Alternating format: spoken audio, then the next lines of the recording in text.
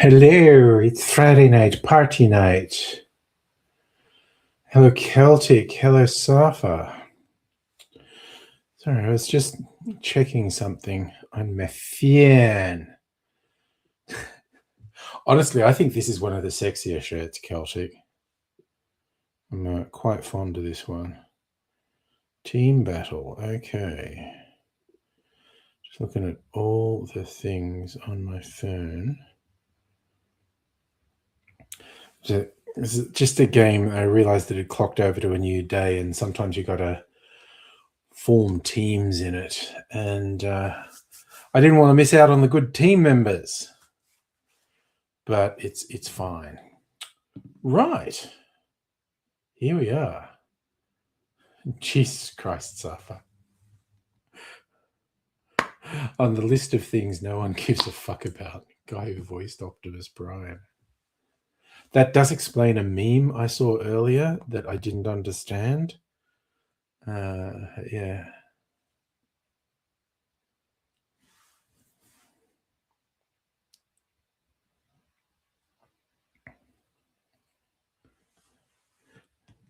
It'd be very brutal and say, oh, the guy who voiced an extended commercial for shitty toys.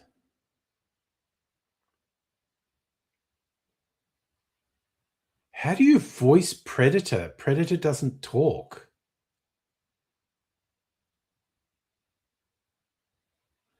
Hello, Madam Butterfly. I'm just I scripted a video to do today. So on rye whiskey, dry vermouth, bitter aperitivo, yellow chartreuse. The sounds of the Predator? I don't know. That sounds like horseshit. That sounds like stuff they would have done in a production studio. Not going to say you're absolutely wrong because it falls into things I don't care enough to look up. Fuck, I need lime juice. Okay. I always forget something. What have I got here?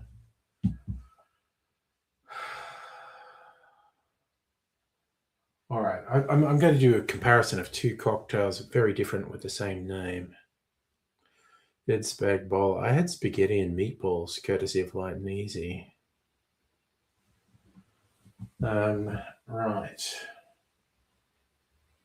All right. I'm going to disappear for a second, put a couple of things back in the fridge and take something out.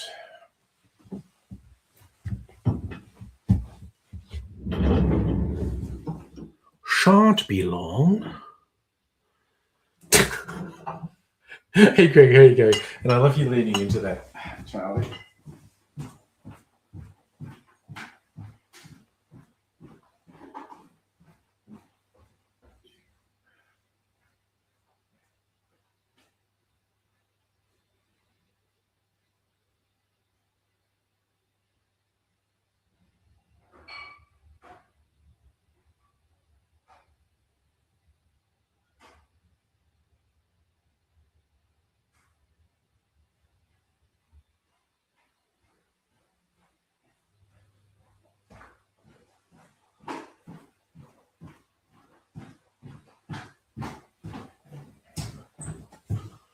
Okay, got the thing I wanted. Oh, God. No, I didn't. Shit.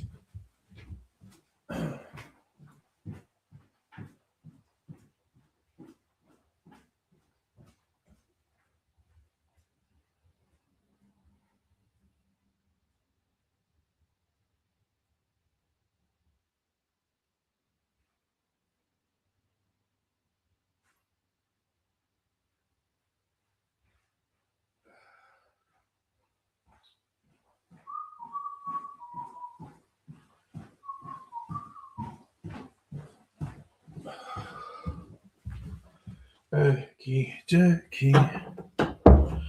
Artichokey. Oh. Also, I got this tequila very cheap today. I think this is the Rocks tequila. Yes, there you go. Dwayne Johnson. It was very cheap, which is why I got it. I'm going to do a taste comparison of this with the other Blanco tequila I have.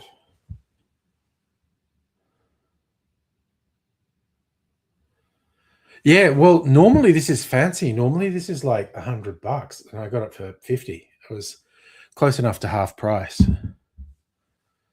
And I was like, yeah. Oh shit! The Ryan Reynolds gin. I saw a bottle of that so cheap the other day, but I don't need any gin, and I like to keep my record of 100% Australian gin. But it was really cheap. Again, like half price. So these clearance specials the bottle shops have are wild. All right, so I got to.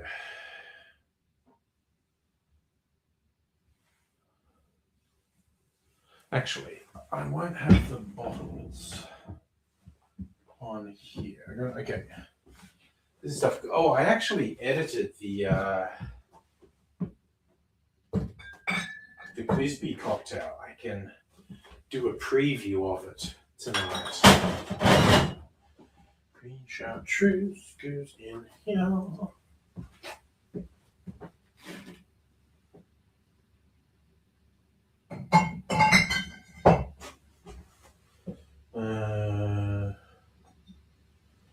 Might as well finish this off.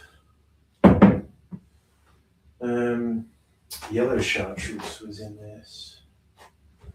Running low on yellow chartreuse. You have to get maybe next payday I'll get another bottle. Right, what is the ingredients? Finette.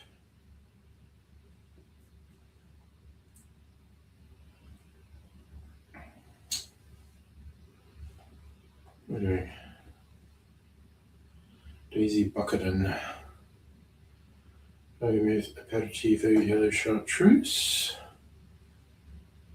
And rum. It's rum. It says 7-year-old rum.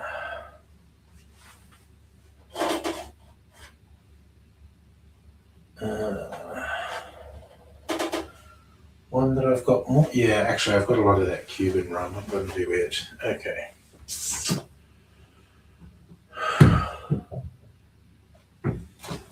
Let me get the Finette out before I close on that. Finette, I think. It's indeed the Finette Blanca. An ingredient I suspect this cocktail has too much of. But we shall see.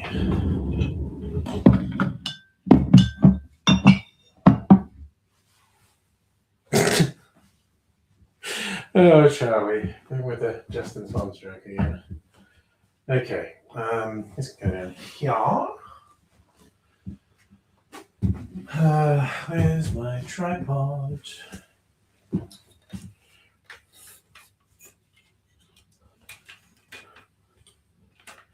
As befits a party night, I'm making 2 cocktails to compare them. Something I've been meaning to do for a while. Tonight's the night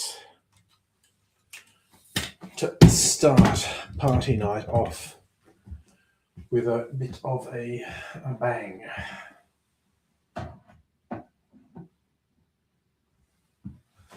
Okay. Missed an awesome cocktail joke. That'd be right. Give me a second.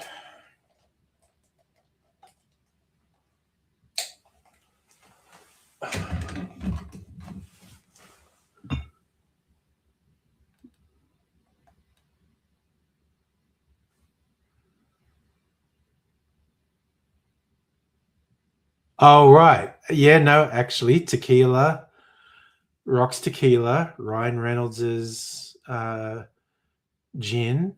Call it a red notice. Because that's a movie that I just have to put something red in it, which is pretty easy. I got a lot of red things.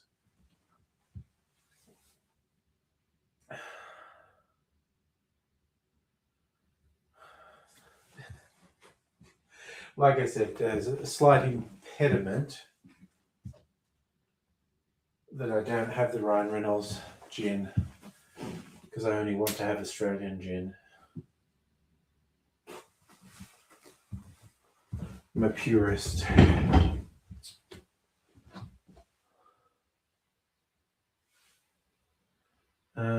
Okay, I need my script, which I have here. Let me go. The WordPress posts.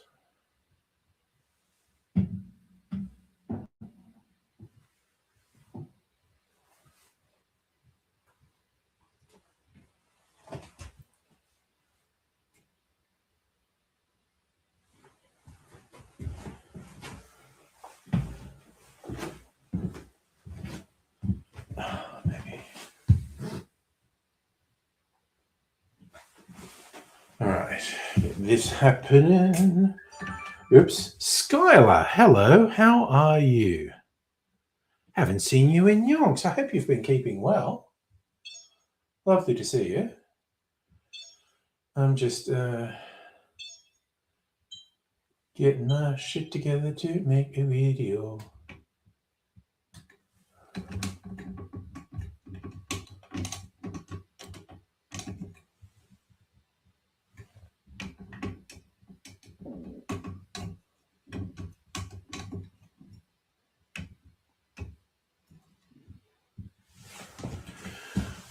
Been keeping well? Ah, excellent.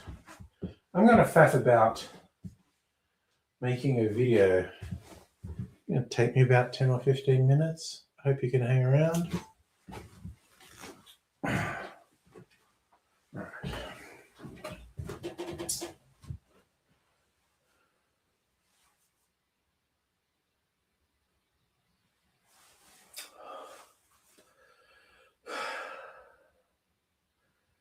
G'day, cocktail lovers. I was looking for some new cocktails to try, and I stumbled across two different cocktails called the Daisy Buchanan, named after a character from The Great Gatsby. And when I say different, I mean really different. One is not a riff on the other, one is a sour, the other is like the exotic cousin of a Manhattan, a description that makes me think of Shelbyville, Manhattan.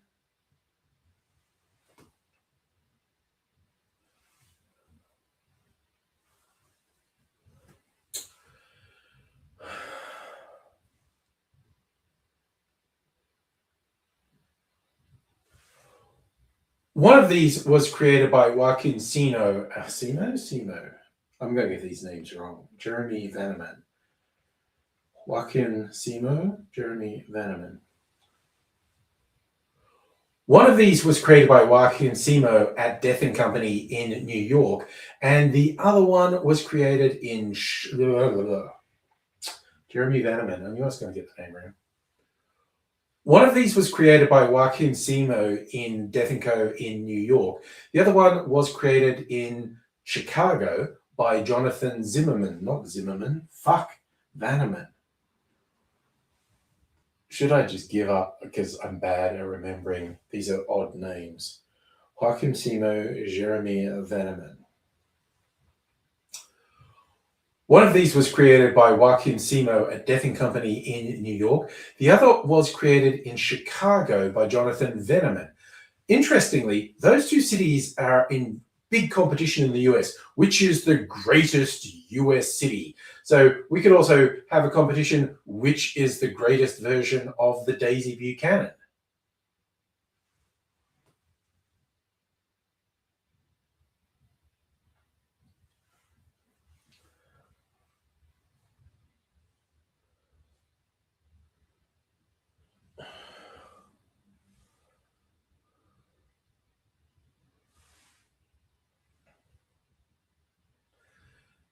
There's even that intercity element in The Great Gatsby. The story is set in New York, but Daisy Buchanan's husband is from Chicago. So it seems fate. I'm going to make these two cocktails, one from Chicago, one from New York. I'm impartial. I've been to neither city. So when I declare which cocktail and therefore which city is the greatest, there will be no argument. Who am I kidding? I'm going to really piss people off no matter what I say.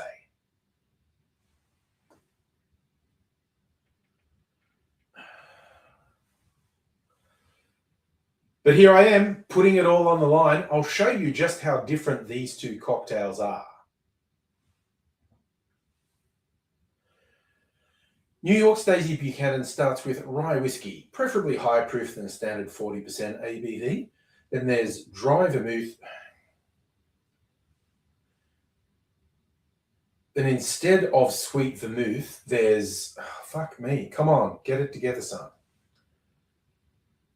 Then instead of the usual sweet vermouth, there's Lillet Blanc, but there is added richness from the additional elements, starting with an Aperol-style aperitivo, and there's also yellow chartreuse, or you can use a Genepi liqueur if you don't have yellow chartreuse. The Chicago Daisy Buchanan starts with rum. You want something with a bit of age and character. Then in a rather bold move, it has an equal amount of Fernet Branca. This gets sweetened by some brown creme de cacao, although I'm not sure how that'll hold up to the Fernet.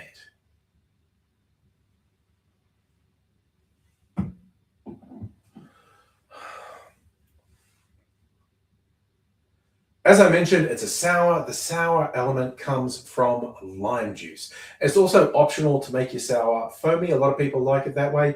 If you're going for the foam, you can use egg white, you can use aquafaba or chickpea juice, or you can use some Wonder Foam like I use. Just that's the least hassle as far as I'm concerned. I like foamy.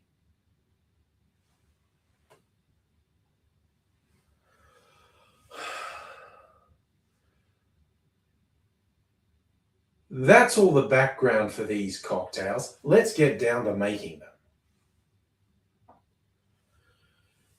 For a New York Daisy Buchanan, get your mixing glass and add 60 mils of rye whiskey, then 3/4 of an ounce or 22.5 mils of the Lillet Blanc, then half an ounce or 15 mils of an Aperol style aperitivo, and then 1/4 of an ounce or 7.5 mils of yellow chartreuse.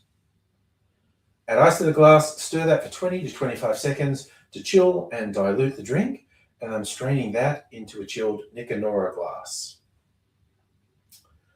For a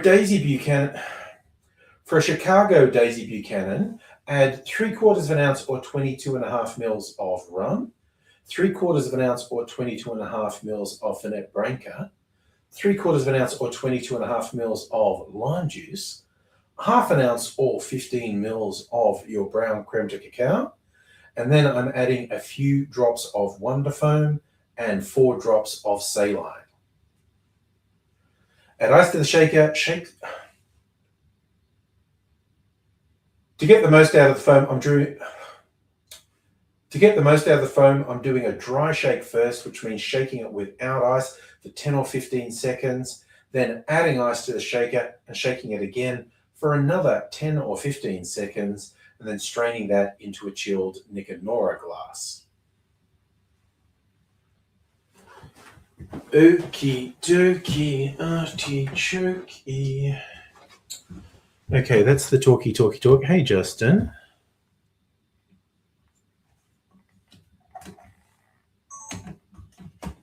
Okay. Now I'm going to make them. A bit of faffing about to do that.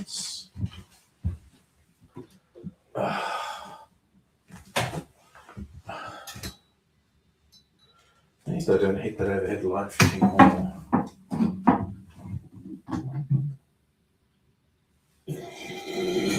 Okay. We will do the stirred one first.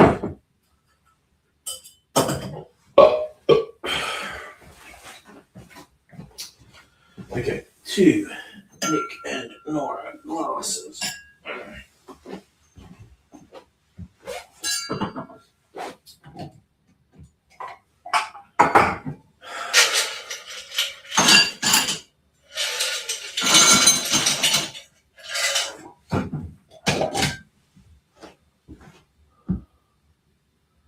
Ah, okay. I do need the recipes.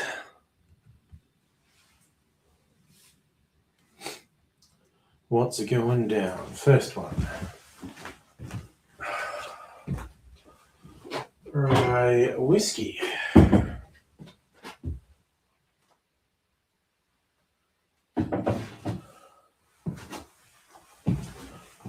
Aperitivo Lily Blanc.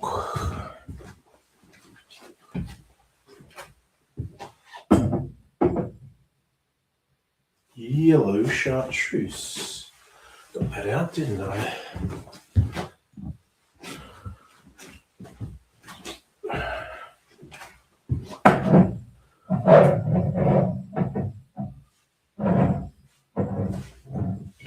Okay, let's get this happening.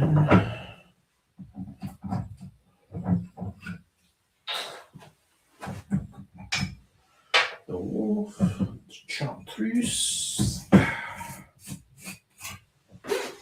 Okay.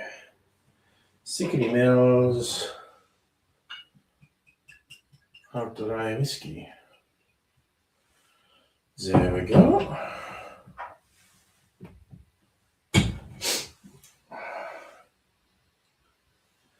And we're doing 22.5 mils of this.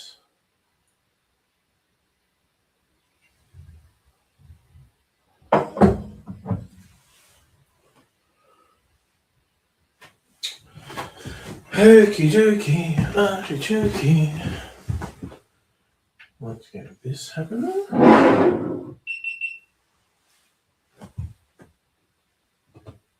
Okay. Well, let's fucking go. Rye whiskey.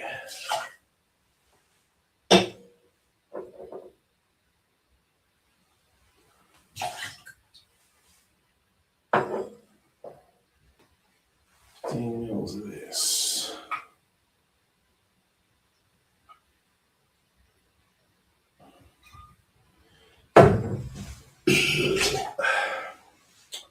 Seven and a half mils of this.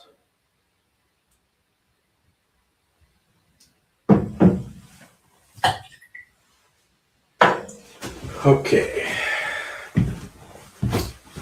New.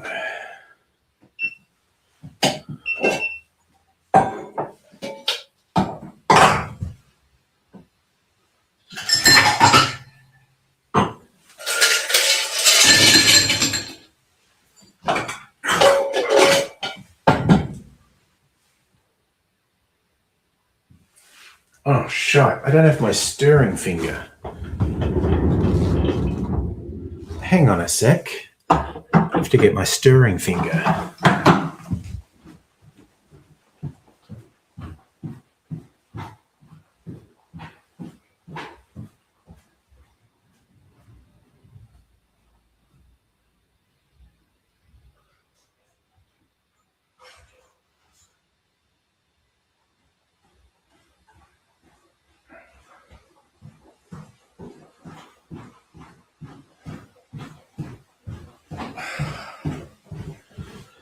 That's what I get for not emptying the dishwasher.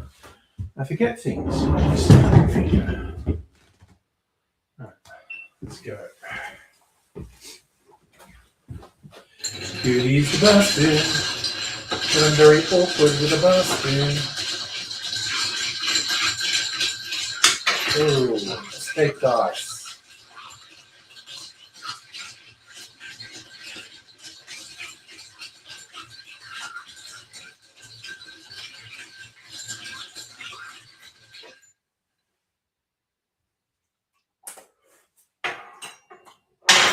Tastes pretty good. Oh, let's put the glass there. That looks about right. Und wir stellen das into here.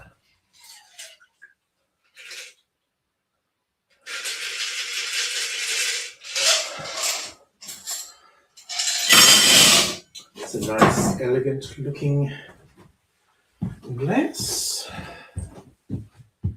Okay. do it all over again, but with the other ingredients. So let's clear the decks. I'm going to bring this one to the front. Move this one. Move this one. That one's just about empty. I'll just pour that into something. Later.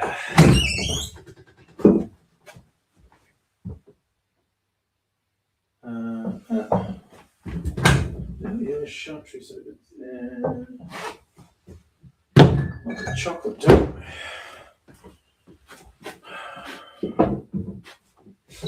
Okay.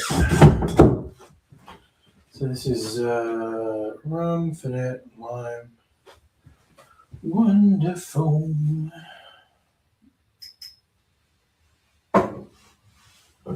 This out the way. Pick this up over here. Okay.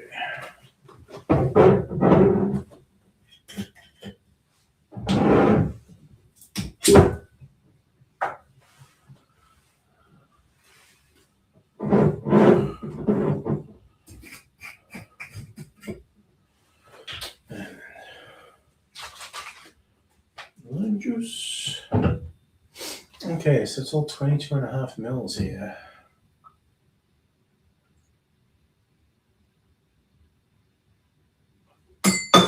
Oh, motherfucker.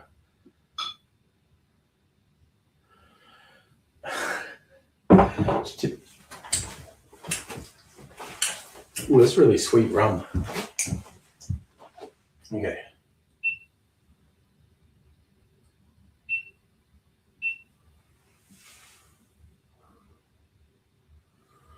Okay. Spilling rum on my bar like a goddamn animal.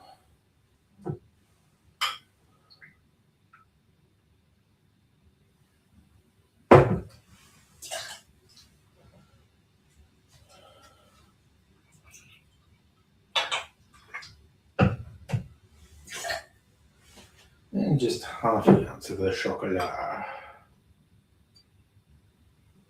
I'm going to do a couple of drops of Wonderful.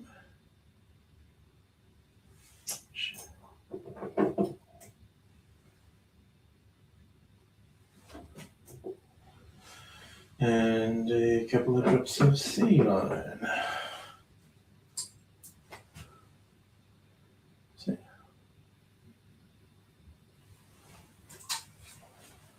All right.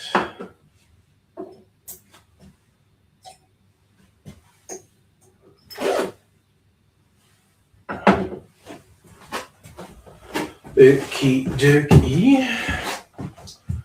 Artichoke. Keep saying the same things over and over again. Okay, let's just do this.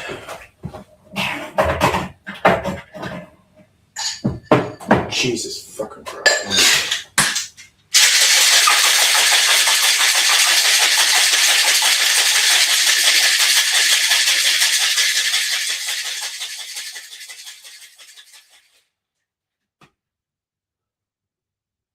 Oh shit, I forgot the dry shake. Fuck.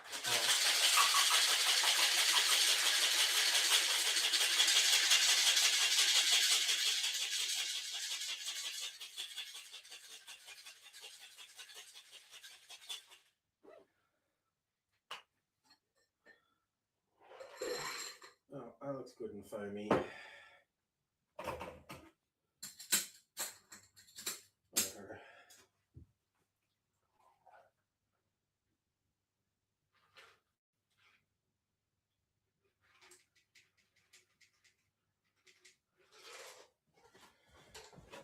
What a mess. Okay.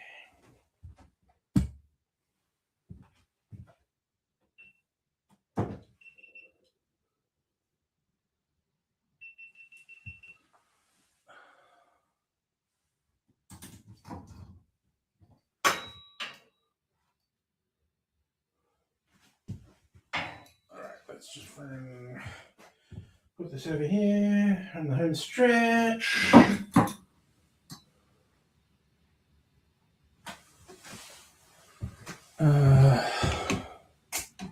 Hello, Hannah. Oh no, your headphones were too loud and the shaking noise burst your eardrums. Empathize. Oh shit, I forgot. Take a fucking thumbnail.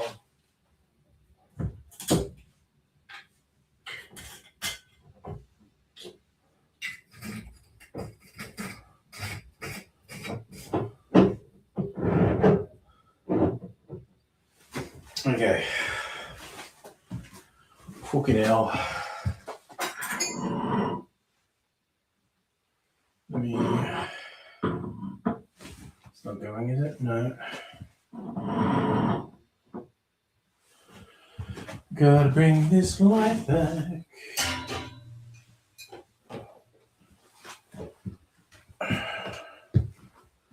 For my thumbnail. Oh! Okay. Oh, I'm just always faffing a boot.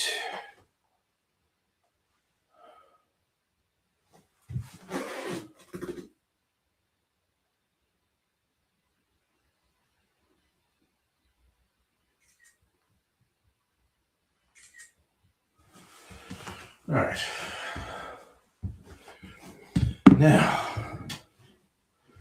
Now we're on the homeward stretch. Just got to taste and talk. This bit's not scripted, so I won't talk for long. All right, that's ready.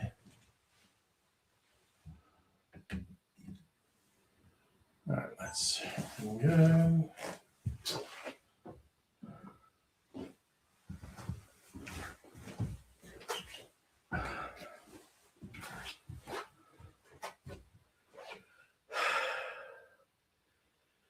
And here we have the two cocktails, the lighter New York Daisy Buchanan and the foamy chocolatey looking Chicago one.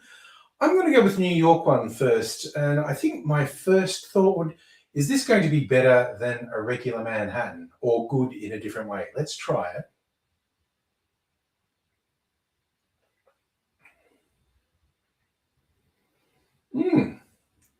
I quite like how that's gone. It's much richer than a normal Manhattan, the liqueur, and that nice little herbal element from the yellow chartreuse.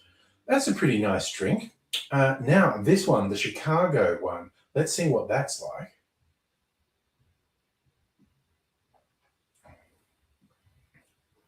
That's a whole different thing. I have to think, why so much Fernet Branca? Honestly, I think I would tweak that and probably go for more rum and less Fernet Branca, and it's going to fall more into my territory.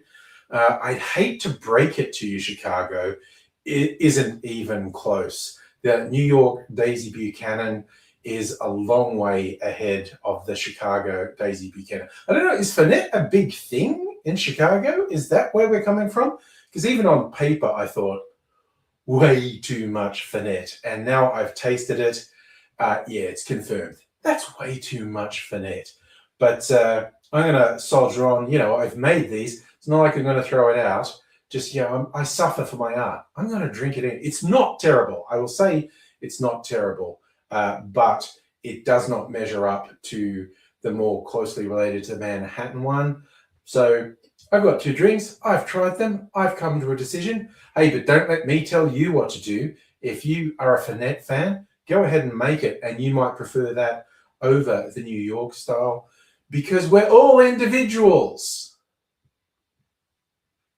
And we should make drinks that we like, and this is the great... And we should make drinks that we like the way we like them, using the ingredients we like. Don't let anyone push you around. You do you. I'm going to do me. Look at me, back on my double fisting bullshit. I'm going to sit down and enjoy these. Hope to see you again soon. Until I do see you again, I'll say cheers. I just realized God, all the things I forgot tonight. I didn't get my clear ice in my rocks glass. I'm going to go do that. All right. God, how much stuff am I going to forget tonight? Quite a lot by the looks of it.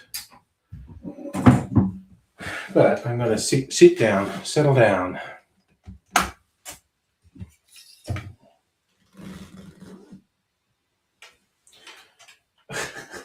You're doing the time warp, Charlie.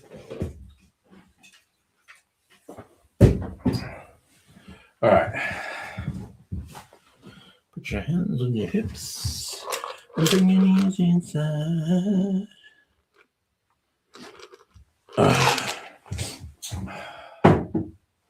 Okay, got to take a glass and go and get a bit of ice and my orange peel for that matter. Be back una memento, and maybe I haven't forgotten anything else and I won't have to leave the room again.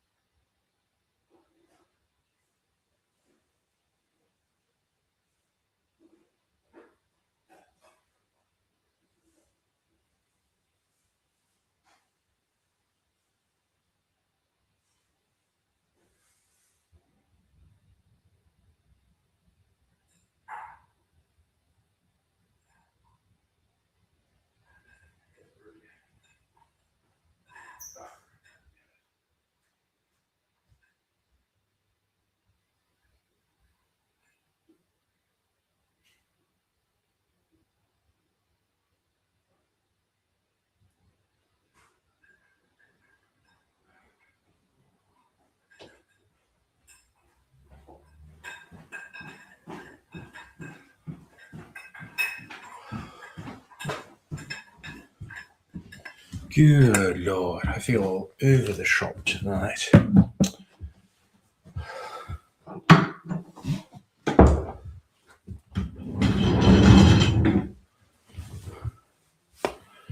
Oh, goodness gracious me.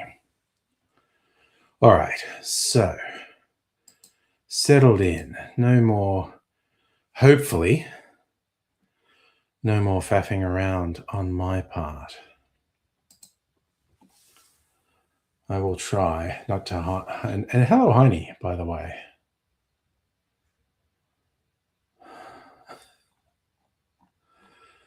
Ah, goodness me. The pelvic thrust that'll drive you insane.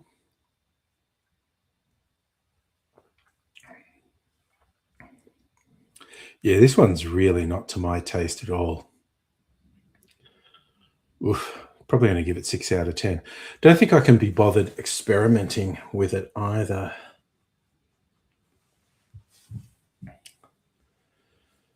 Man, bartenders like Fernet. Like, yes, party night starts now, suffer.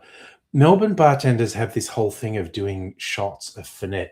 It's this incredibly strongly flavored. It's not high alcohol, but it's really strongly flavored, bitter herbal liqueur. And you discovered you love anyone in the entertainment industry that's just like, no, fuck, I'm going to do it my way. Oh, good. We like individuals, strong-willed folk, not carried along by the mob.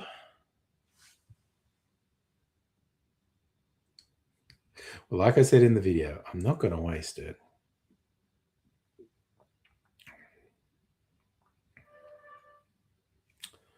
Yep, if I gave a crap, I'd remake this with more rum and much less Fernet. Okay. Skylar, it's a European. Okay, this is it.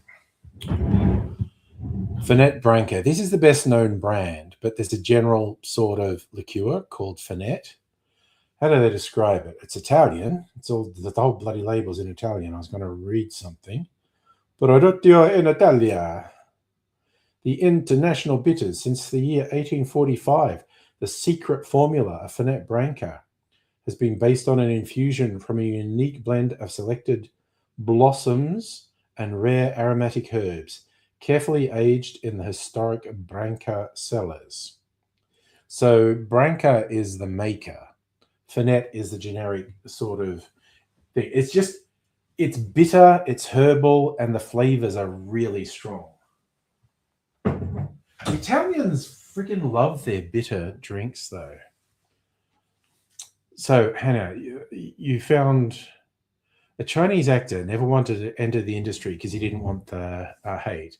Finally agreed after a company scouted him from a video of him eating a burger. Company was intended on making him a streamer, but then tried to encourage him into a competition show. He found out they'd take his phone, and he went, "No, not for me." So they put him on a dating show instead, and he spent the whole time eating instead of dating women.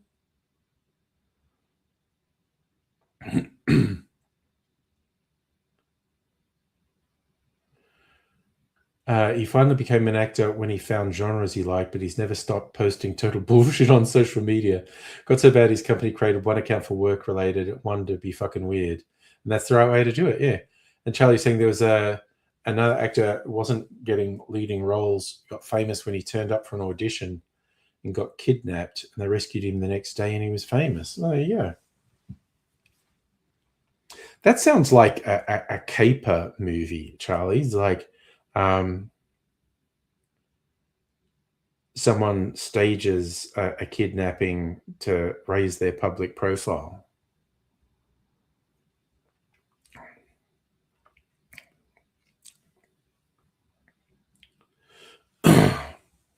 Really not sure why the Italians are so into bitter drinks. Hey, Pat, happy pre-birthday. Nice to see you.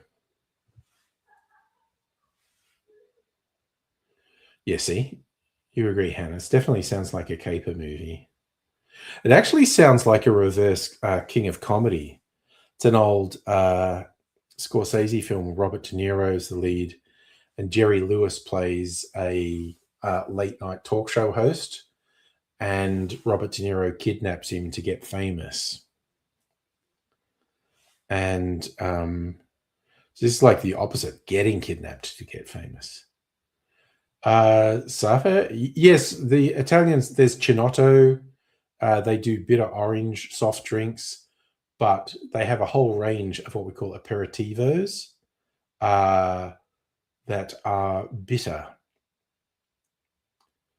Aperol, Campari, quite a few others. So Charlie, Chinese actor Wang Jing was abducted January 2025 after being lured to Bangkok by a fake movie casting officer. Driven to the Thai-Myanmar border, trafficked into a notorious cyber scam compound in Mewati, Myanmar, rescued 4 days later following a viral social media campaign by his girlfriend. Damn. Sky, bit to Jubs. How's the book movie been going? Last time I started announcement view on it around. Oh, yes. What I have been doing, this is the book. And I've been making videos as I put recipes in here. But they've been standalone videos. And I think my editing and scripting is getting better. I still want to do a documentary style thing. I'm always having discussions about how people might not believe it, but I'm actually kind of introverted when it comes to talking. Like, I want to go to venues and say, hey, I want to come to your venue and interview you and make a little mini documentary about you. And a fear of rejection, so I don't do it. Safa, lots of pages left in the book. They're not numbered, so I don't know, but where are we up to?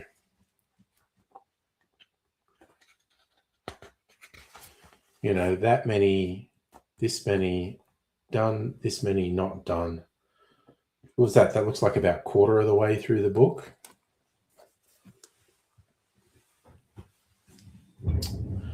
So Yes, at some stage, Skylar, I would like to go back to the idea of doing a documentary about the distilling and cocktail scene in Australia, or maybe just Victoria, my own state. There's so much going on here. So, but I have been improving my videos. At some stage, I'll fill the book up, Safa. It's probably going to take a while. So, Justin, the Grim Reaper never stops. Oh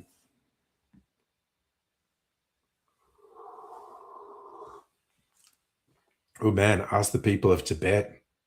That absolutely fucking horrific flash flood. That my take, the death toll is gonna get over 1,000, and the infrastructure damage bill is going to be so high. Who the fuck cares about the King of Norway? My God.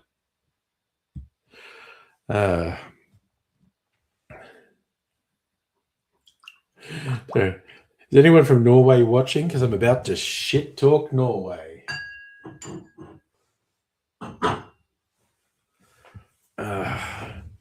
Again, expressing my ignorance, I'm assuming royalty in Norway is even more just window dressing than the British royals are. The British royals have some constitutional power.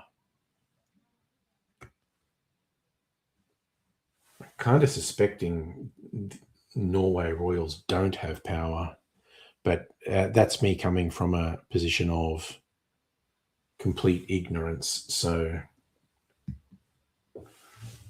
someone from Norway wants to jump up and down and say how important their royal family is again. Norway, not to get personal, but no one fucking cares.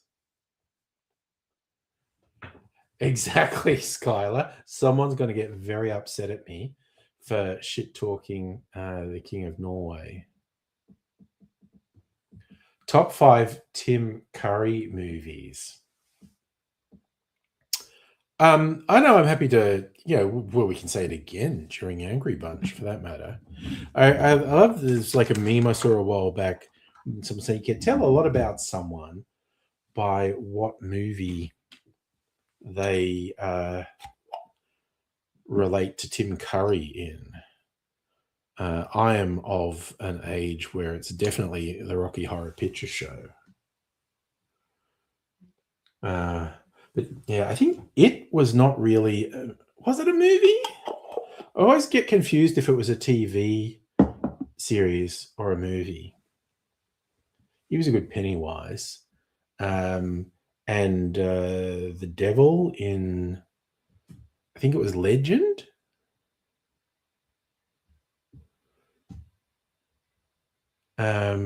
He was a good devil.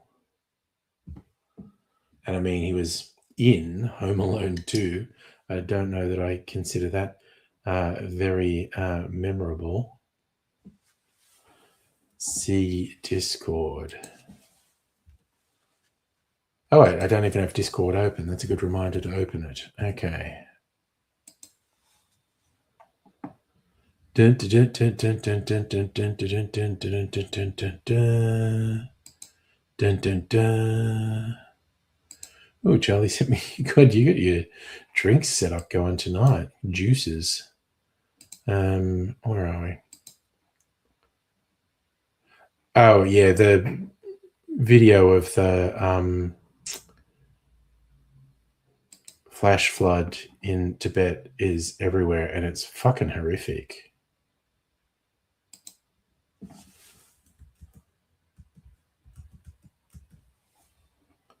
Oh God, what the photon is going on?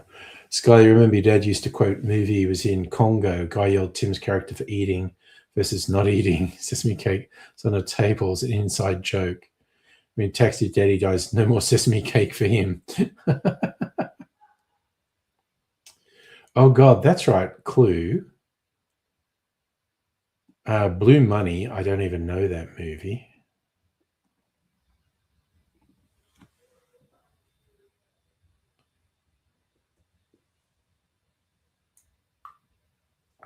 Oh, that's the Muppet Treasure Island, isn't it? It's another fun thing I've seen, social media post talking about how both Michael Caine and Tim Curry were really good in Muppet movies. Michael Caine took it all seriously and acted as if the Muppets were people, whereas Tim Curry got into it and acted like he was a Muppet, which I think is a really good description. Um, I don't think it either is literally true, but I think it's a really good description of how they both played their roles.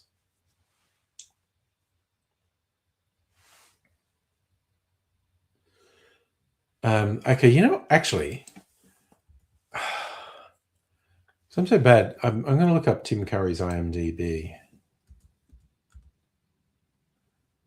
Da, da, da, da. Where's his IMDb? Here we go.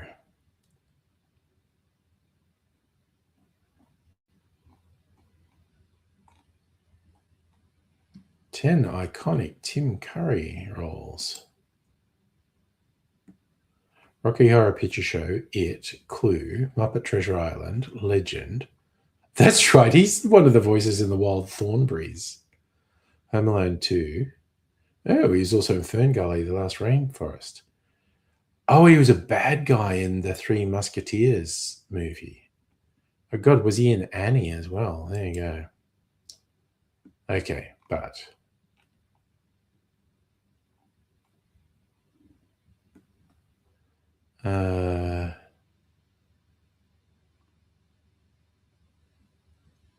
okay. So he's done... Wow, he was Palpatine in the animated Clone Wars. I did not know that. Done a lot of voice work.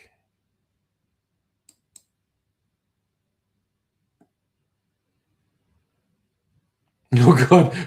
Didn't we have someone be in the High Fructose Adventures of the Annoying Orange the other day? He was several voices in the Annoying Orange TV series. Good Lord. It's like, God damn, he did so many voices. He's also in the regular show.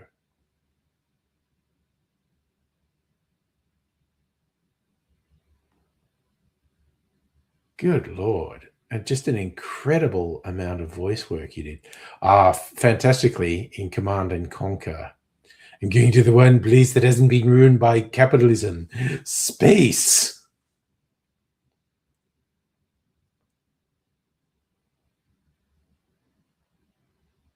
Wowzers, I'm just scrolling through and it's mostly voice work and there's so much of it.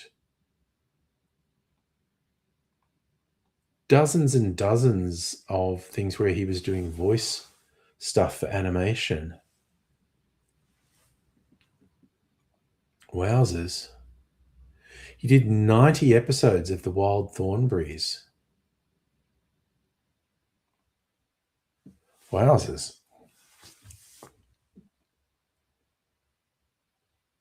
He is just really doing so many voice jobs. Just like scrolling through and there's so much. Decades of voice work. He was somewhat incapacitated in later life, which would explain why he's not in front of the camera for a lot of stuff.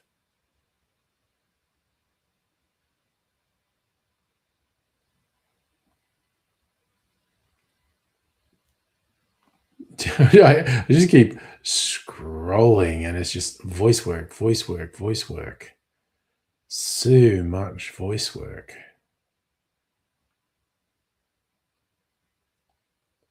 He was in a Titanic TV series. There you go. You go. Muppets Treasure Island was 30 years ago, back in 1996.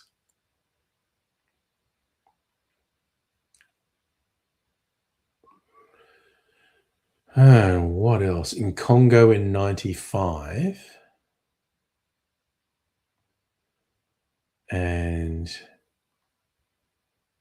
rolling back, so much more voice work. Three Musketeers in 93. Yes, he was. I thought so. He's the bad guy, Cardinal Richelieu. Wow. Scrolling. Home Alone 2 in 92. Then so much more voice work. Good Lord, it's actually astonishing how much voice work. Then It. Yeah, that was a two-part TV thing, but it's been like released on home video as a movie. I thought it was a TV thing. That was in 1990. And that's right, he had a supporting role in The Hunt for Red October in 1990. Scrolling. God, it's like he was just working the whole time, not necessarily in big roles. He was Darkness, the Devil in Legend in 85. He was in Annie in 82, I should say.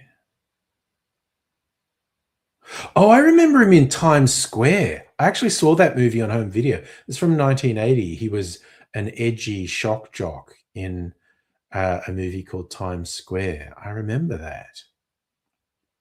Rocky Horror Picture Show was 75. Good Lord. So, okay, his IMDb entries 245, and I swear to God, 230 of them are voice work.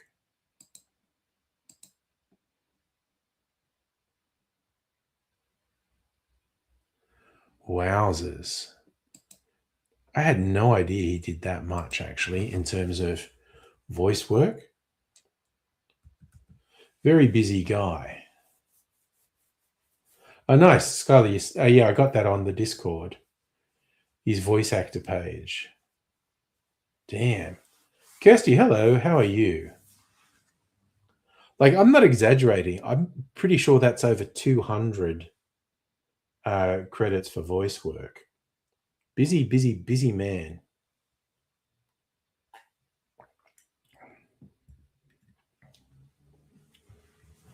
Okay, I'm going to be honest because I'm drinking my second of those cocktails, Daisy Buchanan's. It's not setting my world on fire. That's probably only a 7 out of 10, honestly. Like, it's not horrible. The one with the Fernet, definitely not to my taste. I'd only give it a 6 out of 10. You know, a big confab about how I do videos. Oh, and actually, speaking of videos, I could do a preview of the video for the Clisby. You just? Oh, sorry. I thought you just saw. I mean, Dolly Parton was a wonderful person. She really was. And it's infuriating that various conservative fuckheads in the US are trying to claim Dolly Parton because she was Southern. It's like she stood for everything that you scumbags say is evil when you're doing your culture war bullshit. I've seen some people go, Dolly Parton would have hated you. No, she wouldn't have. She wasn't a hateful person. But these people, the conservatives, if they're honest, they hated Dolly Parton. They hated what she did. They hated who she stood up for. They hated the stand she took on so many topics. I did see a fun post, much as people call May the 4th Star Wars Day. As an American, because they're saying the date the American way, but they're saying, well, we should make 25th of September Dolly Parton Day because it's 925, 9th month, 25th day. I like that. Found out about it on Wednesday. I think it happened on Wednesday, our time. But I do like the idea of 925 being Dolly Parton Day. Okay, confession time from Charlie. Sophie put on Rugrats Go to Paris. Tim Curry was one of the sumo singers. Oh my God. Yes, no, the Chucky song about not having a mum.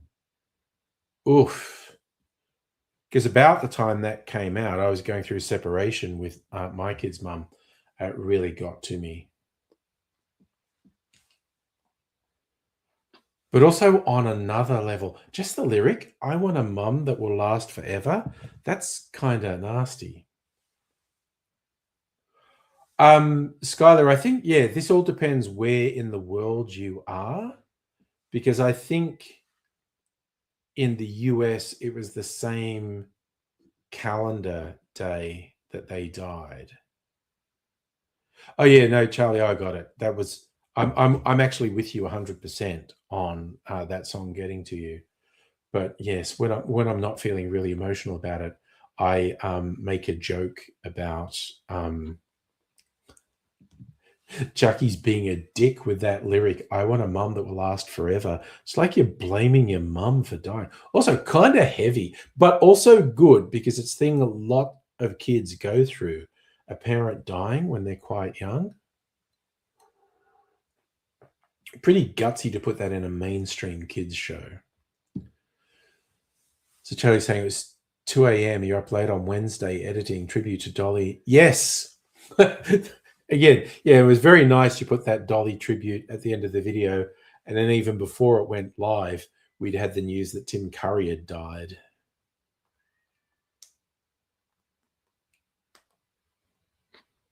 Okay. So Charlie, you and me both react very emotionally to movies. Oh God, it's so easy for shows to manipulate me emotionally. Fucking razor ads can get me. You know, when you get the father-son stuff in a razor ad, I am so susceptible to emotional manipulation. Probably the worst one that got me. So when I went when my kids were little to Lilo and Stitch, when it's just dealing of the breakup with their mum, and Lilo's trying to explain to Stitch what's going wrong, and she says we're a broken family. I was in the cinema and I was just falling apart. It was oof. Yes, Skylar. I think Saf was saying that the guy who voiced Optimus Prime died in the last day or two.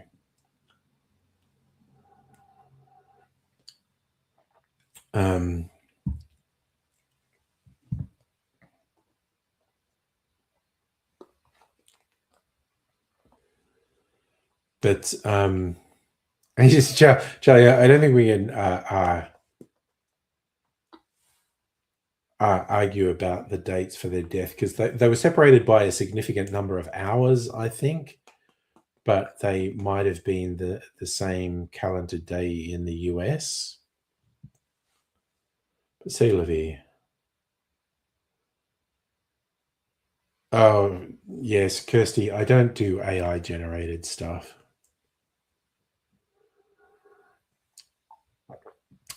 Yeah. People who get their names in the media for dying, it's quite the surge. See, I never watched Transformers. I was too old to be watching things that were just ads for toys. But yes, I understand for younger Gen X, the Transformers movie where Optimus Prime died was very traumatizing. It's not something I watched or cared about.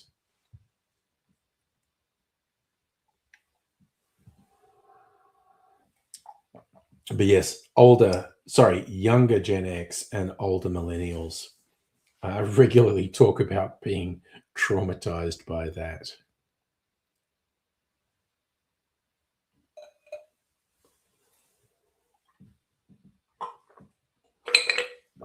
All right. Had those two cocktails. Let's mix things up with a non-alcoholic beverage.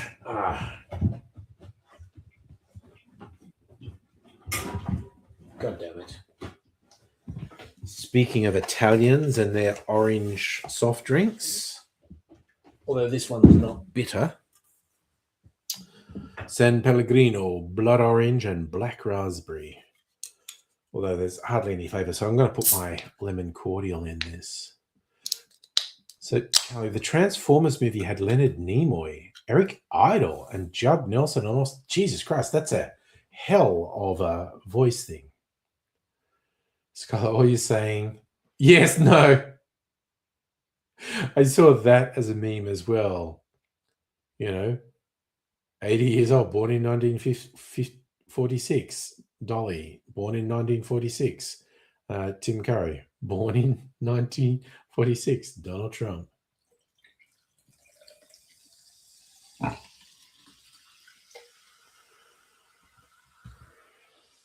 I know. The fact that it literally was just advertising for toys, hell of a voice cast.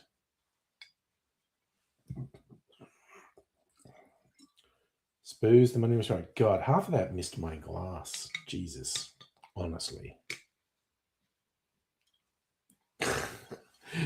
Kirsty, I don't know. I think you should take it easy after those shots you did on a recent stream. That was troubling. There were more big names. Okay, you know what? I'm going to look it up, Charlie. We're on the internet.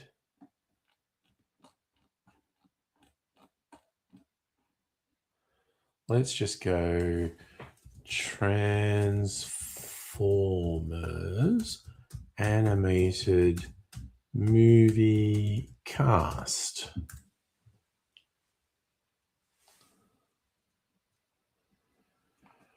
Okay, this is the 86 movie. Let's go. Full cast.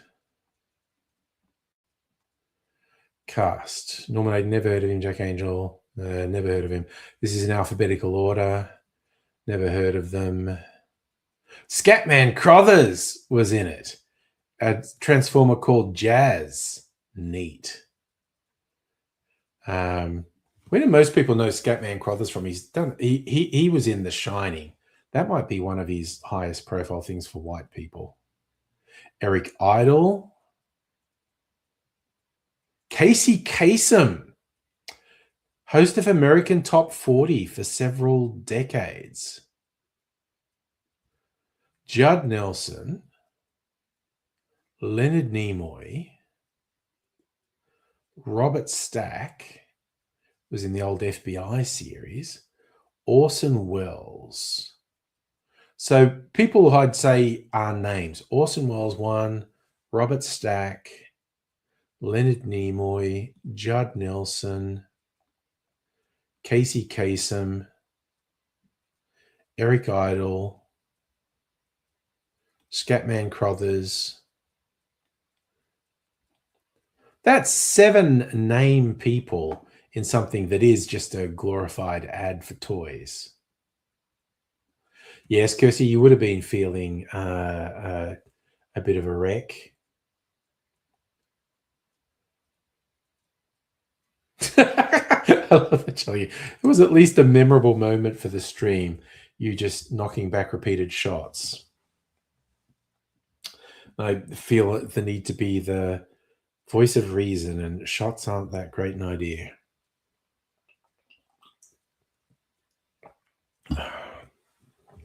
God, I've seen so much booze on special in the last week, and I've been relatively restrained. And I mean, I've seen really good specials, like a third to a half off, and I've resisted most of them. I did get this tequila because I only have one bottle of Blanco tequila, and it's like, ooh, this is the rocks tequila. and it wasn't quite half price, but it was way marked down. So I'm going to do a taste comparison of this with the tequila that I have back there. Again, tequila is the agave spirits. That's the spirit group I know least about. I just tend to get stuff so special. Oh god, and there's this one I've got like backup Reposado tequila because mostly Dan's, but people keep putting these 1 liter bottles of a good quality Reposado tequila on special, so it's cheaper than a 700 ml bottle. And I saw it again today, and I was like, God, I'm really tempted because I'll use it eventually. But it's like, no, I've already got backup bottles of tequila. Now, people who are into the agave spirits will think, oh, you don't have nearly enough. And I have been getting more into the agave spirit cocktails, but I'll rest with what I have, I think. Because you're going to the Adelaide show next Saturday. What's at the Adelaide? I mean, I know what's at the show. Tell you what, growing up in the country, the show was a big thing. So Sydney has the Royal Easter show, and then it would tour country towns. It was a big deal when I was a kid when the show came to Dubbo. It's a huge deal. It's one of the major entertainments of the year because fuck all happened in Dubbo when I was a kid. It's probably way more stuff happens there now. Even the nearby town of Parkes has the Elvis Festival, which is a big deal. That never happened when I was a kid. I would have gone to Parkes for the Elvis Festival, but it wasn't a thing when I was a kid.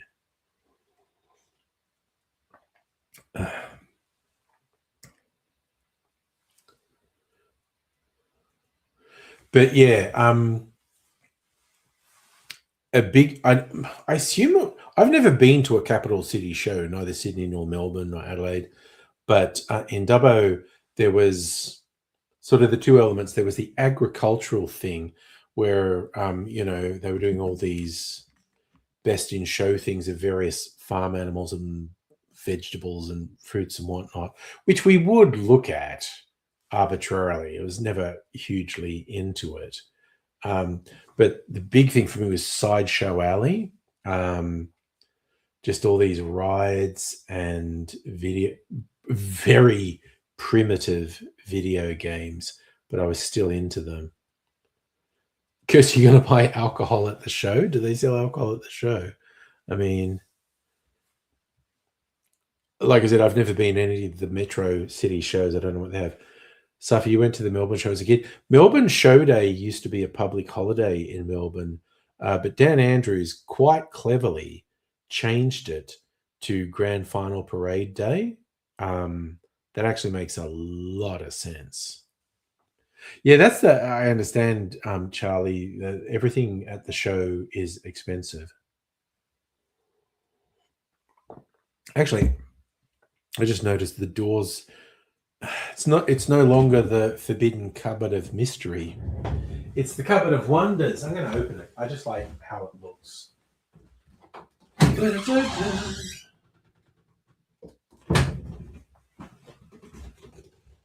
Let's open that up.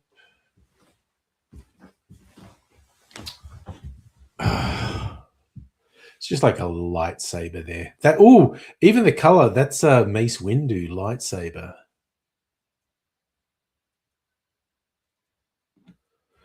More people went to the show than the grand final parade. Short answer, yes, Safa. But the show runs for a week or something. Fuckload of people line up for the grand final parade, though.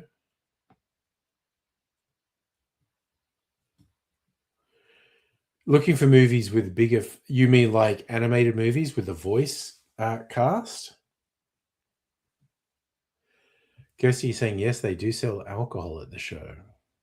All right.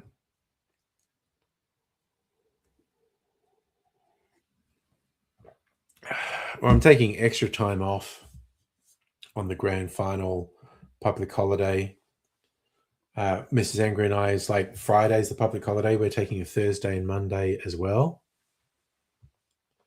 So you found two, Charlie, with a comparable or even bigger cast for an animated movie. Safa show bags were always the thing. I was always so excited by show bags when I was a kid.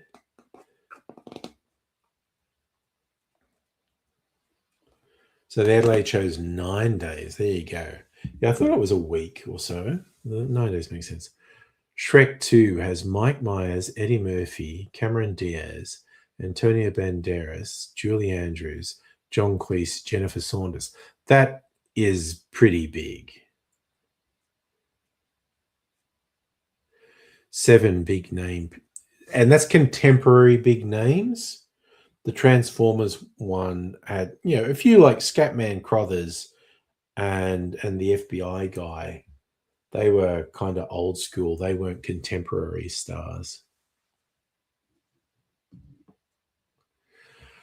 Safa, it depends. The Sideshow Alley physical games tend to be stacked against you. But I think there are also ways to win them.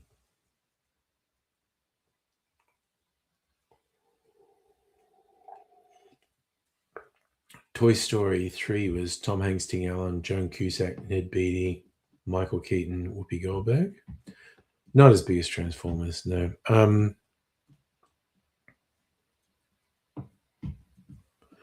Actually, I'm just going to, if a random search. If I just do a search, most star-studded cast for animated movie. What? Top 10, okay, Watch Mojo. Top 10 animated movies with the most stacked cast. What do they say? Fuck off with your pop-ups. Oh, get fucked. Log in to fuck you, suck my fucking balls. Burn in hell.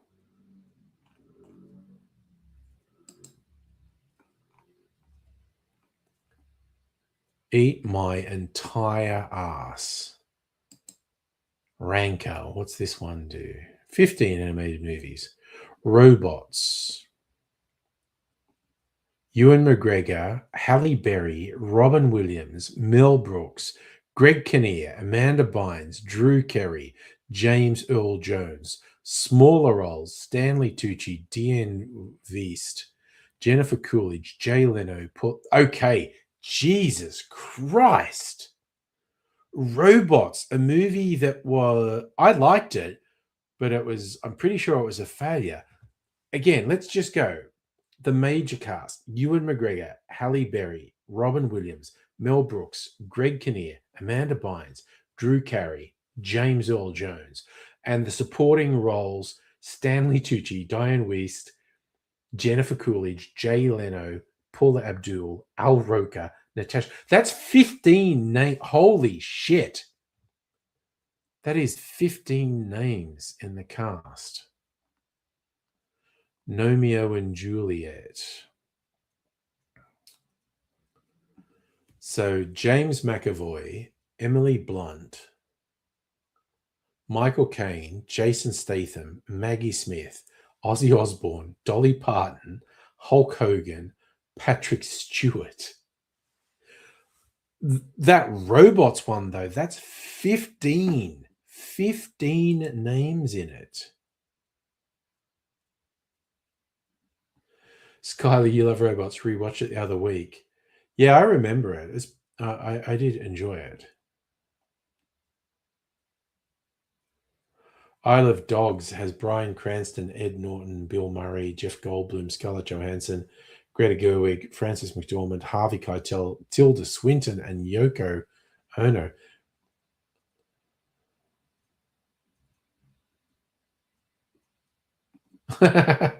Fender, yeah.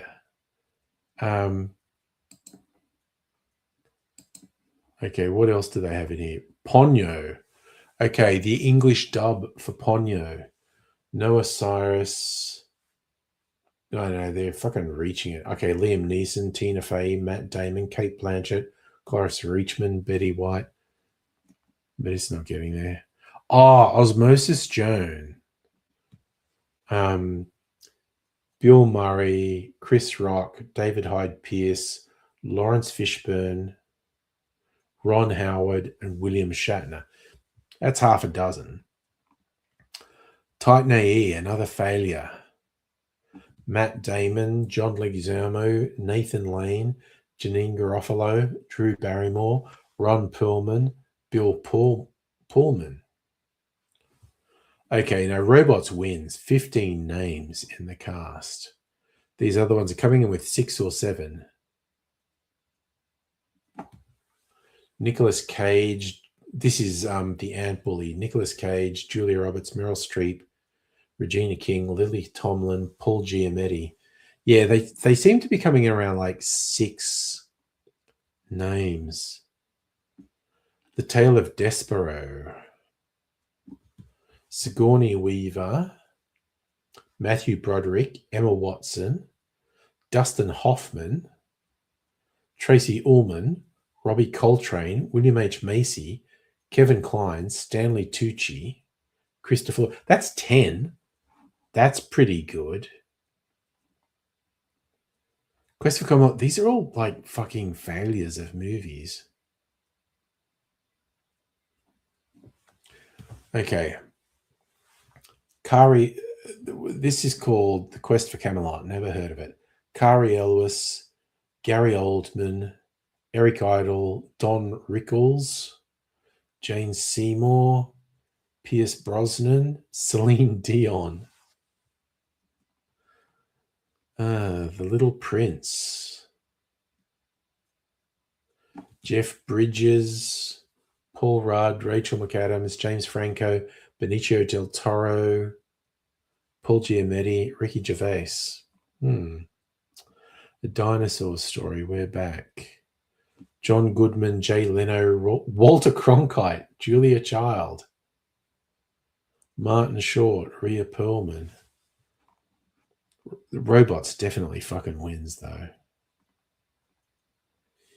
Igor. John Cusack, Steve Buscemi, Molly Shannon, Eddie Izzard, Jay Leno, Jennifer Coolidge, Christian Slater, John Cleese, Arsenio Hall. That's doing fairly well. Barnyard. Kevin James, Sam Elliott, Courtney Cox, Danny Glover, Andy McDowell, Wanda Sykes. These were movies that are not memorable. Space Chimps, Andy Samberg, Cheryl Hines, Patrick Warburton, Jeff Daniels, Stanley Tucci.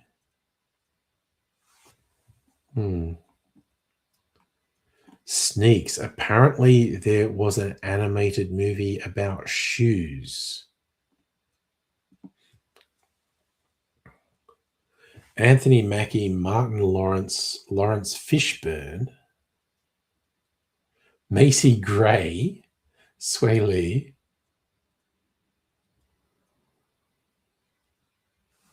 Damn. Everyone's here. I swear to God, these all fucking disappeared without a trace. William H. Macy, Brian Dennehy, Mandy Patinkin, Forrest Whitaker, Rob Reiner, Whoopi Goldberg. Good Lord. Okay, but Robots wins.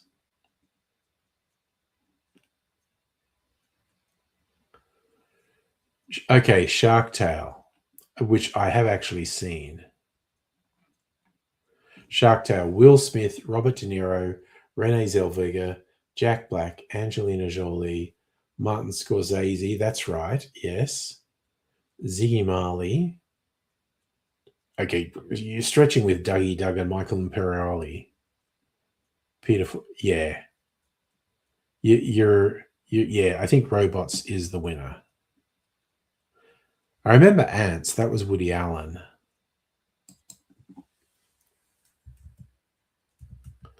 Weirdly came out the same time as a bug. That concurrent development of movies where they theoretically don't know another studio is doing a really similarly themed movie.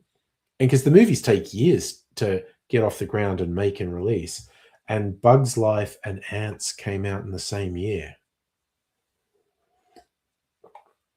Animated movie about ants. Who the fuck would have known that we'd get two of them in 1 year?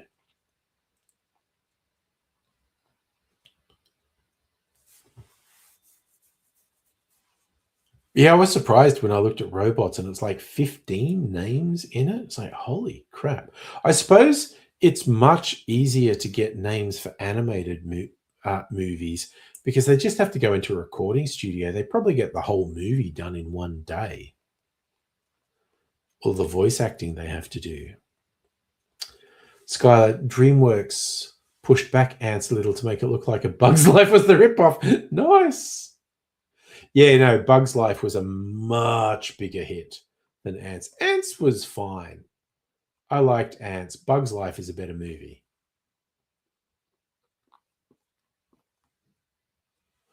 But yeah. But it's weird how often that happens with movies, concurrent development.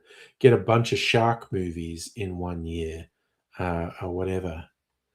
So Charlie, Ants has Woody Allen, Dan Aykroyd, Anne Bancroft, Jane Curtin, Danny Glover, Gene Hackman, J-Lo, John Mahoney, Sylvester Stallone, Sharon Stone.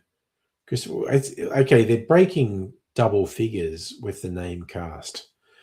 But yeah, I still think Robots is just ahead.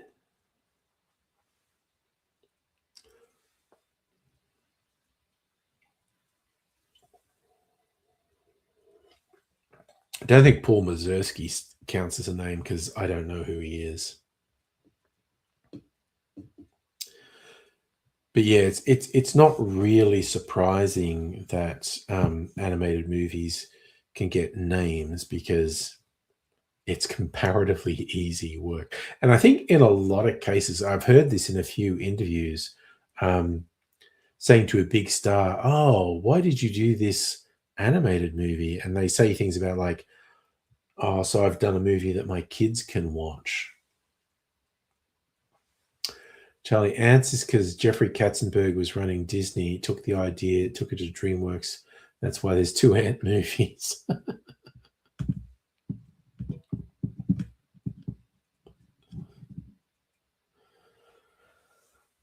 I liked Kevin Spacey was the evil grasshopper in Bug's Life, wasn't he?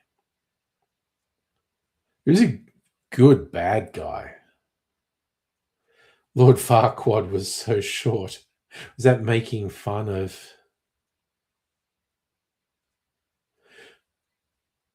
Who's Lord Farquaad supposed to be making fun of? There's John Lithgow again. John Lithgow's awesome.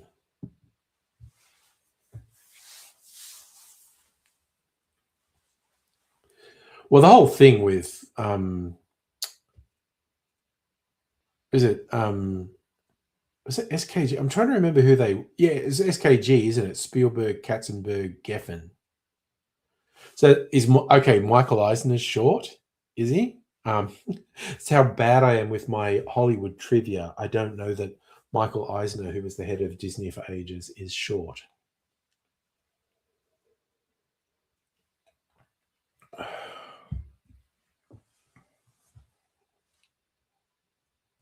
Whenever I think of that, I always just think of Farquaad saying when he's sending people out to go, "Some of you will die, but that's a sacrifice I'm willing to make." It's like every boss ever. sacrificing their workforce for their own gain and glory.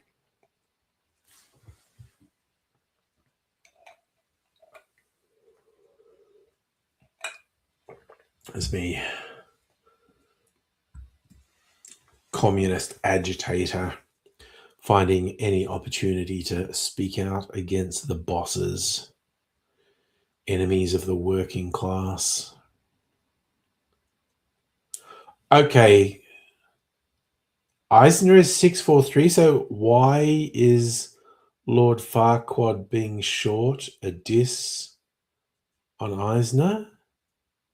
They're making fun he was like a small dog. Okay. That's that's a bit oblique for me. I'm just easily confused. So I assume if Lord Farquaad was making fun of Michael Eisner, then Michael Eisner was also short. But like I said, I'm a simple individual, and I'm easily confused.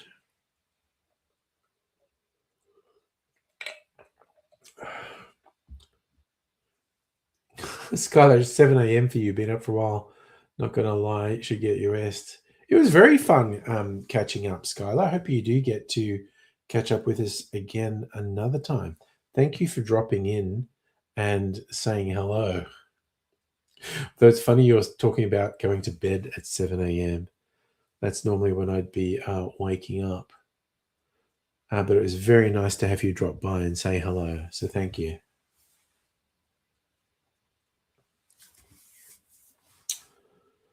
Always love it when just our occasional guests on the stream pop in to say hello. It's quite nice when someone who hasn't been here for a while drops in to say hi. It's like, we're not forgotten. People remember us. And I've certainly had a few, not a lot, but a few comments on YouTube in the last couple of months because I've been putting the cocktail videos on the Angry Aussie channel. I've been having people going, oh, wow, this just got recommended to me. I was watching you, like 15, 20 years ago. It's so cool to see that you're, still around doing things, which is nice. Scully, your sleep schedule's funny. You are wake up in the PMs. All right. Get some rest, Skylar. Take care. Looking forward to seeing you again another time.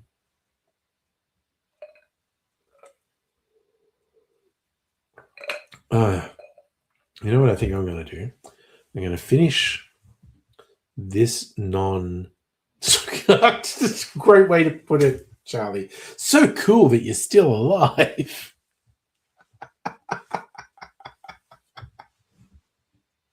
Oh my god. Okay. I'm going to finish this non-alcoholic beverage and have a toilet break. And I think I will put on the Clisby video for your viewing pleasure while I have a loo break. Hot Patootie, bless my soul. Really love that rocket. Speaking of, he's dead, isn't he? Meatloaf died, didn't he?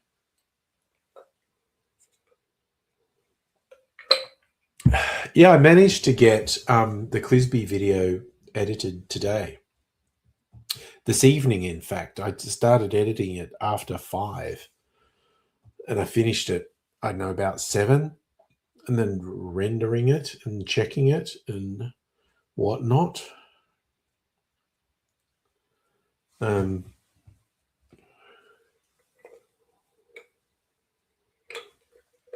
And I also scripted the one that I did the shooting for tonight. So yeah. Okay, he died in 2022 at 74. There you go. Didn't like Meatloaf? Was there something about the person of Meatloaf, or you just weren't into his? Do you just mean you? Oh, COVID killed him. Okay.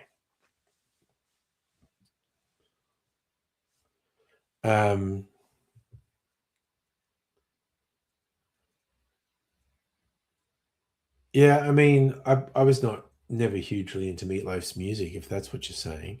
Okay, no, You love his music, but you didn't like him. You're probably going to bring up something that I didn't know. To make not like Bad Out of Hell's a banger. What was that album called? The album was Bad Out of Hell, wasn't it? It had a few that got played on the radio so much. Like when I was living in Dubbo. My older brother was really into it. I love that. That's such a good description, Heidi. Bat out of hell, white trash genius. All right, we'll have a talk about Meatloaf for Angry Bunch. All right, but what I think I will do, because I finished this, and just to stay fresh, cheese bags, I'm going to have a loo break while I put this video on. Let's get it happening. Just got it. Okay, now I started thinking about having a loo break. I'm now desperate for it. Jesus Christ. My brain. What the fuck is the story with my brain? Swear to God. Okay. Share a window. Include audio. Share. All right, let's get this happening. Just make it a little bit bigger there. And I'm going to go take my loo break and be back in a minute. G'day, cocktail lovers. I'm doing some more experimenting in the bar tonight, inspired by one of my favorite areas for cocktails, New Orleans. New Orleans.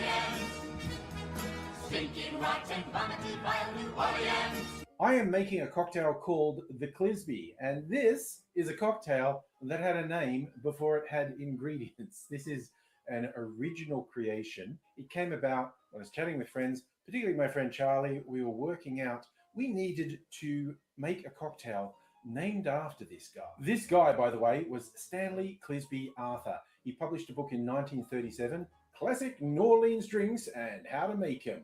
And I was making a cocktail from that. The Old Hickory, and his middle name, Clisby, best name ever. I would definitely make people say my whole name if my middle name was Clisby. Hi, my name is what? My name is Clisby. We decided there had to be a cocktail called the Clisby, by which I mean we were going to create a cocktail called the Clisby, and that's what we went ahead and did. While Clisby, like his book, is quite famous, so far as I can tell, no one has published a cocktail and just called it the Clisby. Oh, and by the way, I've decided, like Cher, his name's just Clisby now. I'm going to start a cult. I'm going to start the cult of Clisby. I don't know the cult rules yet. Everyone just has to be called Clisby. Hello, Clisby. How are you? Thanks, Clisby. And you have to work Clisby into everyday conversation. How are you doing today? I'm great. Everything's coming up Clisby. When I was workshopping this cocktail with Charlie, we first made an arbitrary decision. This is going to be gin-based, and why not? And seeing it was inspired by the Old Hickory, which is a mix of vermouths, we decided that would be part of it as well. Then we just started looking at what are the regular ingredients you see in New Orleans style cocktails, and came up with a recipe that turned out to be not that very far removed from a drink I quite like called the Merry Widow.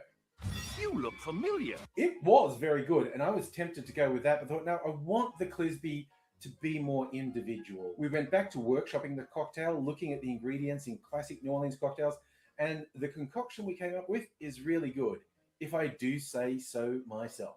High five me. We considered all types of gins, but decided to go with a classic dry gin. Now, the next ingredient is sweet vermouth, and I'm also including Maiden Eye's classic vermouth that sits between sweet and dry vermouth.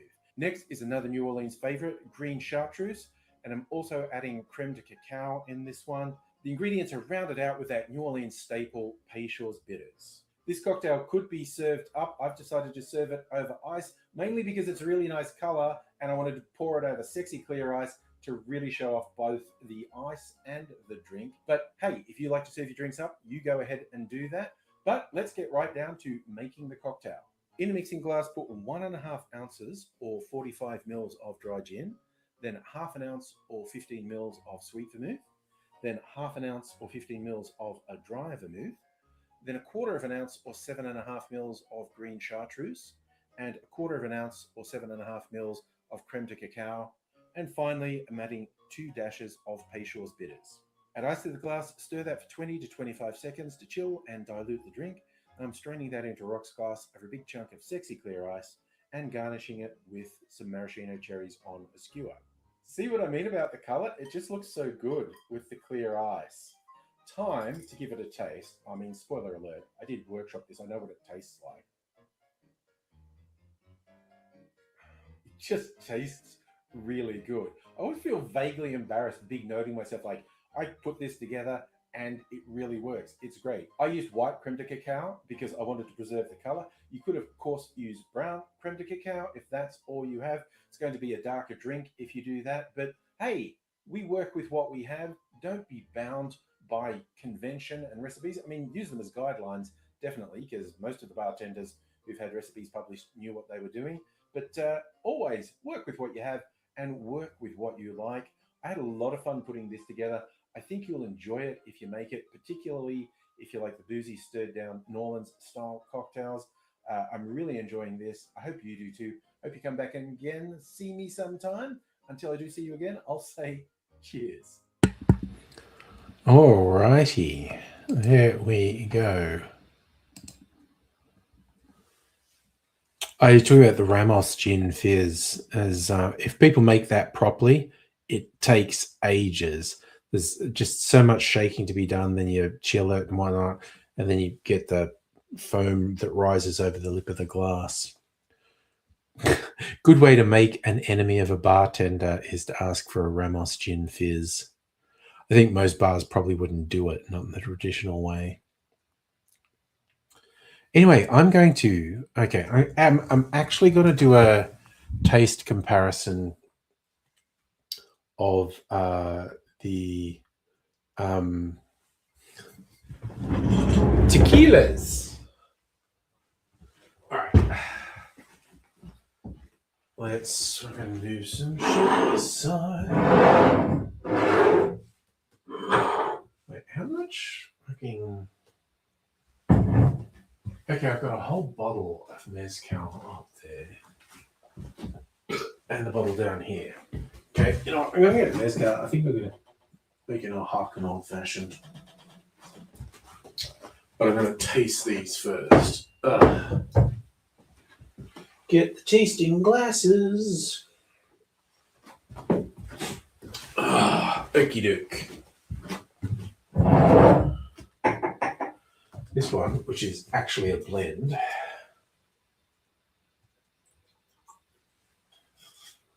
This one, oh, you know what? First pour from the bottle. I'm hoping for a quality ASMR. Glug, glug, glug. Terramana. There's a little signature of Dwayne Johnson on the back there.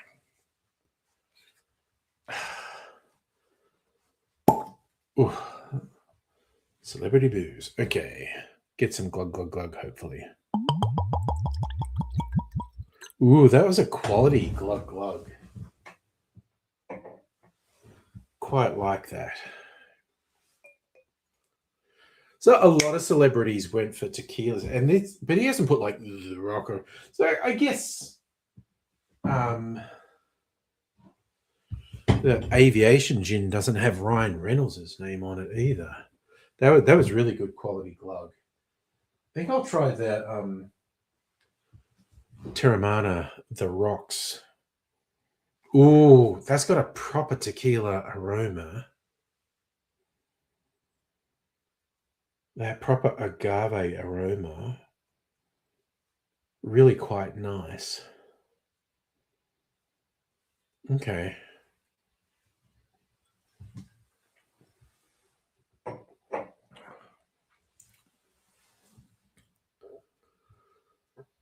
It's quite nice. It's very smooth. The taste really lingers. No, gin joint's a European thing, Charlie. Kirsty, you're also saying 10 out of 10 gluggness. I agree. Cognac's a big thing in New Orleans because New Orleans was a French colony. Cognac is a French spirit. They do like their gin, though.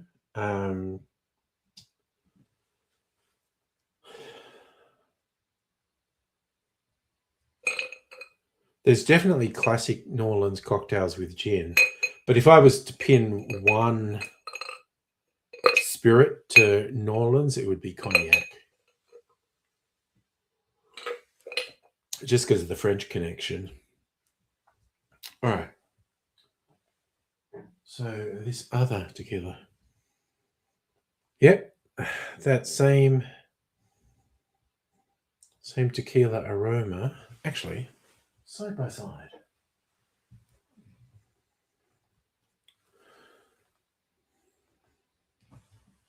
Very similar, just very slightly different. I don't have very good words to describe the difference.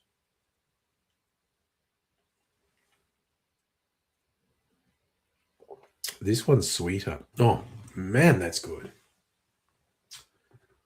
Ooh, that's a blend of this Tapatio and another brand called Calcibel. These are just things I've seen on ridiculously cheap sales recently, which is why I've got them. All right. Well, let's make a Harkin Old Fashioned. Okay, where is my jigger? Where's my jiggers at? God damn. God, maybe I'm going to become an agave spirit aficionado. That's okay, 2 ounces of that. I think in the glass. I think a little bit of my sugar syrup because I don't have the agave syrup here.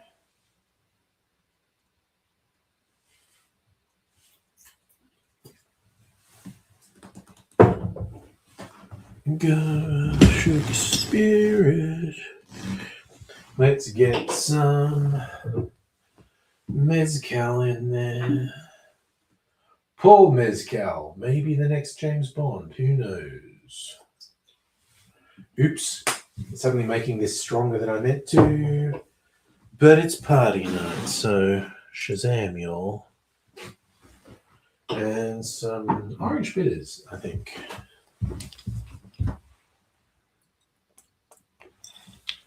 Okay.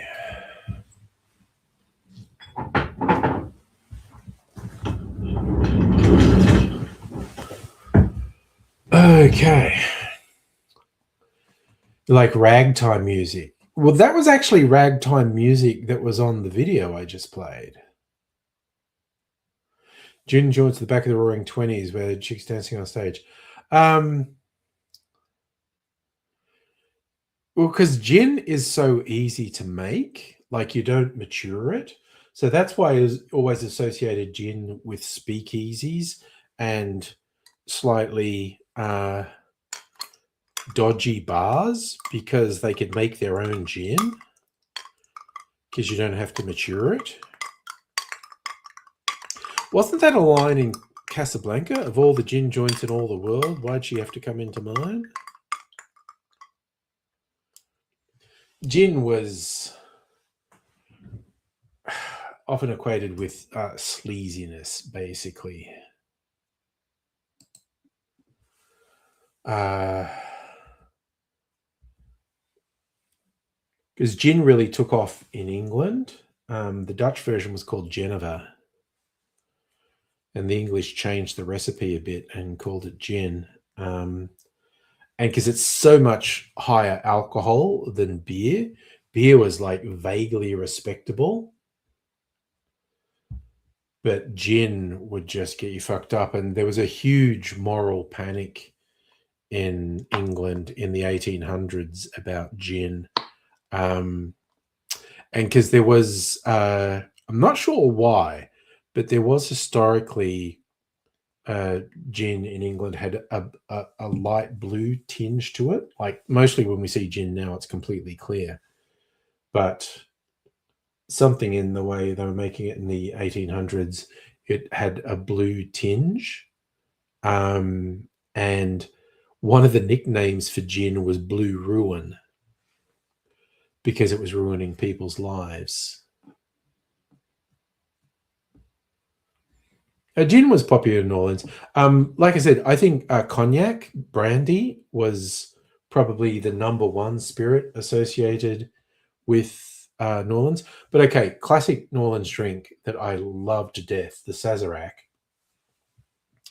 uh, was originally made with cognac, but then there was a because cognac is distilled wine basically, and they were getting it from France, and then there was a blight on the grape crop for a couple of years, which made wine much harder to get a hold of and more expensive, and therefore cognac much harder to get a hold of and more expensive. So people started making the Sazerac with rye whiskey. I personally, and apparently this is the most popular style in Australia, to make a Sazerac with a split of whiskey and brandy, which is why Starwood's co-ferment is so good for Sazeracs, because it's built off the base of whiskey and the base of brandy, that are co-fermented and distilled and aged together. It's party night. I was still trying to stay relatively restrained. I don't know how much. Is even just saying this stuff out loud. I want to make a Sazerac, basically. One of my favorite cocktails. But I'll harken old fashioned. Oh, fuck yeah. God, I like that drink. That is really good. The orange bitters was the right way to go. It goes really well with the tequila and Sazerac. That's okay. Safa, I can't do breathalyzer because I'm drinking at the moment. It'll be fake. No, no, no, no, no, no, no. Oh, dude, you got me talking about booze, Charlie. You can't stop me. Once you get me started talking about, it's like it blows away the people at work when, because I like took them out for the cocktail nights, and they were like, "Oh, you're not all talk. You know what to do." And I would just go like, "Oh yeah, okay." So it's, and I'd start talking about different styles of cocktail and how they evolved and whatnot. And like, oh shit, you know what they Shadow Foxy girl, hello, how are you? So nice to see you. Oh, well, see, the hickory drink was just vermouth. There were no spirits and no liqueurs. Two different sorts of vermouth, two different sorts of bitters. Well, see, Safa, I know I shit talk the sport all the time. I won't be happy when AFL's over because I just fucking ignore it because I just don't care. Like I mentioned earlier, I'm taking extra days off around the grand final parade public holiday. So it's my next break at the end of September.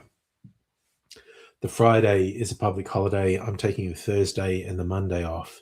So as me saying, we might go away for the weekend to one of our favorite places, or we might just do day trips. We were talking about where could we go that's just because there's so many good things that's only about an hour drive from Melbourne. And like often when we go to places, we'll go for a weekend or a couple nights. And but there's a lot of fun day trips around Melbourne that are only an hour or less than 2 hours drive away. Then you can amuse yourself for a few hours, do something a bit different. So, and then there's the Melbourne Cup public holiday, which is a Tuesday, first Tuesday in November. But Mrs. Angry and I are both taking the Monday off. 4-day weekend. Might go away then too. Who knows?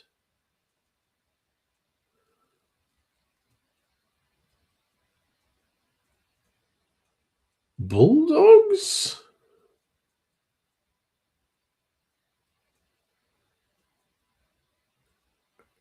Is there an AFL team called the Bulldogs? That doesn't sound right. That's Canterbury Bankstown in the ARL.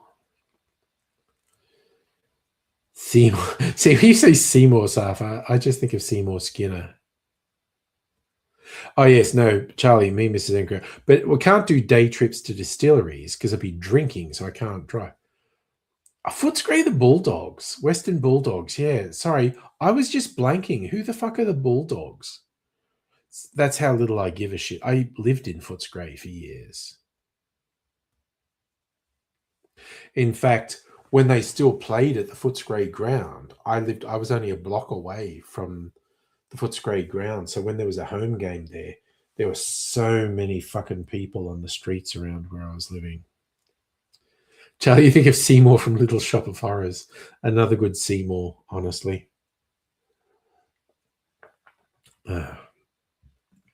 I just think of either Superintendent Chalmers or Skinner's mum going, Seymour!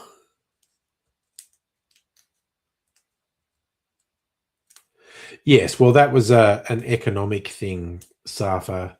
The Footscray Bulldogs dropped the Footscray and just became the Western Bulldogs. So for the whole West, they had to do that for economic reasons. And they moved their clubhouse further west as well.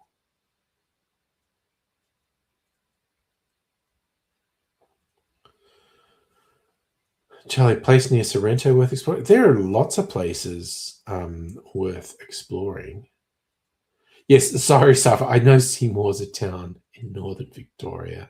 I've been there. I'm just joking about Seymour Skinner. Would I see a thing I've never been to? Like, we often have a weekend away on the Mornington Peninsula because there's a couple of good distilleries there. I was looking at things. There's a sculpture garden not far from where we usually stay. I thought I've never actually gone there. Maybe we should do a day trip out there to see the sculpture garden at some point. And there's another one in the forest about an hour out of Melbourne where the sculptures are all, there's a little trail you walk through like for an hour or so. And there are all these sculptures built into the environment. The Sorrento quarantine station. Oh, is that where they put it? When a ship came on and they all had some horrible disease on the ship and they would isolate the people because they didn't want everyone to get the horrible diseases. Because I think they had one like that down the road from me in Elstonwick as well. Ooh, Charlie, you're going with Sorrento vanilla slice, best vanilla slice. I mean, I'm intrigued. Dr. Abigail, have you been sleeping? That's fine. Look, you've awoken. Oh God, I just even realized it's 10 o'clock. Angry Bunch time. Fuck me. Oaxacan Old Fashioned is a mighty fucking fine drink. Yum. Oh, just the no, not Spanish flu sufferers, various things. God, what sort of diseases would they get on boats? Cholera? Probably influenza. I'm sure there are a bunch of different things where boats got quarantined because there was some horrible disease outbreak on the boat. Anyway, I'm going to do the invite for the Angry Bunch for anyone who wants to join. That is the link. It is out there for anyone to join. What did I spill there? It looks like syrup, actually. I spilled something on the desk and I'm going to end up putting my arm in it. I just know. And there's waving at me with a big smile.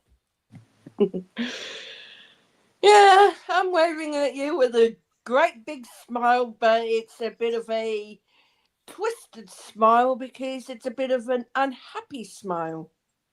Is this because you're still feeling sad about Dolly? Mm. Yeah, well, she was a great person, honestly. She was the greatest queen of country pop. But she was also just a good person who did good things for people. She was a sweet, loving, caring woman. We're saying a little bit of trivia. Safa saying the angry logo is white, not yellow on YouTube. And Charlie noticed as well. Okay, see, I don't see it, so I don't even know what we're talking. Actually, now I just want to go and wait. If I look on YouTube, what do I see? Yeah, no, I don't even know what we're Yeah. talking about. It's okay. That's fine. That's I fine. pour my heart out to her. My name as the streamer. Yes, that was one of the good things Dolly did, getting books to schools that didn't have the budget for it.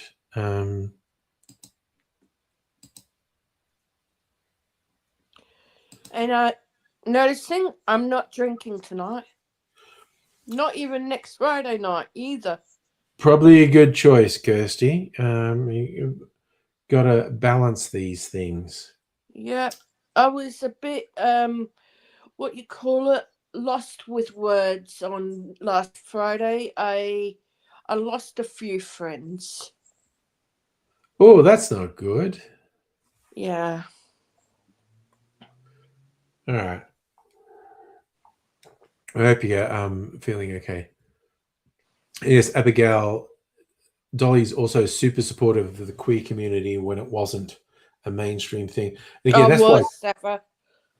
very, very frustrating when conservative dickheads in the US are going, "Oh, Dolly Parton, she's champion of the white people." One, and she's like, no, she championed a whole bunch of things that you hate. Pat, oh wait, where is he? God, come on, there he is. Hey, Pat, how you doing? Hooray! Our friend Pat is here.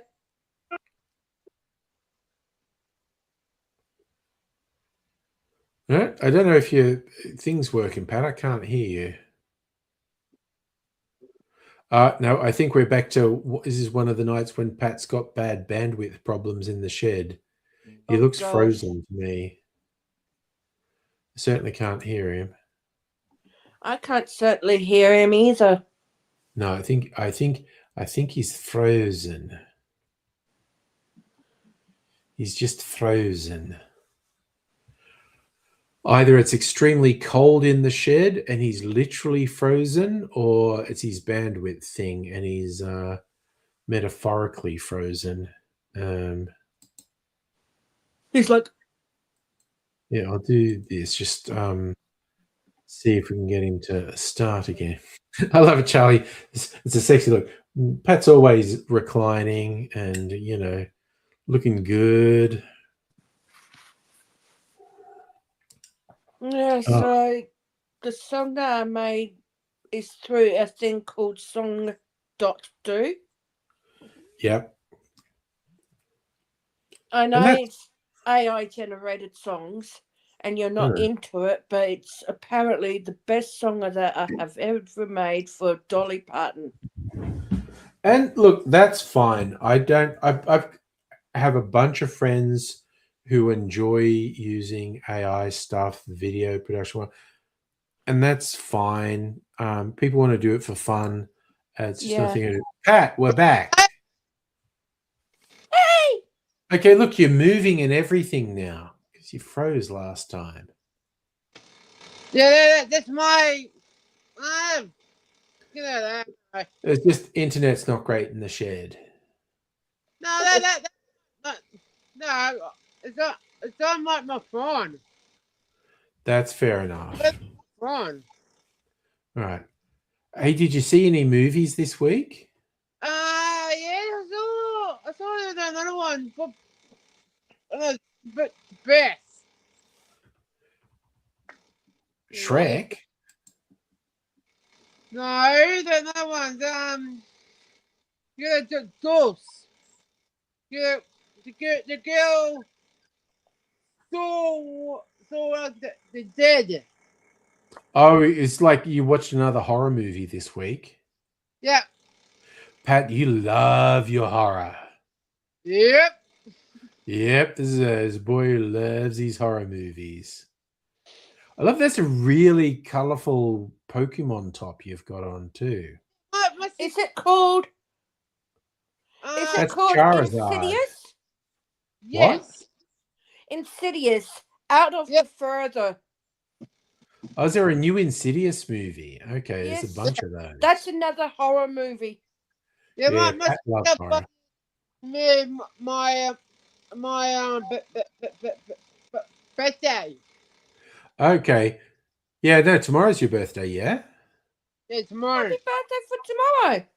How are you? What are you doing for your birthday? Are you going out or what are you doing? Done today. Tea. I the pub. Going to the pub today? Yeah. Nice. I'm back Nice. home. And tomorrow the big birthday party on my TikTok. Are you having a birthday party with your sister? No, my TikTok. Oh, you're having a TikTok birthday party? Yeah. Nice. Friends. Nice. Get my TikTok friends. All right, cool. TikTok party, love it. Oh, Yeah. honey, that horror movie Let Me In with the girl from Kick-Ass. That's a Hollywood version of a European film. The European film was called Let the Right One In. It's about vampires. It's the whole thing about having to invite vampires in, and it's a young vampire. I've seen them both, Let the Right One In and Let Me In. I think they're both pretty good, actually. And Charlie's saying the Insidious movie is the 6th Insidious movie. Man, they just keep going. That's a big franchise, 6 movies. Yeah, well, out my work, my birthday. So your work are taking you out for your birthday? Yeah, It looks like lunch party. it looks like Ice Cream Man has finished in movies. Yeah, I don't think it was a huge hit. Pat saw that as well. Yeah. Let's get it weird. He's sick. I think you're right, Heine. The original movie, Let the Right One In, might have been Swedish. It was European anyway. And I have to admit, I have a soft spot for vampire movies, especially if people are getting creative with them. Having said that, no, I never watched a single Twilight movie. I just don't need to watch proper vampire movies. So always the joke I had because the woman who wrote Twilight, she's Mormon or something. Will it come on Netflix? Which one, Kirsty? Ice Cream Man. Probably eventually. On Monday, I know that. Might take a few months, but it'll probably be on Netflix at some point. But I do think one of my favorite vampire movies, because it's just so dark and freaky, is called 30 Days of Night. I've talked about this heaps on streams. It's basically because you get things in the Arctic, like far north Alaska, because they're near the North Pole. They're dark for an entire month. So there's this isolated community in the north of Alaska where this ship full of these creepy, extremely old Euro vampires decide they're going to get there because there's 30 days a night. Hey, Charlie. Hey, Hey, Charlie. Hey, Dudette. Hey, Pat. Dudette. Come here. But Please yeah, continue what you're saying. 30 Days of Night. 30 Days of Night is a very dark, creepy, and violent vampire movie. It was originally a comic, I thought there and was a 30 Days of Night 2. sorry. Isn't there a 30 Days of Night number 2? Well, it was a comic, and there are 2 additional arcs of the comic. I don't know that they ever got made into movies or TV shows. You know that Fight or Flight movie that I showed you? Yeah. Okay, there's the main actor in that is Josh Hartnett. Yes. And he was the main actor in 30 Days of Night Part 2, which was called Dark Days. Hello. Yeah. Hello, Dr. Abigail. Suave as fuck, Dr. Abigail. Do I? Charlie! Thank you. I mean, I just had a nap. She knows what I mean. Well, you're all I revitalized. Yeah, I just had a nap, so I've got what? Yeah, and so I've got bed hair And superhero energy. So do I, a little bit. but also I was trying to impress a girl today. Oh, How'd that today go? that was cool. Let's just say I deserve awkward lesbian. That's for sure. Oh, okay. Just I'm not going to spoil anything because I'm going to save it for awkward lesbian Tuesday. We've declared Tuesday is Awkward Lesbian Tuesday. Yeah, but picture if you will, two autistic women trying to flirt in a room, and there's one neurotypical person, and she's like picking up on all of this, but we weren't. It's hilarious. The third party is going, I think they're both trying to flirt and neither of them is picking up what the other one's doing. Yeah. That's pretty funny. I like that. Yeah, it was just it. Yeah, I'll save it for Tuesday. We can dedicate a whole night to it. Yeah. Well, and who knows what other stories you might get over the course of the weekend. And, who knows? Yeah. Who knows? But the day did not end on that. So. Okay. Yeah. Okay. Well, it's ... to be continued. Mm-hmm. We'll see where it goes. So my Thursday night Sandler movie was The Longest Yard. I must say that is one of the most, one of the films that have held up the most. Okay. You know what I mean? A lot of Adam Sandler films just do not age well. Yeah. What were you saying, Dr. Abigail? I'm sorry. Oh, just how does it compare to the original? The Burt Reynolds one. I like it better. I like the new one better than the original. The original's a bit slow. It wasn't the biggest fallback, and I don't like to be that guy. You know the guy in Babe, the farmer? James Cromwell. That'll do. Yeah, thank you, James. Yeah. So he's the warden, you know. Yeah. And they needed a more. Now, don't say he's not a bad actor, but we needed a more threatening. Someone like the warden in Shawshank Redemption. Gary Oldman would have been fucking brilliant, you know. Yeah.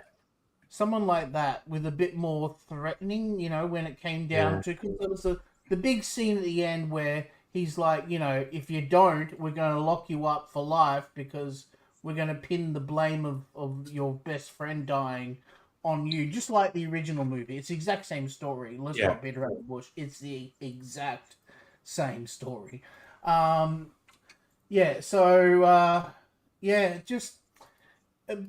Just didn't have the strength that a movie is only as good as its bad guy, just like a band is only as good as its drummer, you know. And that's a dig on drummers, and I'm here for it. Haven't you heard that phrase before? Am I the first person to say that to you? I've not. That I is mean, a it's very true. old song. Yeah, It's a it's band is it's only as very good as true. and a film can only be as good as how good the bad guy is, because if there's no proper menacing threat, then there's no reward for that at the Yeah. end. And There's no Body jammer. Sorry, I had something in my throat. Oh, what was that? Aw, I'm just curious on how you're going to receive where you're going to go from there. You know, now you've given a beautiful film like that 1 star. What are you going to do with I've seen this week's movie already, and that's a proper 1 star movie, and you're going to be like, where do I go from here? You've got half a star left in the movie, you know, like. Oh my god. Okay. But yeah, 30 Days of Night, Dark Days. Angry, if you haven't seen it, you might like that one. Okay. I And have I'm to check adding it out Odyssey because on tonight too, so I got the right one this time. I got the wrong one by accident. okay. I can't Yeah. believe it. I did not see the 86 minutes. And Yeah, I'm that like, really confused me when I saw that. wait Read a minute. 36 minutes. Yeah. Mm. Well, you had the grandkids over today, Dr. Abigail. Sorry, You had the grandkids over today. I don't have grandkids. Oh, just the toy there. You Oh, taking this it is apart. not a toy. Oh, isn't it? This It is looks like. a filament respooler. oh, Oh. okay. Okay. Yeah. It looks like something you play with when you go to the doctor's office, you know. So you 3D printed something to I help you 3D with printed 3D this. printing. this is the I 3D best. printed it. What's this? And it's got a Is that a Pokeball? sorry? Like that. Just wondering And, what Pat Pat had. got excited because he's got something 3D printed as well. Yeah, my birthday. Oh, someone gave you that for your 3D birthday. printed, Nice. like circlips to hold the filament rolls on. Get there. Sanchez Rosemary. Rosemary's calling. Oh, Kirsty, I think had to go and answer. Well, something. she did. had to take a call. We were important until Rosemary comes along. Yeah. Yeah. So Anyway, I watched a Thursday movie. Sorry. I watched a movie I'd seen before last night. Oh yeah, what did you watch? Tolkien. Oh, the Biopic. biopic. Yeah. Oh, okay. Yeah. What Nicholas Hoult plays? Nicholas Hoult. Yeah. Yep. It's great. It's so good. And I enjoyed it. I watched it when it came out. Yeah. I cry every time. It's so good. And it's pretty accurate to his life. Yeah. So it's a very impressive movie. Yeah. It again, being a Tolkien nerd, because he was in the trenches in World War One, and he got trench fever, and he was in a hospital for an extended period. And while he was in hospital, his group was overrun and everyone was killed. It just really brings home to me, what else did we lose in World War One with the hundreds of thousands killed? Yeah. Because we almost lost Tolkien, who wrote the book of the 20th century. What did we actually lose because of all the young men who were slaughtered and the civilians, men, women, and children who were killed in the carnage? Yeah, of for real. What did we actually lose through that nightmare? Yeah. Retro, hello, by the way. So case in point, Tolkien only lost 2 of his friends. One of his friends was in the Navy and did survive, but was very changed by his experience and suffered from pretty severe mental health issues. As were so many people, yes. Yeah. Or something like that, yeah. But yeah, Tolkien fought at the Battle of the Somme, which was a particularly gruesome battle. Very nightmarish, yes. Yeah. But yes, he certainly saw some absolute horrors, and it was pure chance that he wasn't killed. Yeah. Thanks to trench fever. Yeah, and I'm not sure exactly what that was, but it's like some infectious disease you get from living in mud In filled filth. with shit and piss and whatnot. And corpses. Yeah, it And could be corpses. anything. It's basically a bacterial infection, I think. Yeah. It's a really bad thing. But having said that, the movie itself, it's a beautiful movie and a beautiful love I story. liked it. Yeah. And it's I cry every time, and it's lovely. Yeah. It's the horrors of war juxtaposed with the beauty of love and like Tolkien's obsession with language and his story, and it's just it's great. He had a particular brain, essentially. Yes. And we can overuse the bro was on the spectrum, but oh my God, someone who could obsess over the stuff that he obsessed over is just like, yeah, okay. Yeah, that was a good thing. Yeah. That's normal. Inventing whole languages and whole histories and whatnot. Yeah. That's neurotypical behavior. Well, I mean, it's not something. It's pretty. What he went to extremes, but it wasn't something that I didn't do. As that's what I mean. Yes. I guess I'm a bad example for that, to normalize it.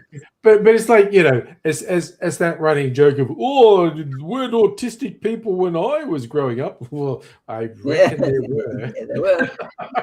I could point to a whole bunch of stuff that it's just like, wow, okay. But he based his love affair with his wife Edith on two of the pivotal characters of the Silmarillion. Yeah. That underpins the rest of the stories going forward, all the way to the end of Lord of the Rings. That Beren and Luthien? Or? Beren and Luthien. Yeah. And it's some of the greatest poetry and epic storytelling. Yeah. And it's all based on him and his wife, and it's so beautiful once you realize and read into it. Yeah, he liked poetic prose. Well, his director's done some interesting films as well. The guy that made that Tolkien film. Sorry, what was that? The director's done some really interesting other films as well. Yeah, okay, because I hadn't heard of the director. Yeah, because to be honest. Retro, that's okay. You never read The Lord of the Rings. I made up for you. I read it about 12 times. Yeah, I lost count. I currently read it 3 times in 1 year when I think that was year 8. I read it 3 times in 1 year. My record is finishing it in a month, like all 3 volumes. Yeah, that's pretty good. I am halfway through the Silmarillion at the moment, and I'm not skimming it. I'm like fully absorbing it again. I've kept my audiobook of The Lord of the Rings because it's read by the guy's got such a good voice for it. He was, and I grew up with him. He was in a BBC action show called The Professionals, and yeah, you he's played like that 40 years older when he's doing this audiobook of The Lord of the Rings, and he's just got this deep, sonorous voice. Yeah. it just suits it so well. Slightly, is like he's not Southern English, like he's not like London English. There's this little edge of Northern English in his accent, and it's really good. Yeah, Retro, go read The Lord of the Rings right now. Yeah. Yep. Good idea. Don't worry about The Hobbit. You don't need to read that. Just It's a fun read. The Hobbit is a comparatively light read. It's definitely The Hobbit is a kid's book. It's a kid's book. And that was the first Tolkien I read. Like I mean, I've told this story before. I used to read comics and whatnot, and I wasn't that into reading. And then one day I was in the local library where I would just read picture books, and I saw they had Action Man, and they were quote unquote novels. So it was war stories built around a toy. The British version of G.I. Joe was Action Man. And I read a couple of those, and I was quite enjoying them. And then I randomly saw they had Doctor Who books, and I watched Doctor Who all the time, and it was like, that's crazy. There are Doctor Who books. I didn't know they did anything like that. And I started reading Doctor Who books, and then I really got into them. And the librarian one day just said to me, because I kept borrowing all these Doctor Who books, and she just said, I think you'd like this book. And it was The Hobbit. And it was like, ooh, that was the first proper sort of literature. It's kids' literature, but good quality kids' literature. Yeah, I went through a similar thing with. Actually, it was my father. I asked him if there was any book he would recommend, and he gave me The Hobbit. Oh, nice. Yeah, I was in primary school. I don't remember how old I was. Yeah, and just lapped it up. It was amazing. Yeah, I don't think I got to it till I was in about year 7. I'm not sure, but it was like year 7, and I also was into the classics of sci-fi. Like I got given in year 7 or 8 for Christmas. I was giving compendiums of H.G. Wells stories and Arthur C. Clarke stories. And so I started to get into the classics of sci-fi. John Wyndham, I got super into John Wyndham, most famous for Day of the Triffids. But I remember because where I lived in the primary school I went to, the primary school library was pretty shy, but I was reading a lot of Doctor Who novels. Yeah, and the librarian there, she was Are you reading all those Doctor Who books? And I'm like, yeah. I'm going to get going, okay? Oh, you got stuff going on, Kirsty. Okay. Yeah. But then all right. a library van came through my area. Yeah. Because I was out in the suburbs, and I was very young. I was in primary school, so I couldn't just go off by myself all the way to the local library. It was just a little bit too far for how young I was. Yeah. But the library van came through, and suddenly I had grown-up books, and I started reading Jules Verne and H.G. Wells. Mm. And it was incredible. It was just so good. And then at the same time, I was teaching myself how to write software. Yeah. And just programming. And I'd written a zine. I think this was early high school. Yeah. I'd written a zine on how to do sprite programming on the Commodore 64. Oh, nice. And then a friend of mine just came over and said, "You should read this." Clonk, Lord of the Rings. All right. Nice. Yeah. Having read The Hobbit, and we're like, "Oh, this is the guy who wrote The Hobbit." Yeah. And then it was all over. It was just, on for Yeah. young and old after that. Yeah. Yeah, no, my older sister was into Tolkien, so when she found out I'd read The Hobbit, she's like, here's an edition of Lord of the Rings. Go read that. And yeah, I first read The Lord of the Rings in year 7. And like I said, I think I read it 3 times in year 8. And the quickest, it was, 1 month to get through it. Heine, that was you with Hitchhiker's Guide to the Galaxy. I don't think I read Hitchhiker's Guide to like year 9 or 10. And I remember... Hitchhikers, yeah. I remember you'd have this thing. I don't know if this happened outside of Christian schools, but they'd call it a retreat. You'd go, and it's like a camp thing.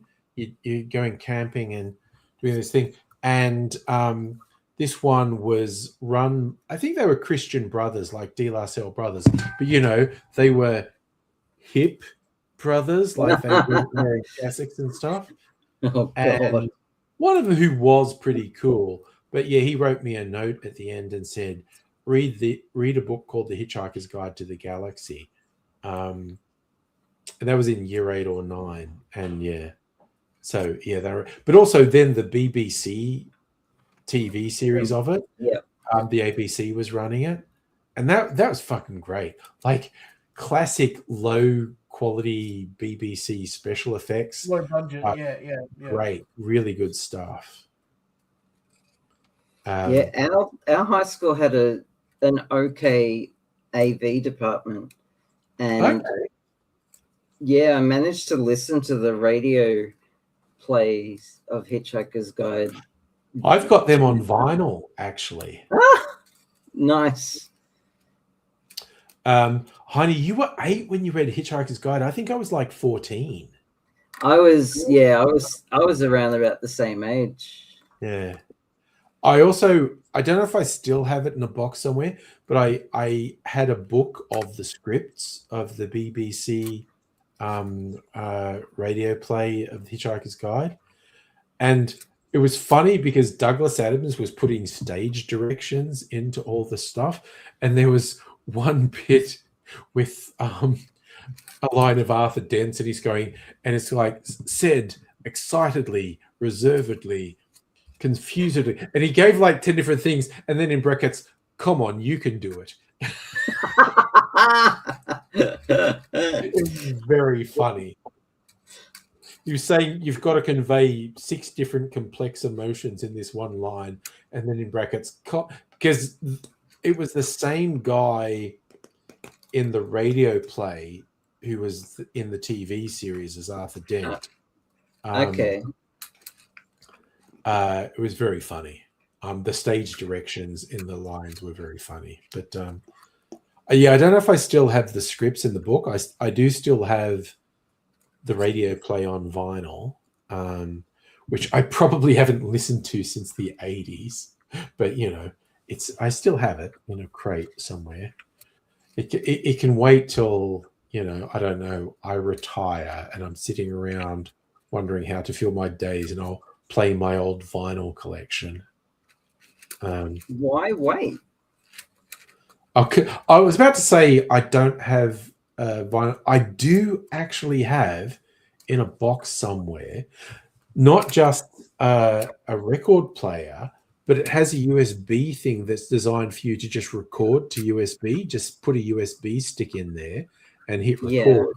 And it transmits the vinyl to the USB. And that was my big thing. I was going to convert all my vinyl stuff to USB, and I'm too lazy to do it. It's all been done by someone else. Exactly. So I can just get it from someone else. I do remember there was a very fun article in I sent him all the Billy Bragg. Charlie put together a whole bunch of discs for me. CD, stuff I called out. Every single Billy Bragg album.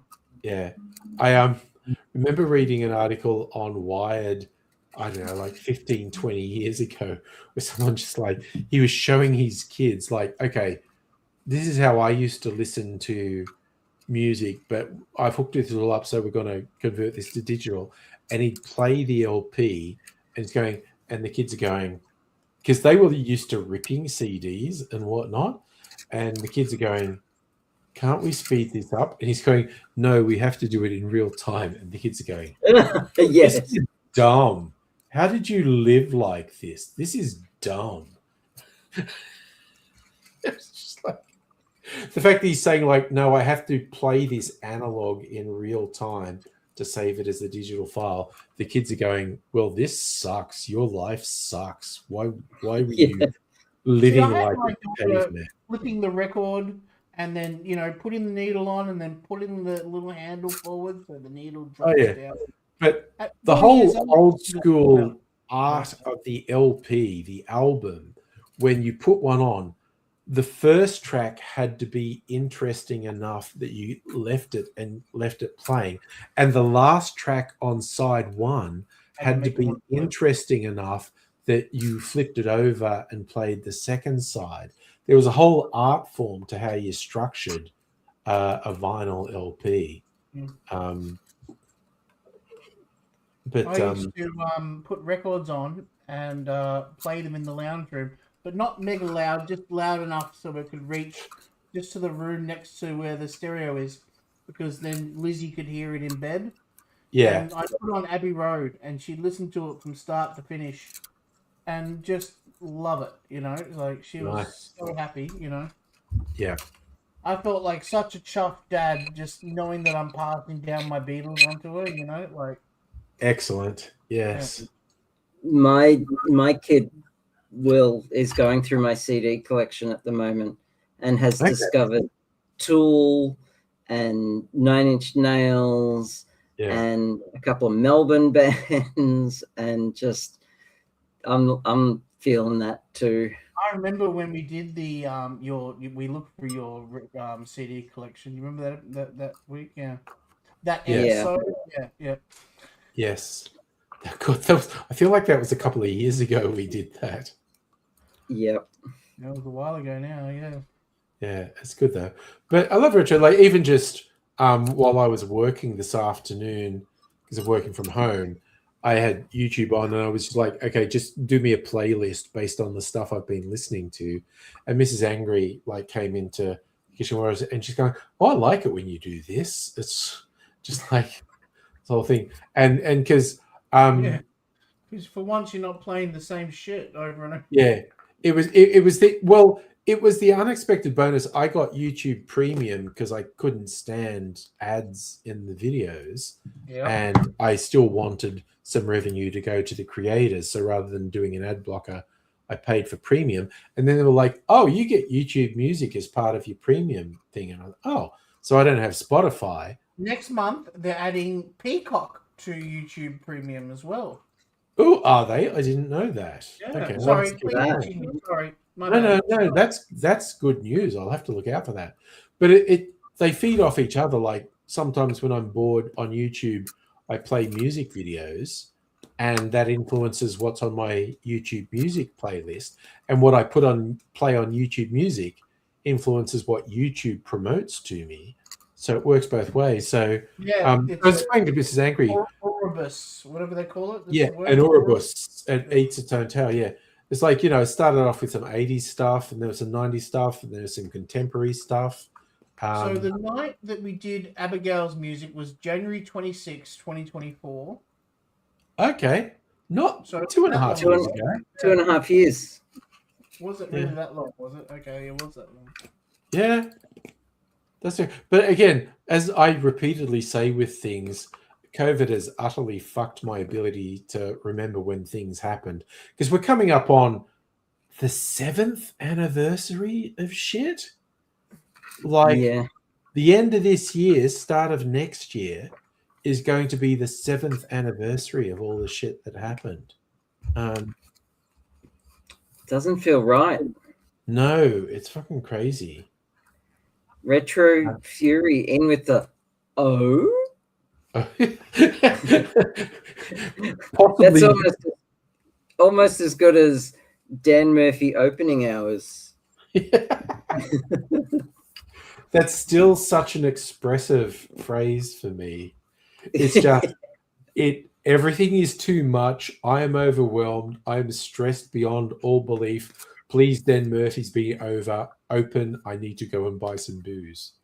Mm-hmm. Those few simple words express so much. I love Retro saying, "Oh, I dropped my phone." That's what I know what happened. Something was awesome. dropped. Yeah. Even if it was the metaphorical ball. Yes. Yeah. No, Oh, how I've about dropped that? shit on my singer? keyboard and just like hammered a bunch of random letters at people. Have I've you had seen that cats on my video keyboard. going around of that singer who's singing in like a disco pair? It's meant to be a pear, but it looks like a pair of testicles. Yes, actually, no, I saw that. It's Oh my glitter. It's God. like mirror ball testicles. Yeah, mirror ball testicles. Yeah, Yes, yeah. no, I did see that. Yes, I have not seen it's that. they're just like sitting on a cushion type thing, and apparently no one in the entire production said that looks like you're sitting on a giant pair of testicles. It's very weird. It's a hell of a thing. So I did 3 movies today. 3 movies in one day. Well, What did you watch? What happened was I was working on loading the discs into the shop. And Oh my God. Yeah, I know, isn't it crazy? Did you just look it up? No, I did an image search. Oh, someone sitting on testicles? What? Oh, So much okay. porn. Yeah, So much Yeah. porn. I wouldn't have done that. Yeah. So someone was playing Rocky Horror Picture Show. And Yeah. that's why I've had it in my head all night. Yeah, you know. sure. And then after that, they put on another movie called Life with Eddie Murphy and the dude from Big Mama's House. Mark Yeah, and for Bad Boys. I know what you're talking about. That movie's quite good. It was written up as a comedy, and I didn't laugh one single time for the film. But having said that, I thought the storyline was really lovely. You know? Are you Googling testicles on... So Google? no, I was looking up something else, but these days when you open mobile Google, it suggests a bunch of links, and there's one that caught my eye. The third one I decided to put on myself, and that was the 976 Pinocchio movie that Aaron suggested in our last video when we did the movie of the week. And it was extremely trippy, but I don't mind tripping movies. I just think trippy movies need to have a point or reason for doing what they're doing. Yeah, that's fair. I feel like 976 Pinocchio kind of just dropped the ball on the whole having a point of, like, perfect example is the outro to 2001 Space Odyssey. You know, it's trippy, but there's a point to that, you know? Yeah. You know what happened when I opened Google? One of the headlines was Apple TV may revive Ridley Scott's Raised by Wolves, which I would be bang up for because it seemed like a really innovative, original story. And then halfway through season 2, you went, this is part of the Alien universe. This is tied directly in to that. And then it got shit canned at the end of the second series before they resolved the story. But apparently Apple's streaming it at the moment and it's rating quite well for them. So there's rumblings and rumors Apple might fund Resolution because Ridley Scott wanted to do one more season, which would have tied it all in the Aliens universe. Now I forgot. What were we talking about? I was going to look something up and I got absolutely distracted by that story. I couldn't find that mirror ball pair. You couldn't find that? Charlie, put it on Discord. Mirror ball testicles. What were we talking about though? Raised by Wolves had Travis Fimmel, and I swear to God, there were these androids. There was a female presenting and male presenting android, and I swear to God, the female one, they were called Mother and Father. Mother, she was definitely cast just for how she looked in absolutely skin tight spandex, and she's very lean. Like I say that she's not like big boobs, big butt type things. She's actually incredibly lean and angular, and it really helps with this not quite human appearance. She was really good, but Travis Fimmel was one of the major characters in it as well, the Australian guy who was in the Vikings series. But yeah, it went into some really weird, trippy stuff, and it was, like I said, it wasn't until halfway through season 2 you go, oh, this is tied into the Alien universe. Yeah, but wasn't it because like it wasn't obvious from watching the show? It was Ridley Scott saying that. No, it was halfway through season 2. There were tips, and it's like, oh shit, what were the tip-offs in the show? They were finding artifacts of those alien, and not what the Prometheus aliens.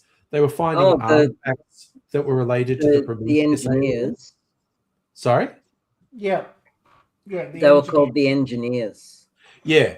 So they were finding artifacts from those aliens in there, like halfway through the second season, and it's like, oh shit, this is tied in with all of that.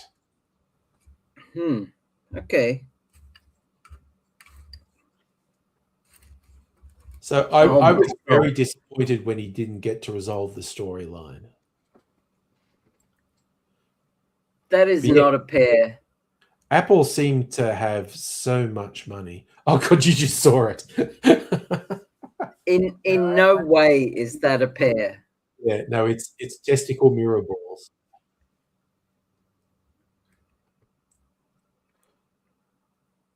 Oh my God, angry. Look at this post that bloody Donald Trump put up on Oh God, no. Okay. He put this up just an hour ago on his social media group. What's it called? Truth Social. Truth Social. Yeah, Truth Social. That's it. Yeah. Okay, I'm gonna share this. Charlie just shared this with me. Where are we? I love the tagline up the top. We've reached. He's creating pornography for himself. Phase. So yeah, it's got him up the top, and then it's got Lincoln, Washington, stuff like that underneath. The greatest, great Woodrow Wilson. Phase. Yeah. Wow. Again, but this type of stuff, it's his weird cult actually seemed to really be into this. But for any rational human, you look at this and just go, to post stuff like this, it's such massive insecurity. It's like ridiculously insecure. God, he's a fucking loser, honestly.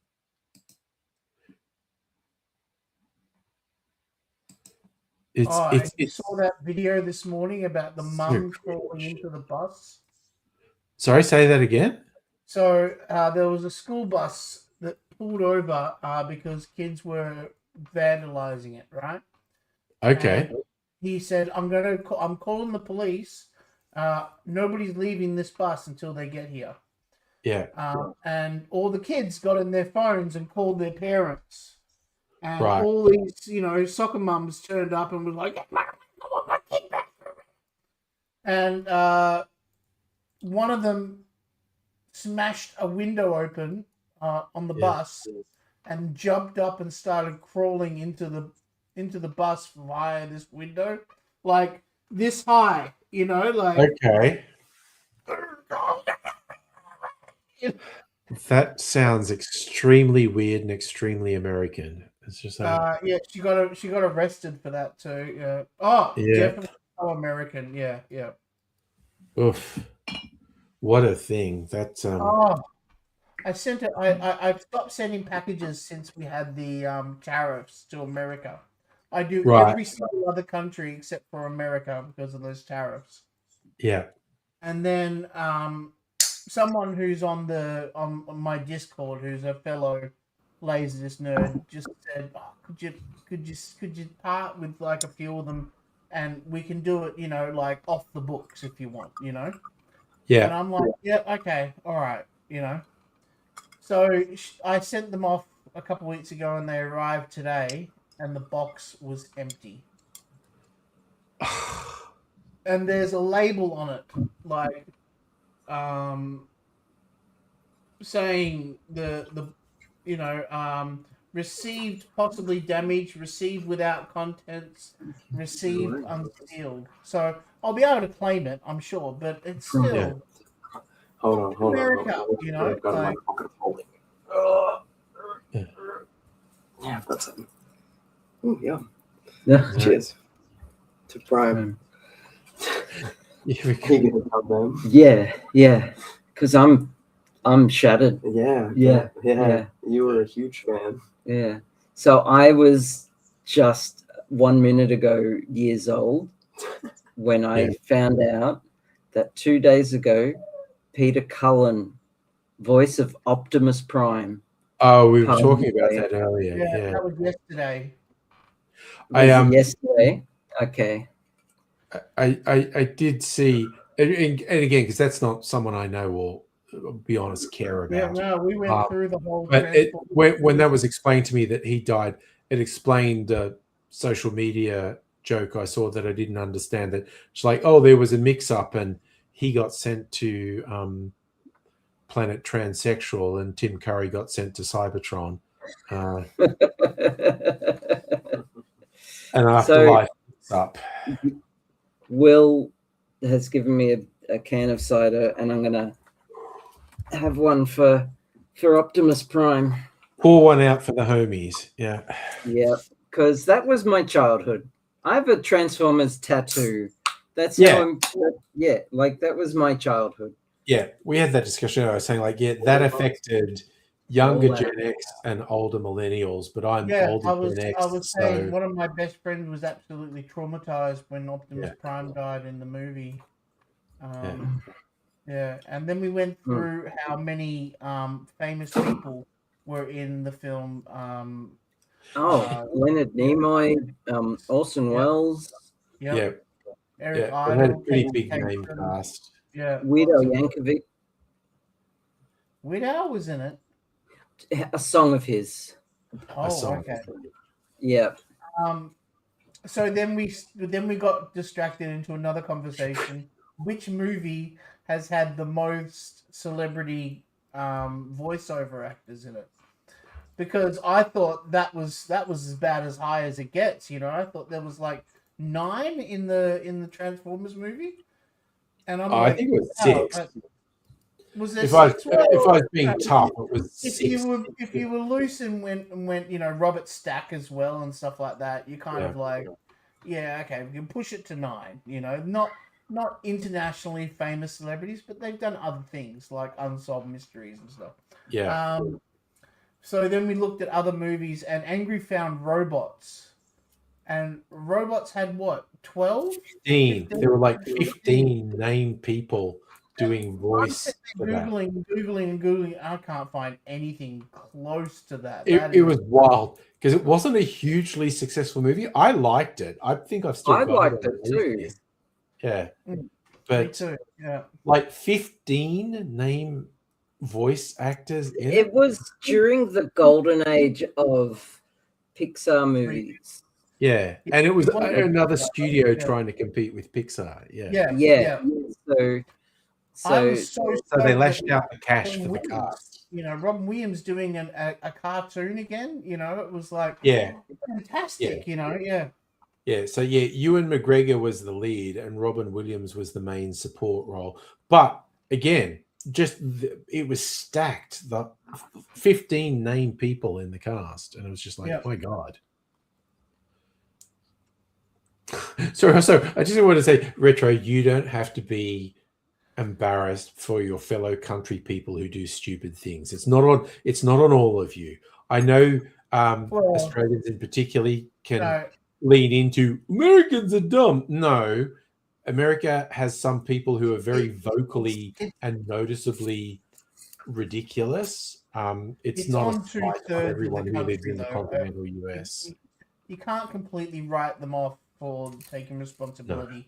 No, I've got country said, I will rather not vote than to vote against Donald Trump. You know, like that was a choice they made that day, and you know, now the whole world's living with it. They chose, I'd rather go skinny dipping or, you know, watch a movie. One of those two activities. Yeah. That was the third. And then you got a third who voted for Trump. So that's 2/3 of the country that caused, you know, that caused the country to get it, you know, Yeah, Retro, I doubt you'd tolerate listening to me if you were a Trump voter. No, you wouldn't last 10 minutes on it. You get pissed off as fuck, like all these trolls that come in and start fighting with everyone. Yeah. But I don't know how high we're going to be able to hold our head up in Australia with the whole One Nation thing. We have to wait and see what happens in the Victorian election and then in the subsequent federal election. Oh, God, just got back from America, and he's done an hour and a half video kind of categorizing all the different cities in America, because he pointed out when they say it's United States of America, it really is, in the sense that every single state is extremely different from each other. Yeah. I didn't I don't know if I'll ever get it. I saw that, the 1.5 hour video he posted. Don't know if I get around to it.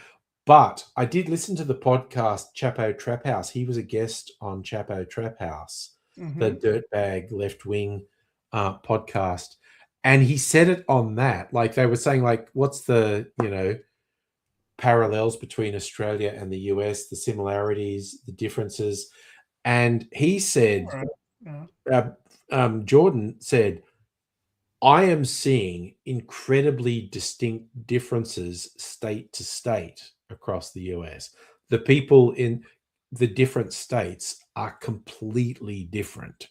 He said Australia is really homogenous compared to the US.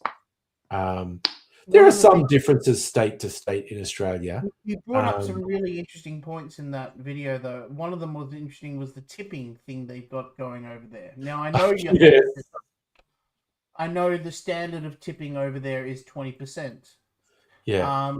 But the thing is, because they're so completely underpaid, they don't put that extra service in to earn that 20%. It's pretty much, here you go, fuck off, give me my 20% now, you know, like... Yeah, different people claim different things. Some people, and I don't agree with this. I get people say like, oh, you get better service in the US because they're after tips. But yeah, other people then say exactly what you say, Charlie. And also, whenever I go out in Australia, the staff are wonderful. They're fantastic.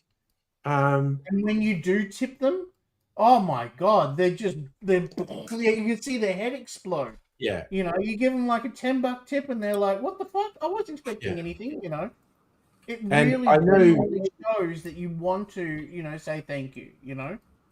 I've read a few stories about a few venues in the US that have declared no tipping, and there's like, because they pay the staff proper wage, and they do a thing front and center to the clientele.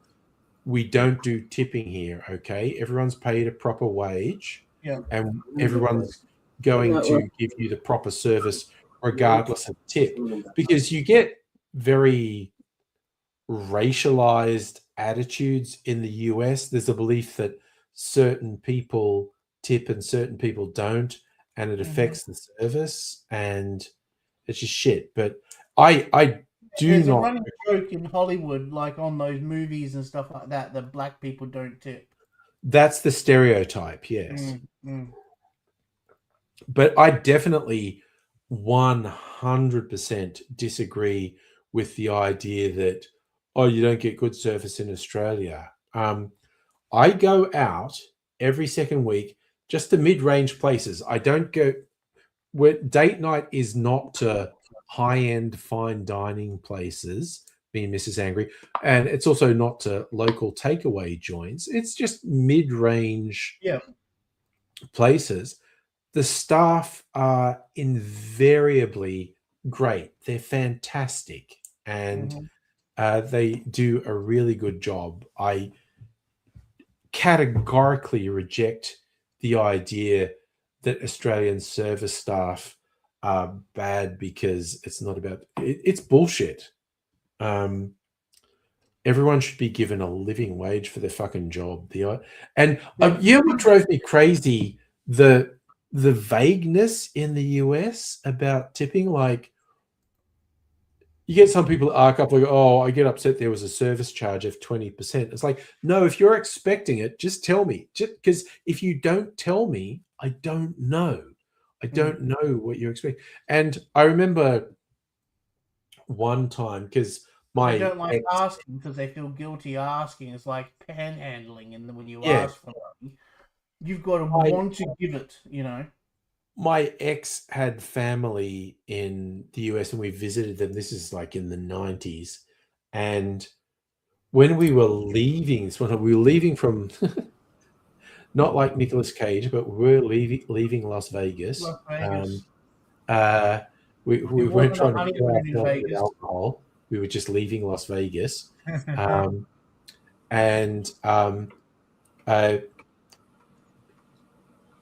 There was me, my partner at the time, and her parents, and I think her sisters were there. And so there was a lot of luggage. And I do remember a guy at the airport, we piled all this luggage on a trolley, and this guy's going to push it. And he said to someone else, one of the other baggage people, oh, do you want to help me with this? And that was about the tip. And I didn't know that. And he's pushing it in, and you've got a lot of donuts there, Abigail. Yes, I get what you do there with it. But then my then partner's cousin got angry at us, like, you were meant to give those baggage handlers at least $1 for every item of baggage. And I went, A, why didn't someone fucking tell me that? Because how the fuck am I magically meant to know that? B, I'm leaving the fucking country. I gave them every bit of US currency I had. Like, there was like, I don't know, 20 or 30 things on this trolley. And I had 10 or 12 US dollars on me. And I literally gave the guy every bit of US currency I still had. And so my ex's current cousin was getting angry and berating. You were meant to give them that. And I was just like, shut the fuck up. Yeah. If I'm meant to, why didn't someone fucking tell me? And B, I literally gave the dude every piece of US currency I had. I have no money. And what are you going to do? Withdraw money just so you can make up the rest of the tip right before you leave the country? Yeah. That really fucking pissed me off. Someone going, you should have known, and then going, how the fuck am I going to know that? So you experiencing that is me experiencing every social interaction in life. Yeah, no, I absolutely get that. But that's just autism 101. Yeah.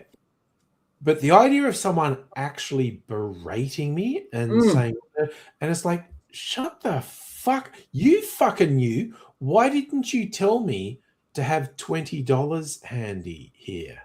Well, why didn't you just chuck in? It was only a little bit. Yeah, extra, you're embarrassed about it. You fucking give him money, for fuck's sake. Yeah. It's ridiculous. Absolutely ridiculous. Oh, Kirsty, you gone? You're back? I had to have a very long chat with someone. Okay, and you've handled that. Nicely done. With Rosemary. Yeah. Yeah. Safa, exactly. People in country expecting someone from outside the culture to know the cultural norms. America, and again, it's the weirdest thing that so much of American culture feels the same as our culture, which makes the differences stand out so much. Like, even, okay, he's a weird little one. I went to England with Mrs. Angry to visit her family, and I remember there was, big dinner. There was a lot of people around the table, and they're eating, and I drink, and I don't mean alcohol. I drink liquid when I'm having a meal. I tend to go chew, have a drink to wash it down, and like halfway through the meal, I was going, I'm the only one who's drinking while we eat. Do I look weird to all of you? And they were like, oh, no. And I'm like, yeah, but none of you are drinking while you eat. And I literally, I'd go, mouthful of food, chew, yum, have a drink, wash it down, Yep. I mean, none of them were doing it. You expect water at the table when you go to a restaurant. Yeah. Yeah. Yeah, nowadays you have to ask for water, table water now. I think it varies. Like literally, again, everywhere I go. But were they just not drinking at all? Like, they were just not. And this is not at a restaurant. This is in a home. This is a meal, and it was so obvious. I became self-conscious about it halfway through the meal. I just went, I'm the only one who's drinking while we eat. Is that like what about other meals or rude? Was it just that one meal, or did other meals? Did you notice? I only noticed it because this was a fairly big group around a big table, and so I could see 10 other people, and no one else was drinking as they ate their meal. And it was I got really self-conscious about it. But locally, whenever I go out, it's literally the first things the service staff say when you sit down, can I get you still or sparkling water? And it's just like, it's straight up the first thing they ask. I'm having a yogurt. That's okay. You have some yogurt. I think I had some yogurt. Oh, no. I got this idea from Mrs. Angry. It's a fun little mini dessert thing. Greek yogurt and sugar-free jelly. And you mix it up 50-50. Like the instructions on the jelly say, okay, this packet, pour it in with 250 mils of boiling water and dissolve all the jelly. And then when that's all dissolved, add 250 mils of cold water. Or you do the 250 mils of boiling water and dissolve all the jelly, and then add 250 grams of Greek yogurt and get a mixer and mix it up so it's all frothy and mixed up, and then pour it into little like Tupperware containers and chill it in the fridge. And you've got this yogurt jelly treat. It's really, really nice. Yeah, but then you're still eating yogurt. And yogurt is gross. Are you not a yogurt fan? Oh, I can't stand the stuff. Oh, it's so gross. That's okay. This is basically lactose free. I can only eat lactose free yogurt. Oh, okay. Easy to digest. You know, Kirsty, you can eat lava. Once. What's that? But lava, from volcanoes. Oh, okay. The molten rock. You can eat it. Lava, but only once. Yeah. Don't spoil the punchline, Angry. I think Charlie's pointing out I actually was making that joke on Tuesday night. Oh, were you? Okay. I forget the context, but I was definitely saying that quite recently. Okay. Our volcanoes are inactive, meaning they do not go boom. Yes.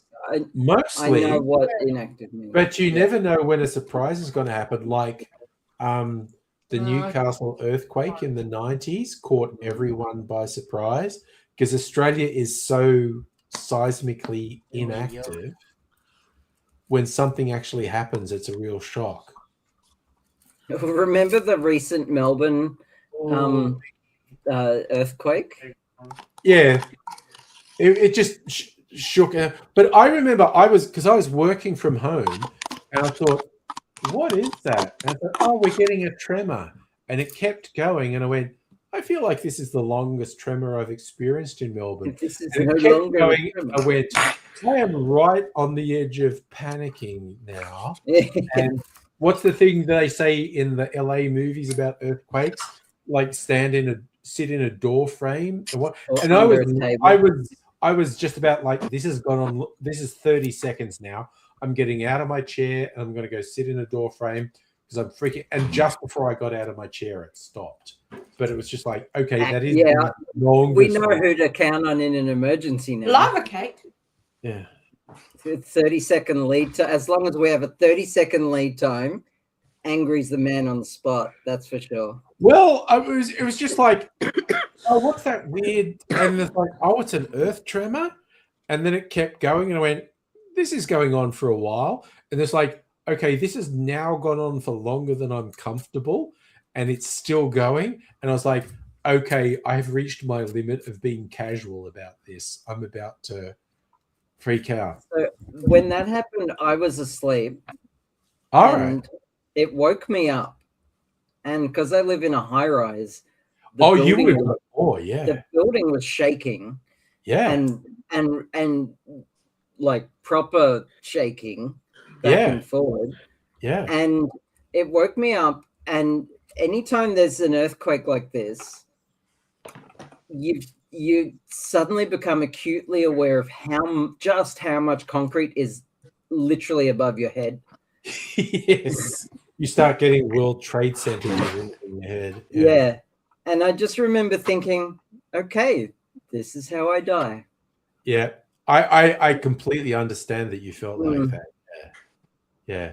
Yeah. Well, butt naked with a butt plug up my ass. Yeah. I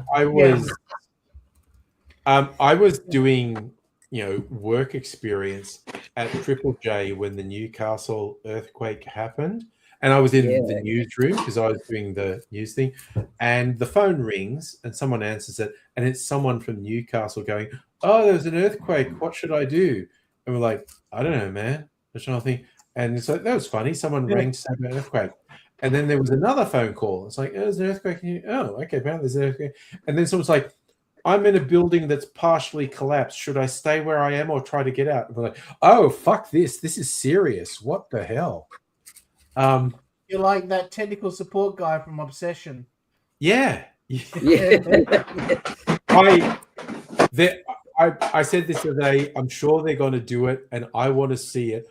I want to see a movie from the perspective of the help desk for the One Wish Willow. Like, Good idea he came up with there. I like that one. You could try and do that. We don't really do that, though. Lily or Elder? Which one should I have? Sorry, what do we got there?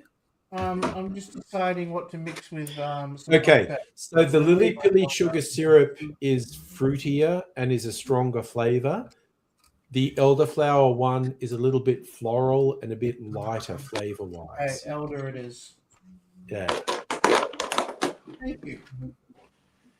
I am here to answer questions about the things I sent you, Charlie. That's a chocolate lava cake, Safa. Oh, God, I love that. Last one of the best date. things about being a manager at Baskin Robbins is taking home all the lava cakes. Lava cakes. Yeah, no. And if you leave them too long, then they get that crispiness on the outside and they lose their flavor.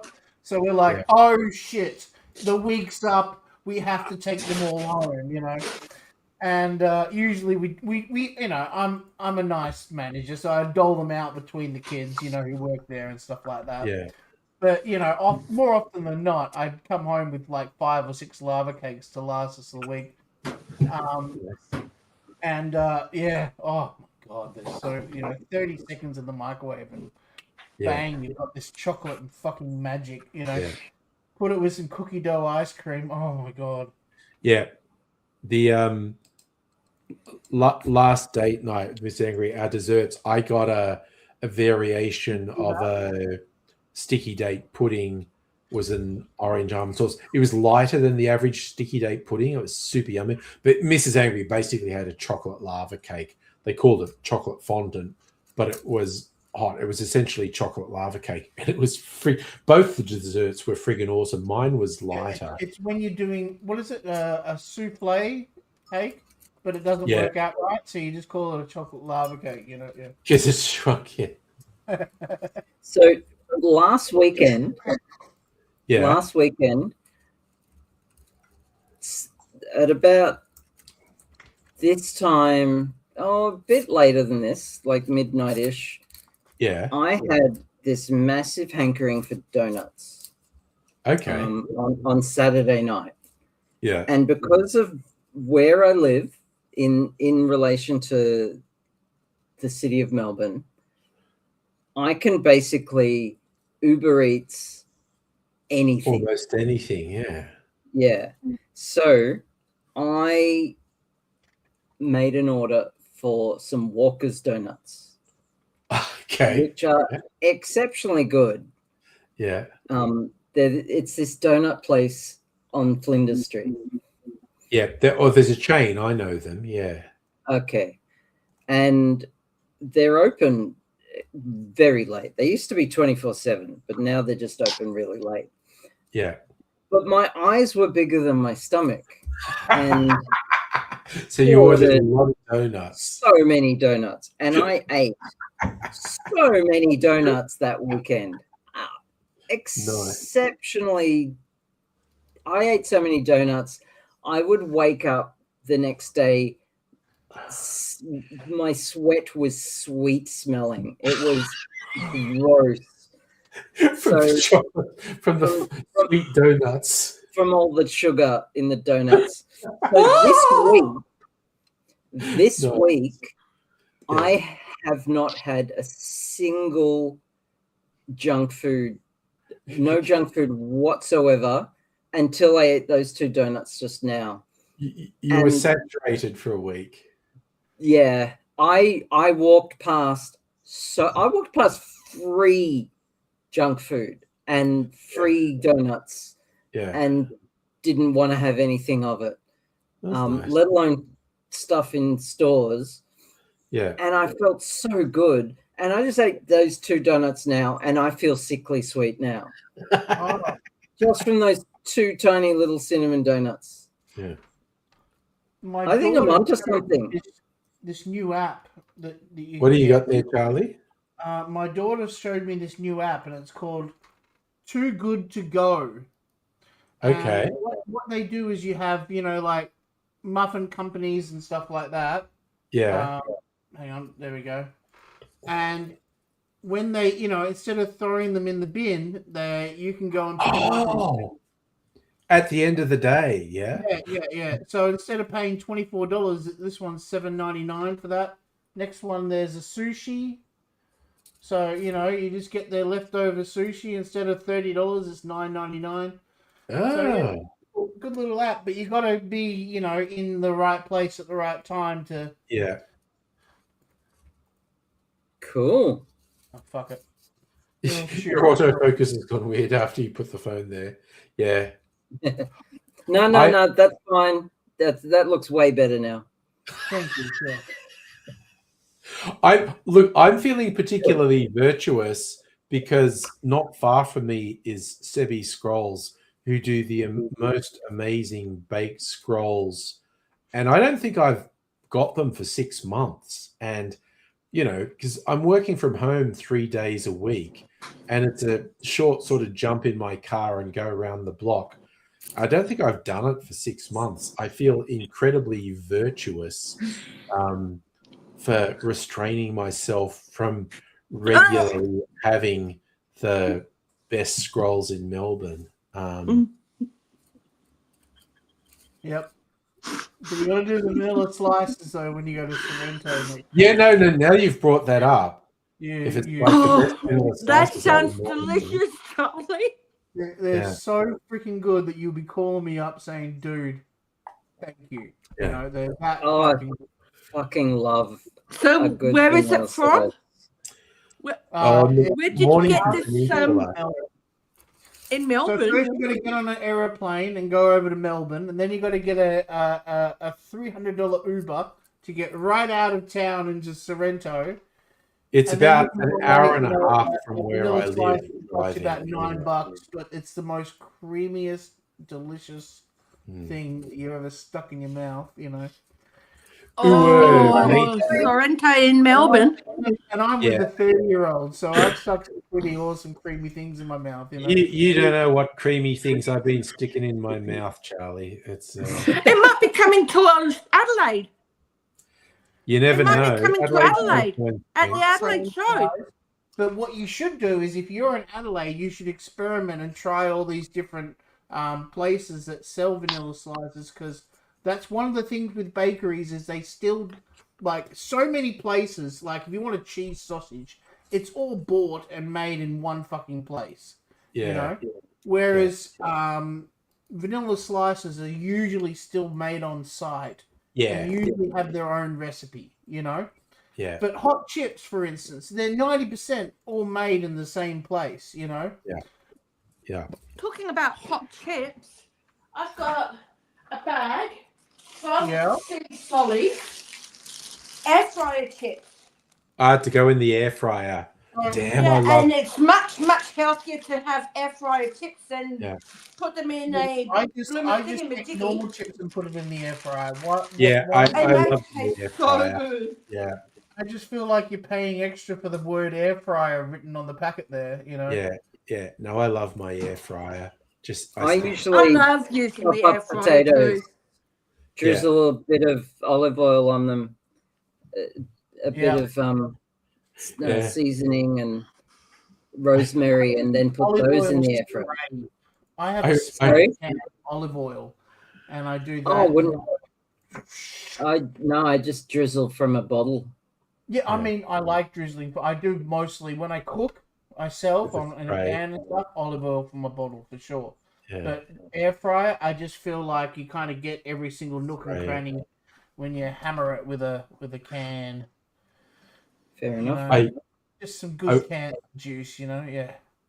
I watched a video on YouTube the other day, like ultimate potato, and there's this guy, and he was an actual chef, and it was like slicing it really thinly and drying out and pressing it together, and cheese, and I was like, yep, that looks like the best thing ever, and I will Yeah. never do I'll that because never that was, make it 'cause that's that so was much- like 50 steps that take a couple of hours to prep it. And it's like, it definitely looked awesome. I believe you that this is the best potato ever. I'm definitely never doing that. It's like, oh, kitty. There's my baby girl. There's a kitty. There's the There's kitty. the putty tat. Ours is sitting right here. You can see You her okay? right there. I could go Her out and name try and is feed that shadow, and Amelia. she'd be extremely unhappy. I might actually Are you do. going to have a shot?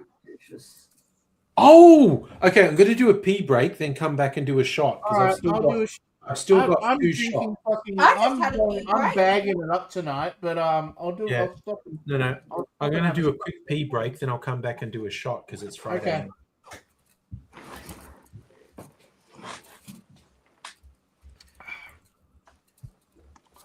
Oh, that fucking elderflower is gorgeous. Oh. The dude's a fucking whiz, like you are with your 3D printing guts right here. He's that good at doing those mixes in those bags. Yeah.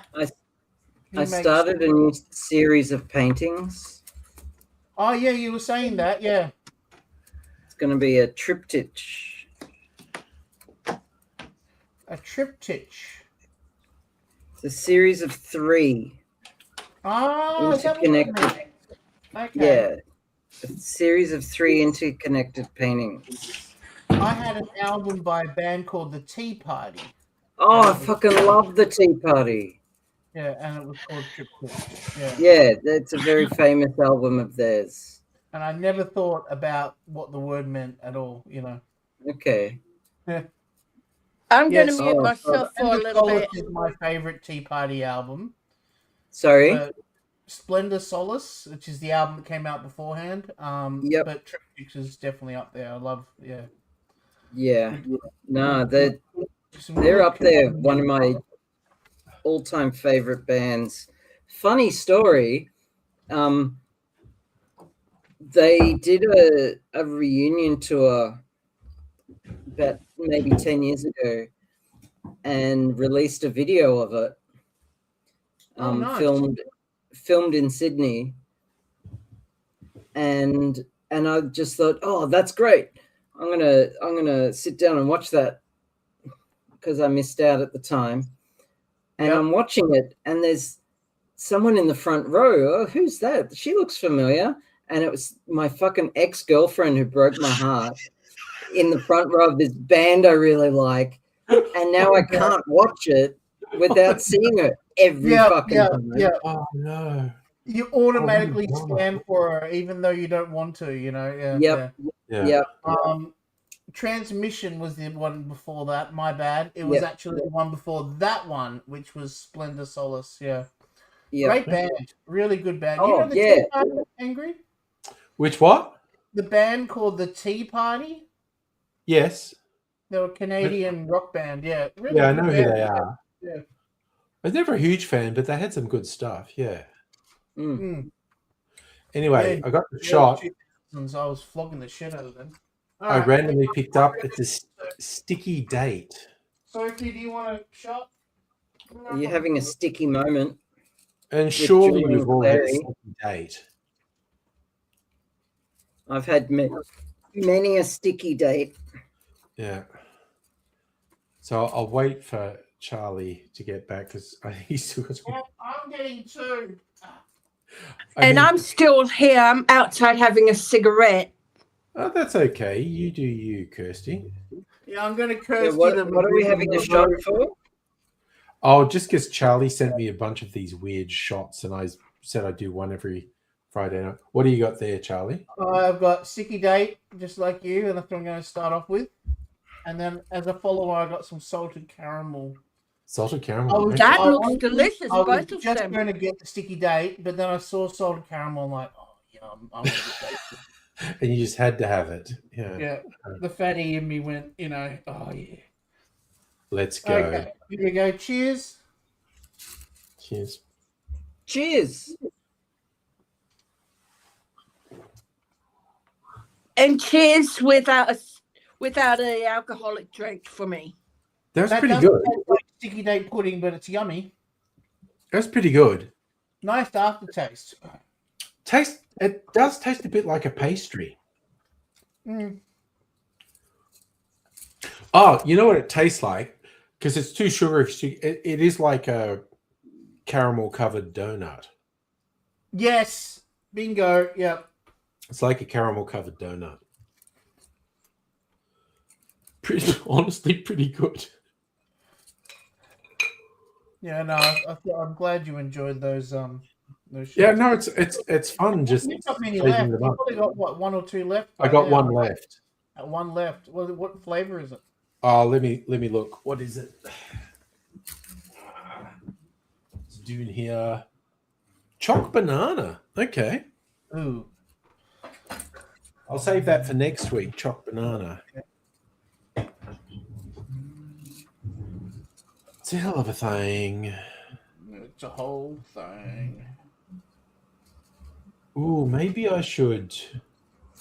So it's just a normal episode tomorrow for Sunday. I mean. Yep. I'm picking movies that you know.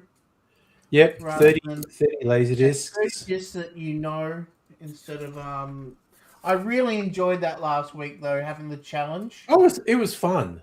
And I'm It was going to do hilarious. That was a lot of fun doing something different, Yeah. It was hilarious that the first one was one I Yeah. knew. And once you brought it up, I was like, oh, fuck, I remember that movie too now, Yeah. like it was like, how did I miss that? Yeah.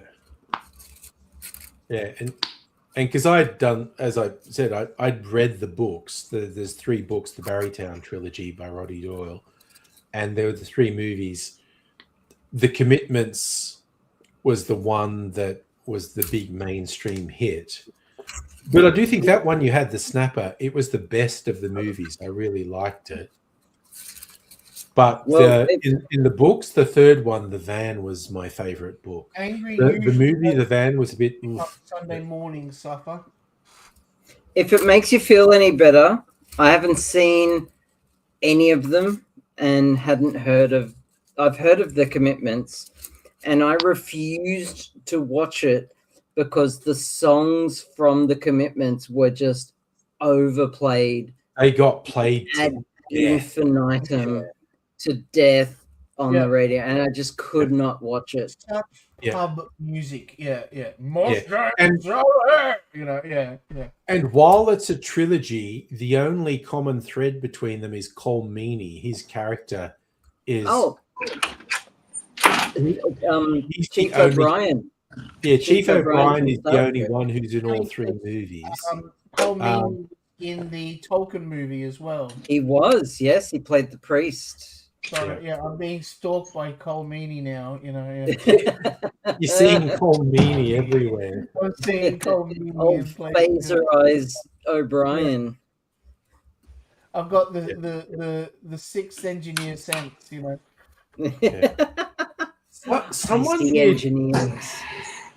Someone did a really funny series of web comics about Chief O'Brien, and he was just having these existential, and there's all things about him just fantasizing about transporting people just into open space, and he says, "I can do it. No one can stop me."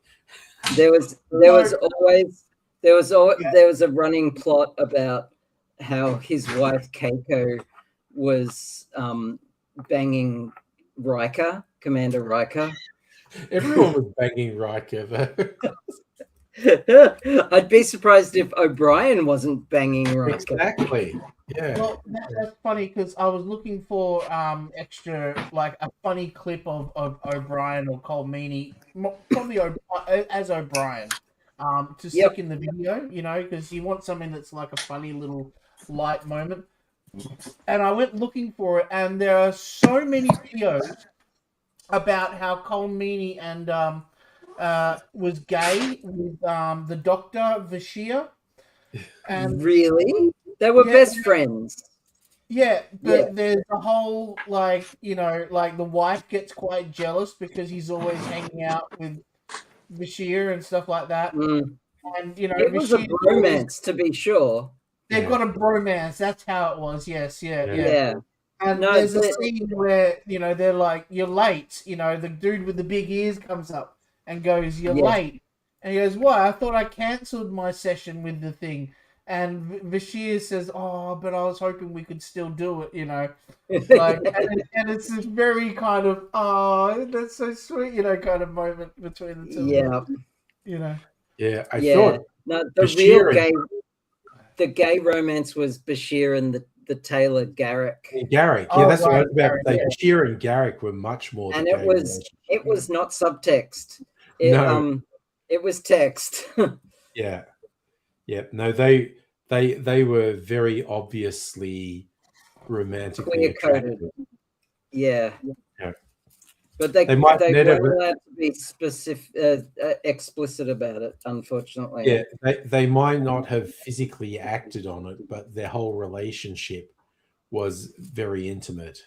Well, the guy who played Garrick played everything. I couldn't believe I didn't recognize him. Yeah. Right back to being Scorpio in Dirty Harry. Yeah. Well, he read this when he read the script. He played it as if he was literally hitting on Bashir. Yeah. And Kitty behind you, Charlie. Not behind me. Yeah. Yeah. So, the whole Bashir thing. She knew she was in trouble then, eh? I'm going to decant my barrel old fashioned. It's been in there for about a month, I think. Got to get a bottle. Where's the bottle? Here's a bottle. Okay. I don't have a fucking funnel. Okay, I'm going to have to go out and get a funnel.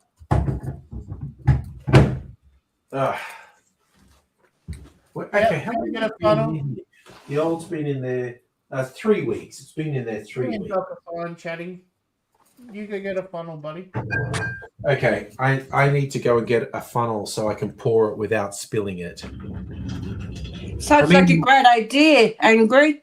Yes, I'm a professional, Kirsty. Don't forget ice. No, I've still got ice. Give me another half hour to hour, and I'll repeatedly say how much I need ice. Oh, Yeah. you're not... Don't fall asleep on the couch. She'll be on the couch as long as she doesn't pour it.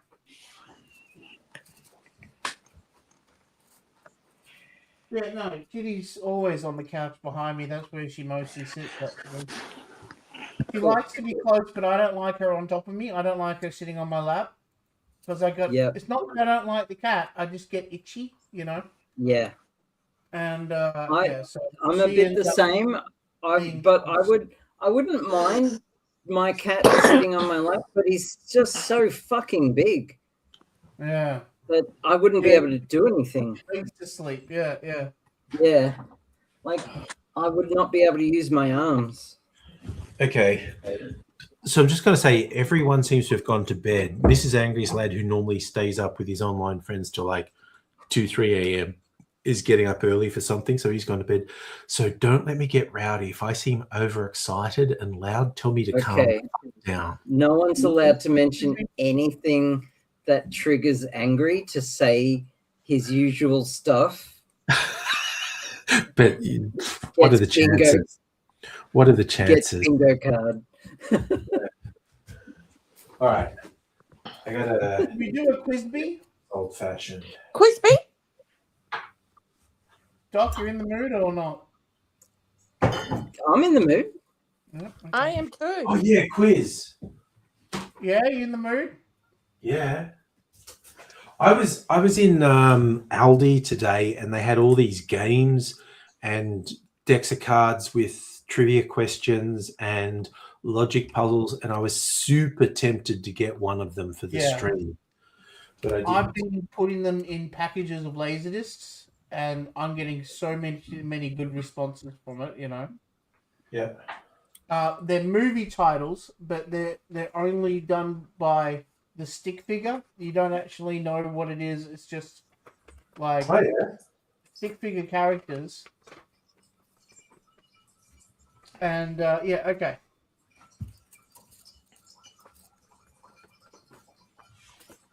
Look, I'll bring this over here. We'll have some peeing ASMR. I could make money on the internet with this. You can't make this shit up. You need to actually. It's got to be the real thing. No, it doesn't.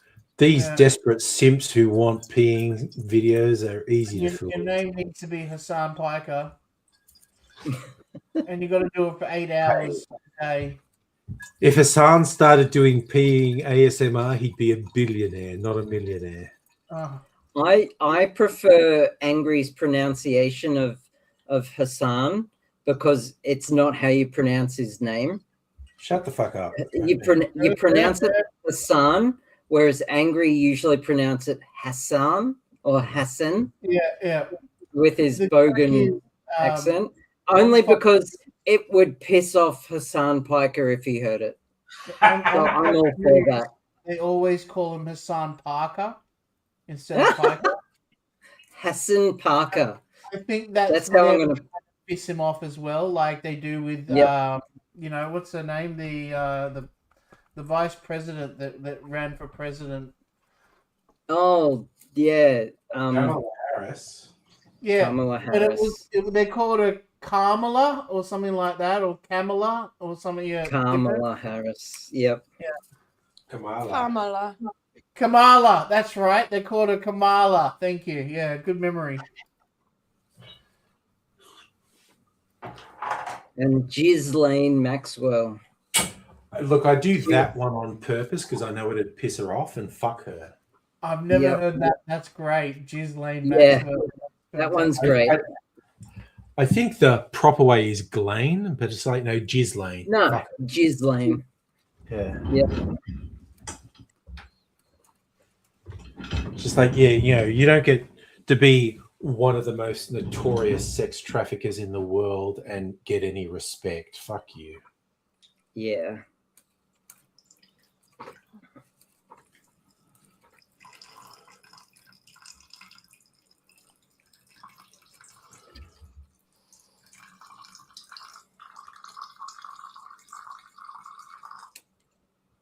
Ugh. I don't even remember what I put in this old-fashioned mix, actually. Ooh, shit. I am making a mess. And that definitely needs to be filtered. It's weird and cloudy. That's okay. I'll do the filtering tomorrow. And I just made a terrible mess. But, oh, I've got some... I have a roll of toilet paper in here just to clean up when I bloody spill things all over the place because I just do it so often. Da, da, da, da, da, da. Let's freaking go. Greg, don't mention the war. Yes, it's a good one. Okay. What is it? I said it once, but I think got away with it. Look at that. Look, a whole bottle of old-fashioned. Oh, And over full, and I put it in my glass, and it's like a double. I was going to try and be responsible tonight. And I'm a little okay. I don't know. Friday you said Sark you'd is make still the there, exception of being responsible. Could do the the 20th time I've done this. Hang Yeah, on. Friday nights are the nights that you said you let yourself loose still. A little bit at least. Yeah, I'm yeah. still sober compared to the average fucking Friday Oh, night. well, you're not drinking bloody freezer martini at least, you know. Yep, you got the blowing down. Look, no, I did it right again. I know, that's what I said. You got the blowing down. Yeah. Yeah. It's thinking.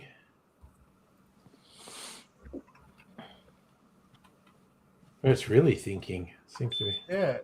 Oh, that's all. Oh, look, What? 0.04. I've got heaps of room to get shit-faced. You seem pretty coherent. Yeah. Oh, shit.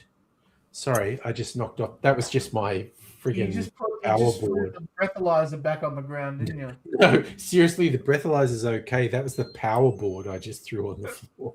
Oh, right, where your battery charges on and stuff like that. Yeah. Right. All right, we got round one. All right, Okay. let's do Oh, names. this is the Tolkien round, right? They're all mixed up, but there is Lord of the Rings questions, Right. and we got the rules as well. Sorry. It's a double. I'm going to be fucked up. We've got 80s pop hits, Doctor Who, Tim Curry, cocktails, Lord of the Rings. Oh, that's an awesome mix. Let's fucking go. Abigail and Kirsty.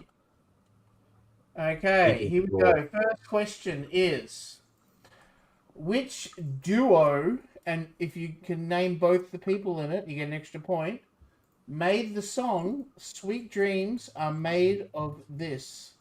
Angry. That was released by the Eurythmics, which is Annie Lennox and Dave Stewart. Straight off the barrel. For extra And points, on. they toured Australia in a band called The Tourists, and they broke up on their Australian tour. Yes, we talked about that on one of our shows. Yeah. Yeah, I think it was in Wagga Wagga, and anyone would break up in Wagga They Wagga. couldn't handle Wagga Wagga. I think your joke was. Yeah. Question number 2 is, who created the Daleks? Oh, Angry. That was quick. Terry Nation. Angry, would you mind moving Dr. Abigail up next to you and me down the bottom, please? Thank you. Just so I can see you both put your hand So you up. can see the hand. Yeah, Both- I get it. both in my Yeah. vision range. Yep. Yeah. Terry Nation is correct. 1 point. Who sang the song Billie Jean? Kirsty. Michael Jackson. Correct. Tim Curry played Long John Silver in which 1996 film? Kirsty. That would be what's it called? If the buzzer goes. I've forgotten. Angry, you got your hand up and you're waving. I'll give you the chance. Muppet Treasure Island. Oh, so close. No, you're right. No. So close, it's correct. Yeah. What are the 3 main ingredients of your favorite drink, the Negroni? Talking directly to Angry. It's gin, Look at the sweet, face. Worth it. gin, sweet vermouth, and Yep. the devil's spunk, aka Campari. Campari is correct. I would have gone with Devil's Spunk, yeah. Okay, next up is what spirit is the base of mojitos?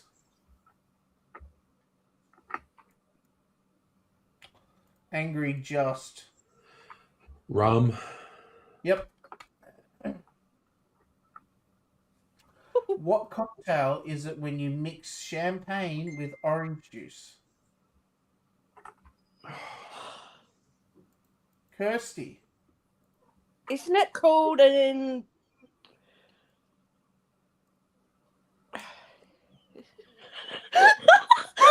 No, I think the buzzer's going to go again. Stop ticking right. Abigail. Fluffy duck. Oh no! It's called a. Oh, all right. Yeah, go on, Angry. A Bellini? No! Oh my God! It's a mimosa. Is that a mimosa? I thought mimosa was something else. Oh, frick! I was about to say mimosa, but it came out of my brain. Okay. 1 point for Retro. Retro got mimosa. Okay. Well, you come into the chat, Retro, and I'll put you on the scoreboard. We'll see. Yeah. 80s pop hits. Which British duo had a hit with the song West End Girls? Abigail. Pet Shop Boys. Correct. What band covered it?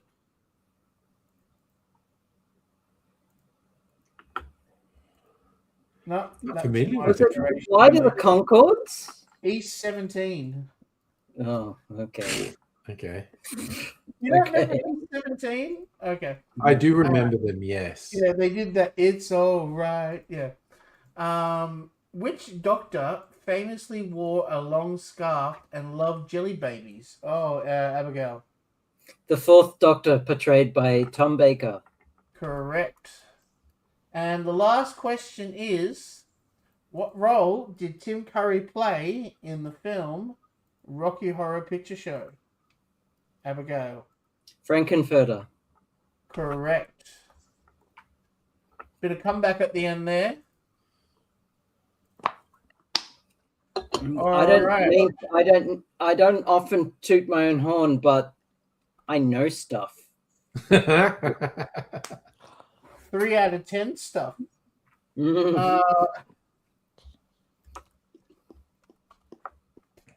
Abigail, knower of stuff. Abigail knows 2 more questions than Kirsty. Lord of the Rings. Who is Frodo's loyal gardener and companion? Yes, Dr. Abigail. Samwise Gamgee. Correct. What's the main spirit in a Manhattan? Yep. Whiskey. Yep. Okay. What creature guides Frodo and Sam to Mount Doom? Abigail. Gollum. Yep. Yep, who was one of the river folk. Smeagol of the River Folk. Yeah, Yeah. it's not Smeagol. Yeah, Smeagol in Smeagol, brackets. Gollum, they're the same being. Smeagol was one of the river folk, very close in What nature is to the the hobbits. name of Gandalf's horse? Angry. Shadowfax. Yep, correct. Technically, Shadowfax belonged to Rohan, and it Yeah, wasn't until Return of the King when Gandalf asked permission of the King of Rohan. Yes. Who performed the song "Take on Me"? Angry. Aha. Correct.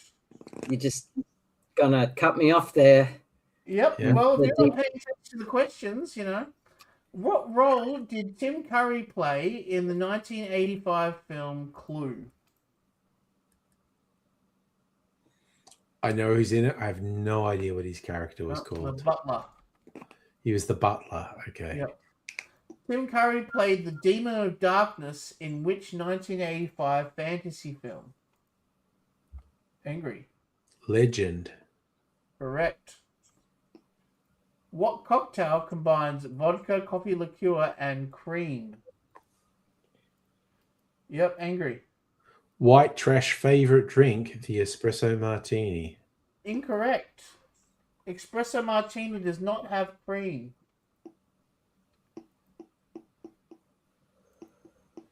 It was the White Russian. Oh, there you go. As the Big Lebowski calls it, a Caucasian. Caucasian, yes. Which artist released the song in 1984, Like a Virgin? Oh, Abigail. Madonna. Correct. Madonna Ciccone is still at large. I knew it was Madonna too. I can tell you. What is the name of Sauron's fortress in Mordor? Abigail. Barad-dûr. Yes, correct. And that's the end of that round. Feel free to discuss while I'm adding names again. If you want to talk about stuff now, you can. Was there another name for Barad-dûr, or is it just Barad-dûr? It was always, as far as I'm aware, it was always Barad-dûr. Yeah, I think I'm mixing up Minas Morgul, which was Minas Ithil. Also Minas Ithil. Yeah. All right, question number 1 for round 3. Right. What is the volcano where one ring must be, Abigail? Orodruin, also known as Mount Doom. She is 100% correct. The What best kind of bitters are traditionally used in the drink the old-fashioned? Angry. I missed the first bit of it, but it's whiskey, sugar, and bitters. Incorrect. The question What was the question? What bitters are used? Oh, aromatic. See, that's what I said. You start asking questions while we're still talking. It's aromatic bitters. Also, Angostura is the most famous brand of it. Give him the point. No. I love the way he said that. What the fuck? I tried. That was very funny. I'm on board. I'm on board with that judgment. Which English country was Tim Curry born? County was Tim Curry born in? Yes, Kirsty. He was born in England. No, you got to say the county. County. County is like a suburb or a town. West Cheshire. No. Oh, wait, did you say? What did she say? Anyone want to? Cheshire. West Cheshire. if you take away the, I'm going to give her that point. It's actually Cheshire. So West Cheshire. He was actually in Cheshire. Okay. In Cheshire, yeah. So I'm going to give her that. Yeah, one. no, that's worth a point. That's definitely worth a point. What juice is essential to a Bloody Mary? Or angry? Tomato. Yes. The blood of the damned. Question. Which actor played Aragorn in Peter Jackson's film? Yes, Abigail. Viggo Mortensen. 100% correct. What is Fun the name? fact. Yeah, sorry, we're talking about. What's your fun fact? No. I could go on about fun That's facts. true. There are a lot of fun facts about There are Viggo. lots of fun facts. What is the name of Frodo's sword? Abigail. Sting. Roxanne. Tim Curry voiced which patriarch character in the Nickelodeon series The Wild Thornberrys? Fuck, I was just talking about this earlier. Jesus Christ. Yep. Come on, Angry. It's Nigel. Oh my god. Nigel what? No, I can't remember his last name. It's not Thornbury. But it is. It is Nigel Thornbury? I thought it was. He doesn't get the point for that. No, I don't get a point. I was wrong. No, I know. Tim Curry plays which iconic character in the 1990 miniseries It? Angry. Pennywise the Clown. You can have that point. Okay. I'll allow it. Which actress played the companion Rose Tyler in Doctor Who? Angry. Billy Piper. Correct. What was the actor? Who was the actor who played the first Doctor? Angry by a hair. William Hartnell. Correct. I thought Abigail would get Was that also one. in the movie The Mouse Who Roared. He actually did a heap of stuff for the I Elstree. love that there's Colombia, how they used to have the Statue of Liberty holding up the thing, the in torch. The Mouse Roared, it has the Statue of Liberty, but then she sees a mouse crawl up and she starts panicking, going,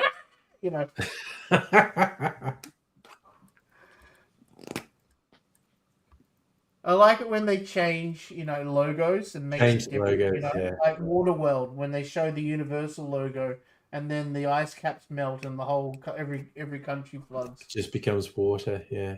Or the Warner Brothers logo in the Matrix, when they have the Matrix code going through the. Yeah, that was kind of the first modern one that messed with the studio logo. Yeah, they did it a whole lot around that period of time, didn't they? Yeah, once the Matrix got away with it, everyone started messing with the studio logos. All right. Do you want to hit us with a fun fact before we start the final round? The very first scene that Viggo Mortensen did on his filming of Lord of the Rings was the battle on top of Weathertop, Amon Sul, the watchtower. Yeah. And he hadn't done any of the training, the sword training or anything, and absolutely nailed it. My favorite one with him is, I think it might have been in Helm's Deep. He got hit in the face and it broke one of his front teeth.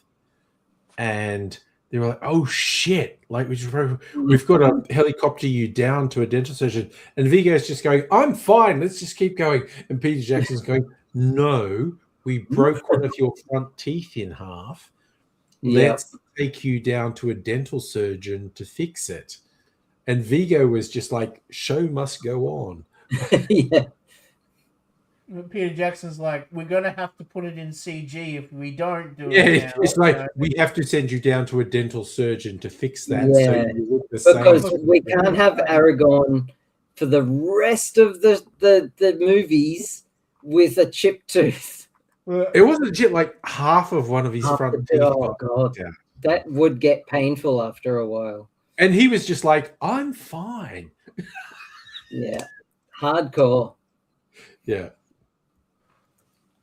All right. Also, he'd never read the book. He'd never he didn't know the story or anything, and he got the call from Peter Jackson and said he'd think about it. And one of his kids, one of his sons, had read it and was a big fan, and he was musing over it and mentioned it to his son, and his son says, "You got the offer to play Aragorn. You have to do this. You have to do this." And on that's what convinced him to do it.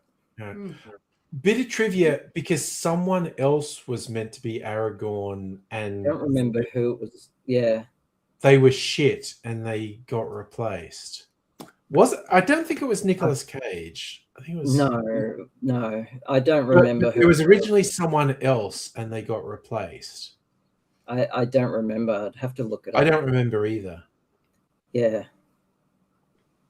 But based on the fact that Viggo came in, did the fight on Weathertop, and just nailed it. He was destined. It was a natural. He was a natural, and Peter Jackson said, "Okay, I got the right choice." Yeah, no, he was just destined to be Aragorn. Stuart Townsend was the original. Stuart Townsend. Okay, yeah. I better look him up. He played Lestat in the movie The Vampire Lestat. Him. Okay. He had a moment where he was maybe going to be a star, and it never worked out for him.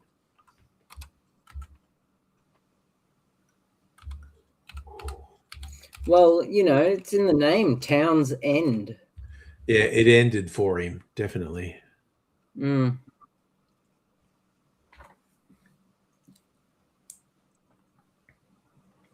That's just the way it goes sometimes.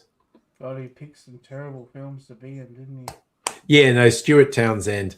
There was a moment where he was maybe going to be a star, and it just never happened. Yeah. Last round. Let's do this. Let's round go. 4. Okay.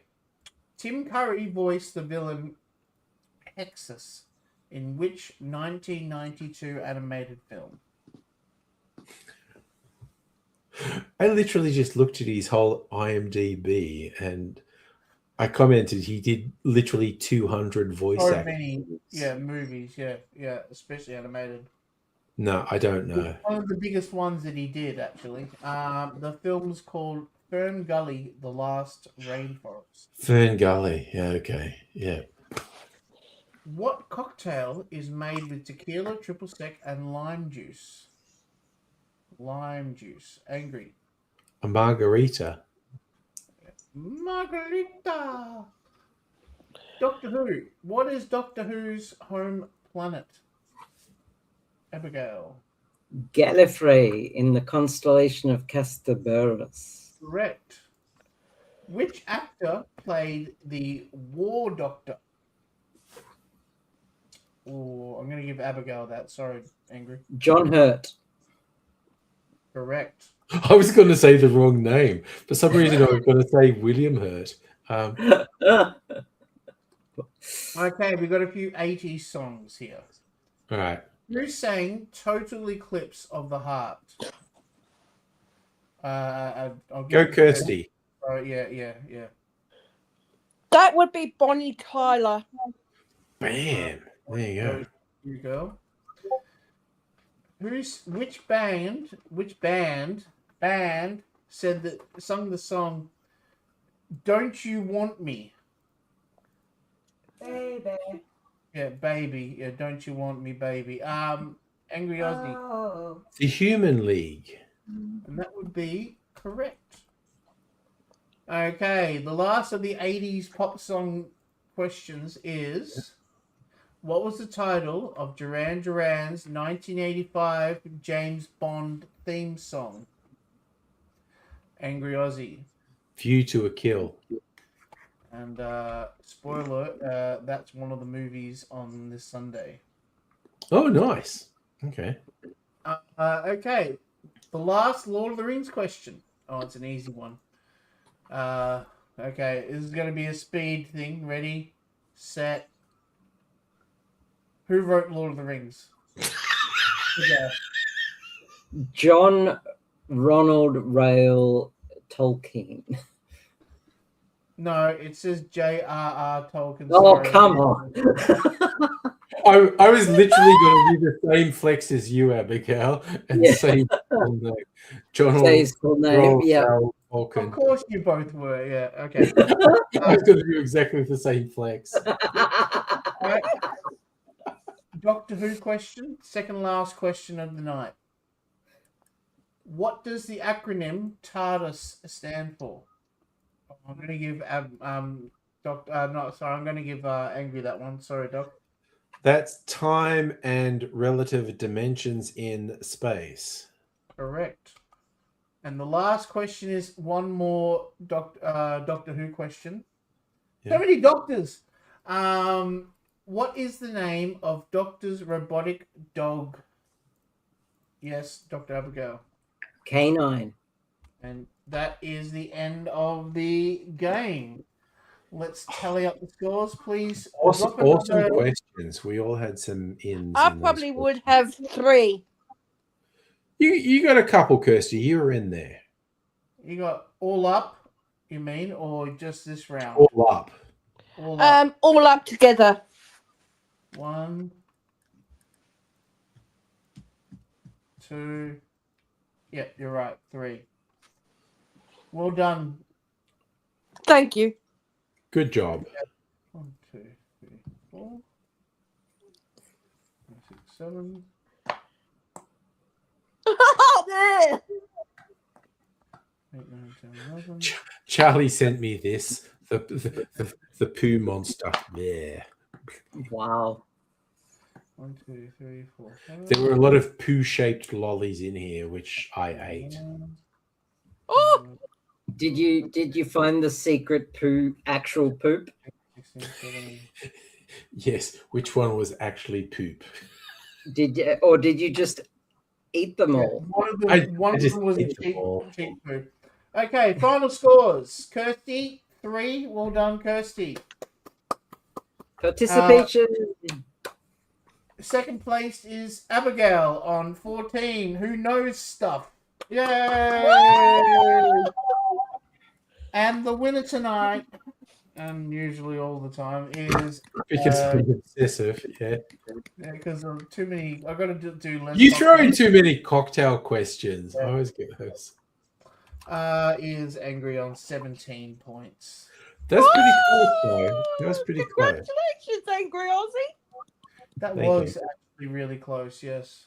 I feel like I didn't spend any money in the Aldi. I love when I go to Aldi, I just go up the middle aisle and go like, what's the weird shit here? And also, I look in their bottle shop. Is another major effort of willpower. They had a Hellier's Road single malt whiskey for $70. That's normally 100 to 110. So it's like a third off. But they had these games, stuff that would have been good for the stream, and I was like, I could get that and see if we can make it a game on the stream, but I'm also trying to be responsible. It was a major effort of willpower to not spend money. But as it is, like although I did the tasting of the Terramana tequila, Yeah. the only thing I bought, I got some blue curacao, which was ridiculously cheap, and my actual favorite sipping whiskey was again close, more than a third off, verging on 40% off, and it's like that's literally my favorite sipping rum. I think I just said whiskey, I meant rum. Diplomatico Reserva. It's so fucking nice. And it's like it's normally never on that big a special, and I saw it and I went, I can't resist. Do you know the Dwayne Johnson rap song? What is the Dwayne Johnson rap song? Sorry, because when you have the bottle of tequila, it's tequila, right? It's Terramana Tequila, yes. Yeah. He's flogging the shit out of it in this rap video. Oh, okay. But yeah, no, he's trying to do like, you know, that type of rapping where you're hardcore angry rapping and you're screaming in the microphone and you're really upset. It's like you're rap battling, yeah. Yeah, like rap battles, yeah, exactly, yeah. But you say he's flogging it.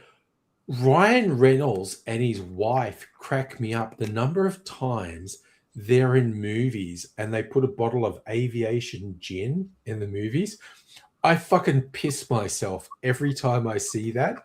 I just think it's so funny that they've just gone like, yeah, at this point, my character should be drinking gin. We'll have a bottle of aviation.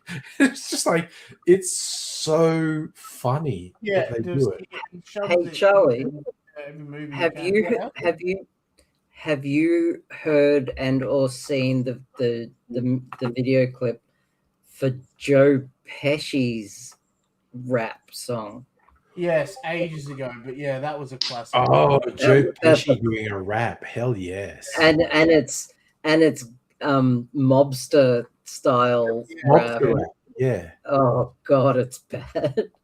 I was watching. I haven't finished it. It's a 4-part doco that Charlie's got on Plex, Mr. Scorsese, about Martin Scorsese, and it's kind of fascinating what it reveals about Martin Scorsese's life, where he was adjacent to hardcore mob guys in New York, but they don't get explicit, but they make it pretty clear.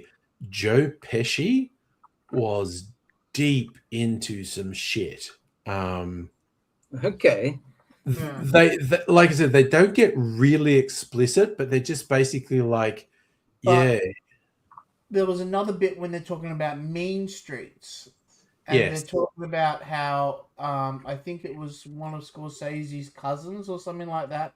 Was the guys who the characters in Mean Streets are based on. Hero was copying almost word for word. It was Scorsese's brother and another guy who say like, yeah, you know, this stuff in Mean Streets is literally stuff that actually happened to us. And because Martin Scorsese would see it. And it's kind of like they all acknowledge Martin Scorsese was on the periphery of the mob stuff in New York. But there was just this reference where they don't get super explicit, but they basically say, yeah, Joe Pesci was in some shit when he was growing up. Yeah, okay. I was like, okay. Maybe I should stop talking shit about Joe Pesci then. I know. No, literally don't diss Joe Pesci because I think he will actually literally fuck you up. I got a bit of a question for you. Yes, Kirsty? You know who the two iconic jurors who sung Islands in the Stream? That's Dolly and Kenny Rogers, wasn't it? Yep. Yes, correct. Oh God, I saw this hilarious joke on social media. You know how you get AI slop and ridiculous shit. So Dolly died, someone did this, and it's like Dolly being welcomed into heaven by all these dead people, and it was Johnny Cash and various other people. And someone circled one of them and said, oh no, are they saying such and such? And it was some other woman, country singer, and I don't know who it was. And they were circling, going, oh no, is she dead too? But in this group of people, and someone has done it deliberately, Adolf Hitler was in the group. And someone has quote treated this picture of someone circling a female country person saying, oh, she did too.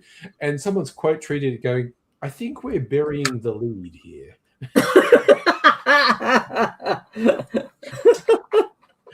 Adolf Hitler welcoming Dolly Parton. It's just like, Everyone knows that Adolf Hitler is alive and well and living in Argentina. Yeah. Well, maybe in the 80s, yeah, but I think Jesus died of old age at the some Is that point. the boys from Brazil you're quoting? Honestly, that's a really good movie. That's Yeah. the idea that the Nazis were continuing some genetic experiment. And my personal favorite bit of the boys from Brazil, there's these two guys, and one of them is saying like, I was told to do something quite extreme, and I'm not quite prepared to do it. And the other one's like, fuck you, you do whatever you're supposed to do from the Reich. And what he was supposed to do was kill the other guy. And he says, I was supposed to do a thing and I don't want to do it. And this guy goes, you do what you do for the Reich. And he's like, fair enough. And like he throws him up. They're on a fucking dam or something. And he just throws him over the railing on the dam. It was such a funny fuck you Nazis thing, because one of them says, I'm supposed to do a thing and I can't bring myself to do it. And the other one's like, fuck you, do what you have to do for the Reich. And he goes, okay, and throws him over the railing to his death. And that was such a funny fuck you Nazis, you fucking pieces of shit. But Gregory Peck is playing Mengele in that, isn't he? Mengele, yeah. Mengele, the guy who did all the experiments. And Gutenberg, another movie with Gutenberg where it's not advertised and he's in it. And then suddenly, Steve Gutenberg. He's one of the Nazi hunters, isn't he? Steve Gutenberg?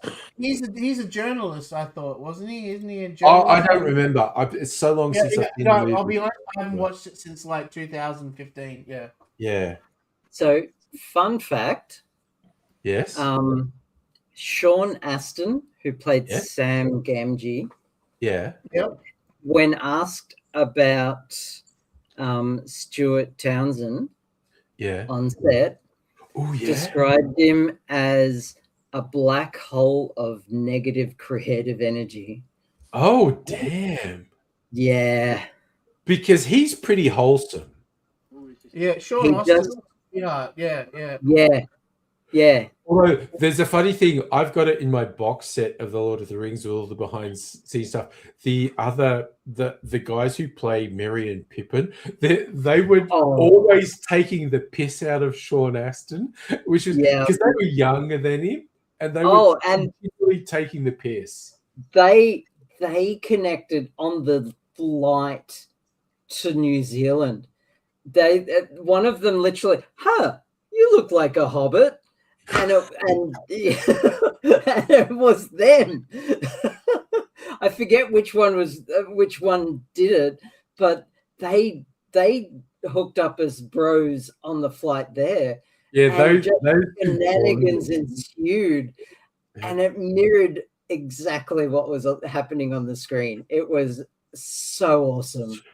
There's a really funny bit in the behind the scenes because they were doing shit on mountainsides and they were getting stuff dropped off on helicopters, and there's a thing where Sean Astin was saying like, oh yeah, and the helicopter comes down and I was trying to be helpful and whatnot, and those two guys it's just going, oh my fucking god, we're on this mountainside and the helicopter, and Sean's doing this thing with his hand signals like he's telling the helicopter, and they just ripping the piss, and they're so funny. And the juxtaposition of Sean Astin being quite serious in I'm trying to be helpful, and those two just going like, oh my fucking god, what was he thinking?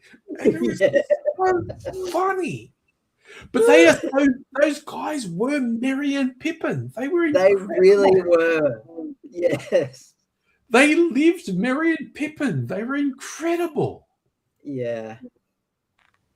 And when you get the extended version, particularly the stuff around Isengard, which didn't make it into the original theatrical run, but they did actually shoot it.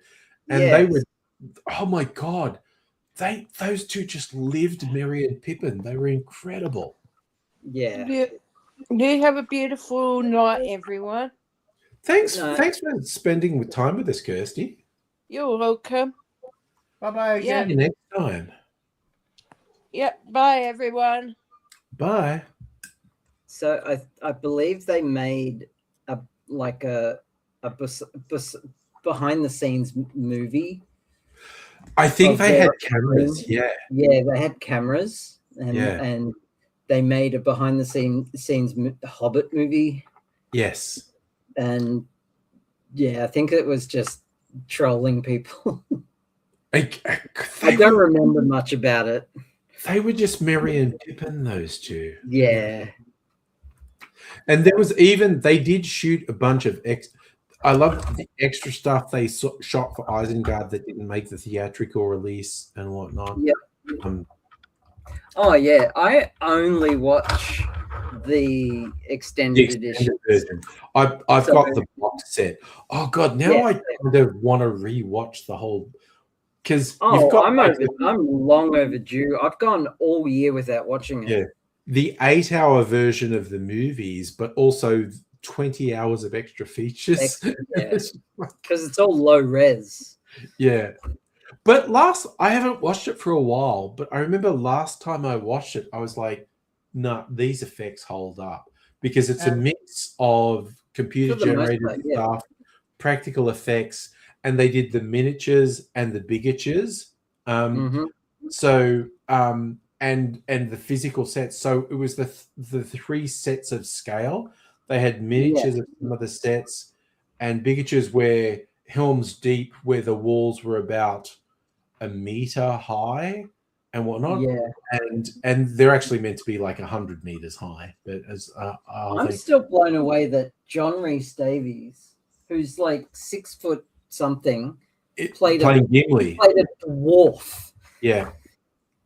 And again, the scale Peter Jackson did with forced perspective. Yeah, like he scales perfectly with the hobbits. Yeah, but even you just look at the behind the scenes stuff where, because what's his name, who's playing Frodo, is a normal height person, and there's that thing they did where he's on the cart with Gandalf, and he looks like he's half Gandalf's size, because they're just doing forced perspective stuff. It had never been done like that to that degree. So clever. Yeah, because beforehand you couldn't do a forced perspective shot with a moving camera. You had to have the camera fixed in place for the shot to work. And Peter Jackson had it rigged up so that the parallax worked perfectly. It was so clever. Yeah. But now I can't see that first shot on the cart. Yeah. Without noticing just the tiniest little tells that it's and there are little tells in there. I see them now, and you can't unsee them. Yeah. But even the stuff that's 1990s computer generated effects, because they mix computer generated with practical, with miniatures, with bigatures, and they mix it so well that it's incredibly easy to suspend your disbelief. Yep. It's the same with Jurassic Park. Surprisingly, the original Jurassic Park. Yes. Yeah. How many versions of Lord of the Rings are there? Are there just 2 on Blu-ray? There's 2 main ones. Yeah. Mine's but there was also 28 minutes. There was also. I'll go out and get the discs if you want, and I'll tell you. I'm curious if that's the long one or is that the normal. I'm going to go get the discs. Go get them, yeah.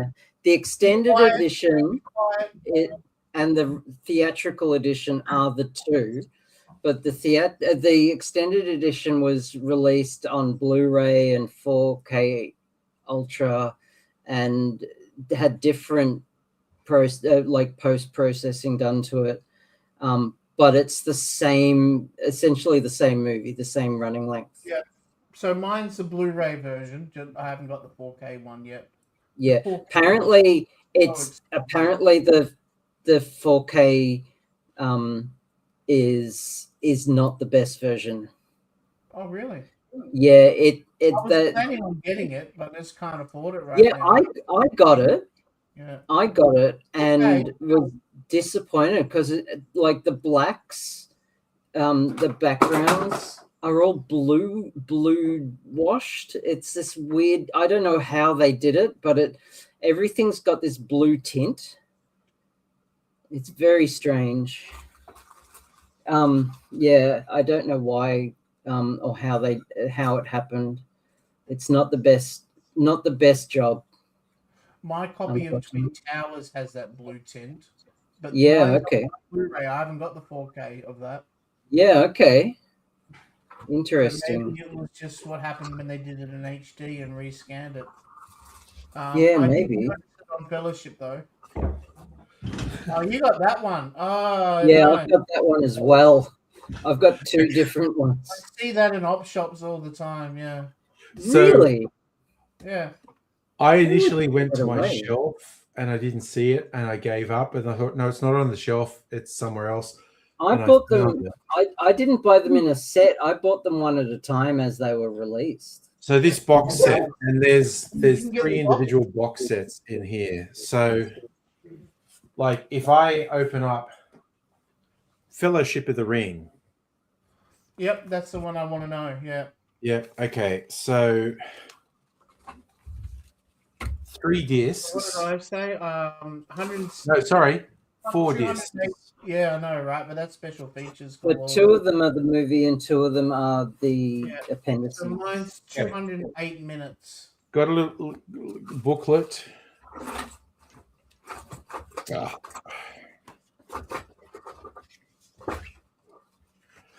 No, it's not. So it's got all the scenes. Special extended edition. Unique version of the film. Yeah, so the extended edition was just for the DVD at the point this was released.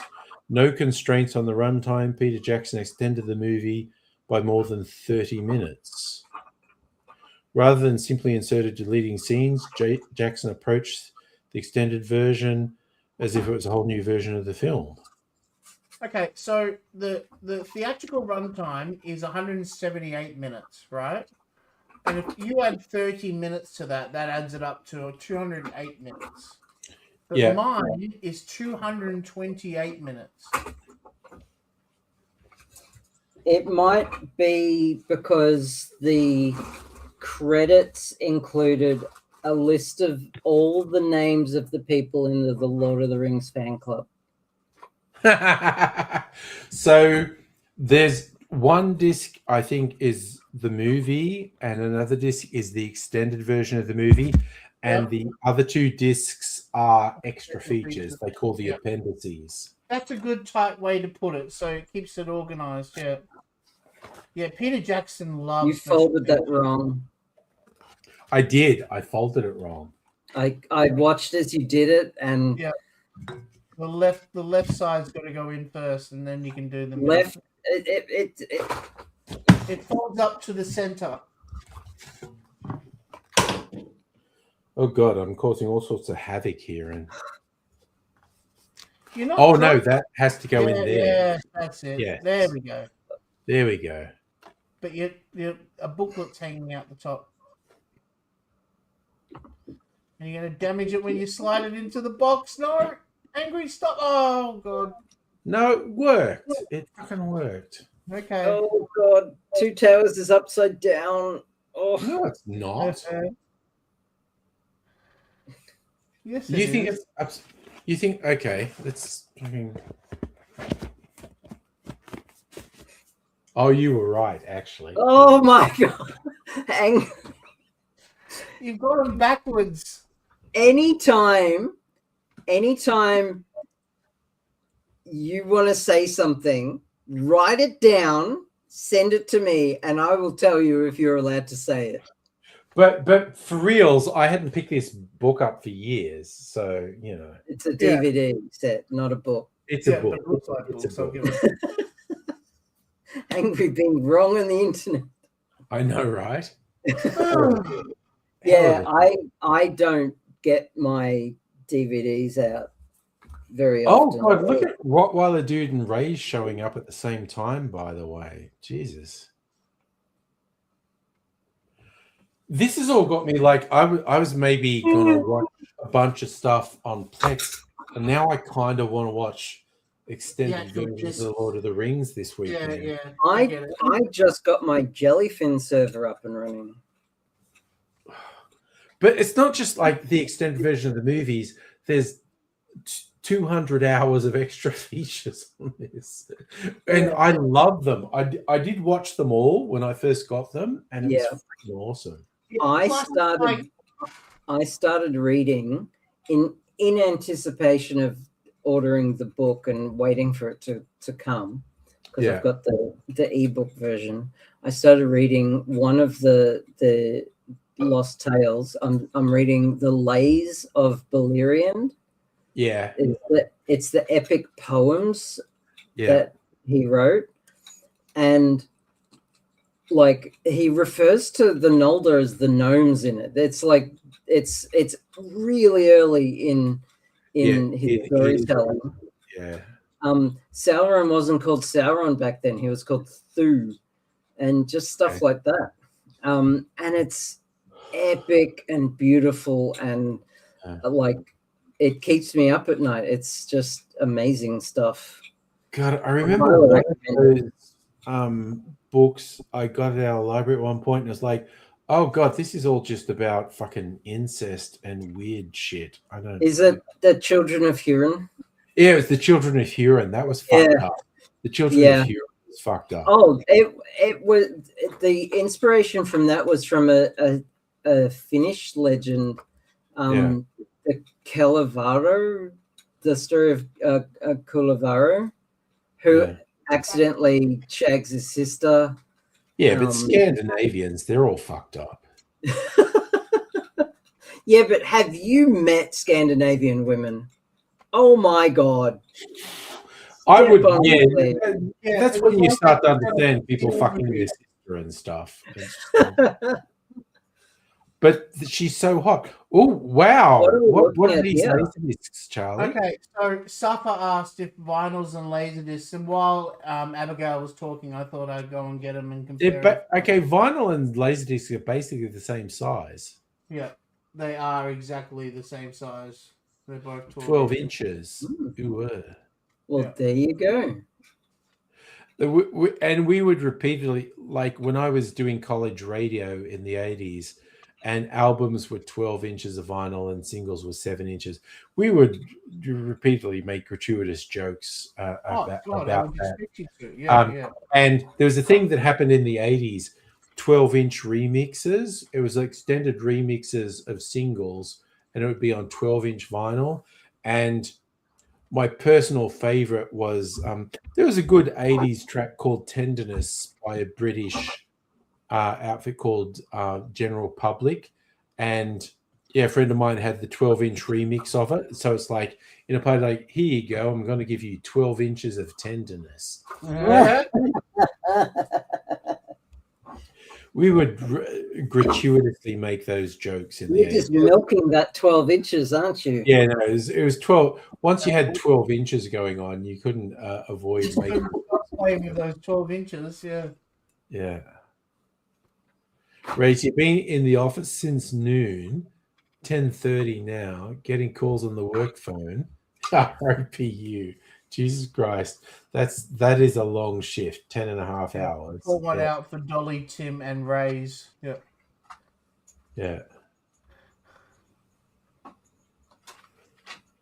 So Safa vinyl albums were 12 inches, singles were 7 inches, and there was a thing, and this is more in the 80s, you would get these things that were 10 inches.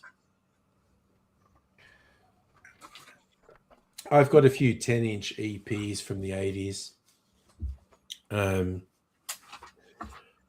God, probably I could fund my retirement with weird, obscure shit I have on vinyl.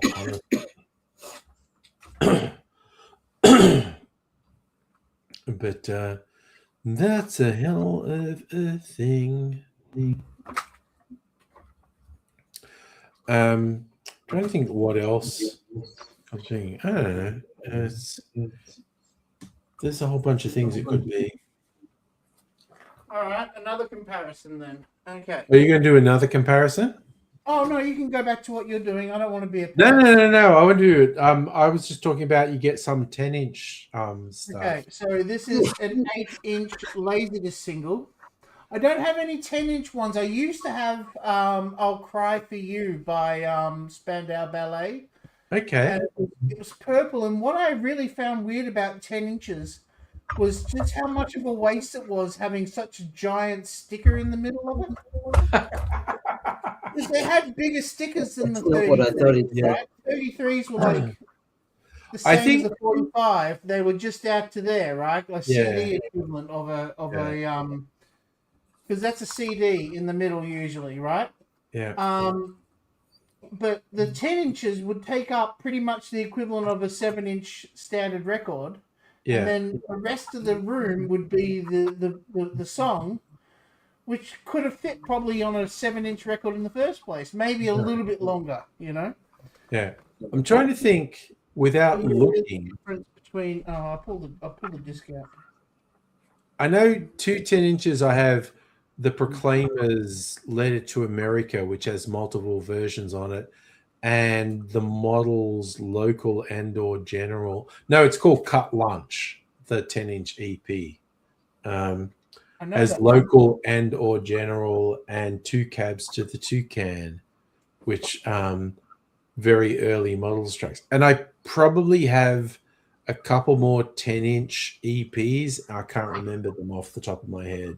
Models, what were they famous for? I Hear Motion. The Models were a real radical indie thing, and then the record company said you should add this guy to your lineup, who's a pop star. We're doing James Freud, and then they went pop stars. They had a song called "Out of Mind, Out of Sight," and then Barbados. Oh, that was Models. Yes, it was too. Yeah. But the real hip Model stuff was I Hear Motion and but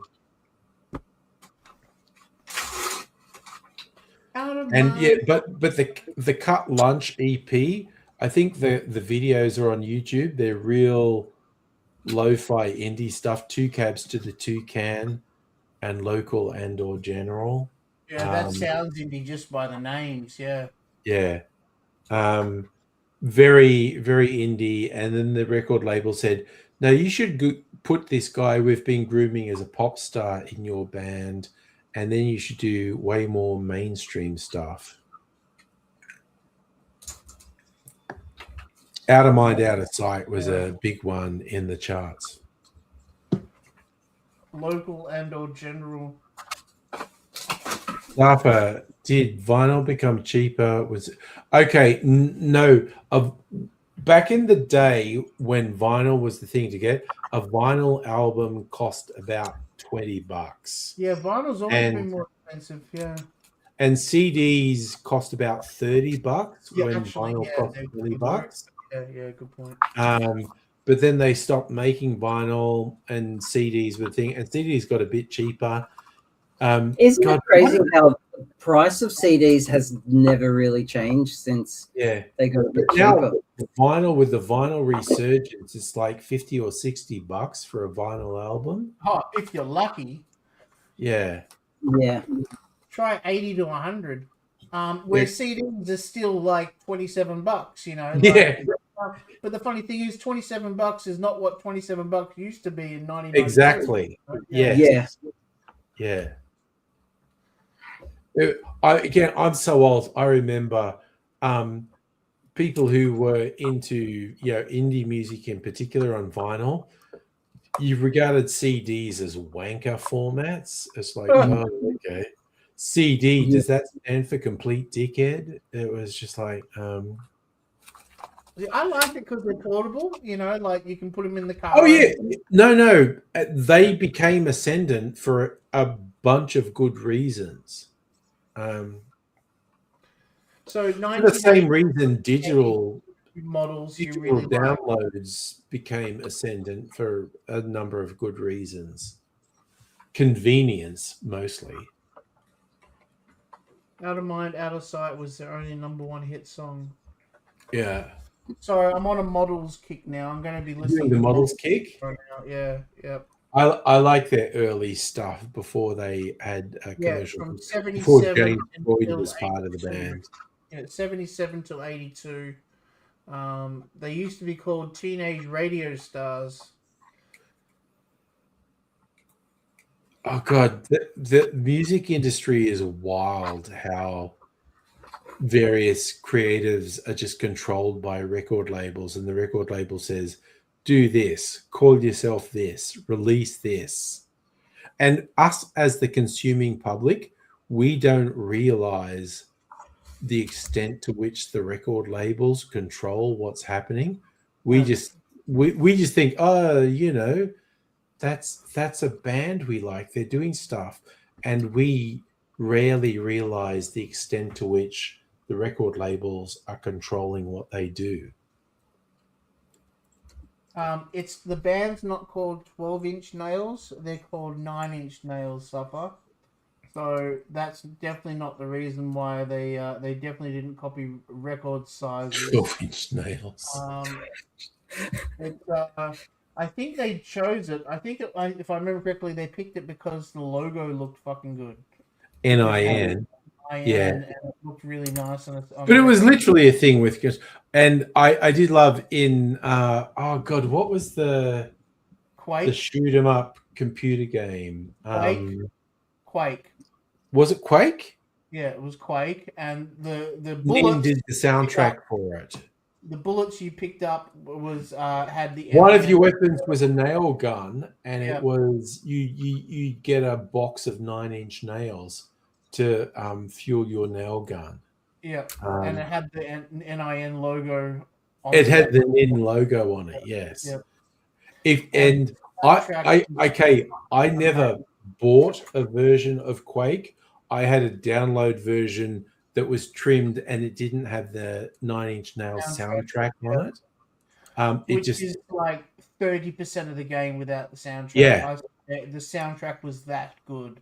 And I'm not one of those fucking, there's got to be like 80% of a movie is the sound. I'm not one of those kind of people, but I am a big fan of Trent when it's good, you miss it. Yeah.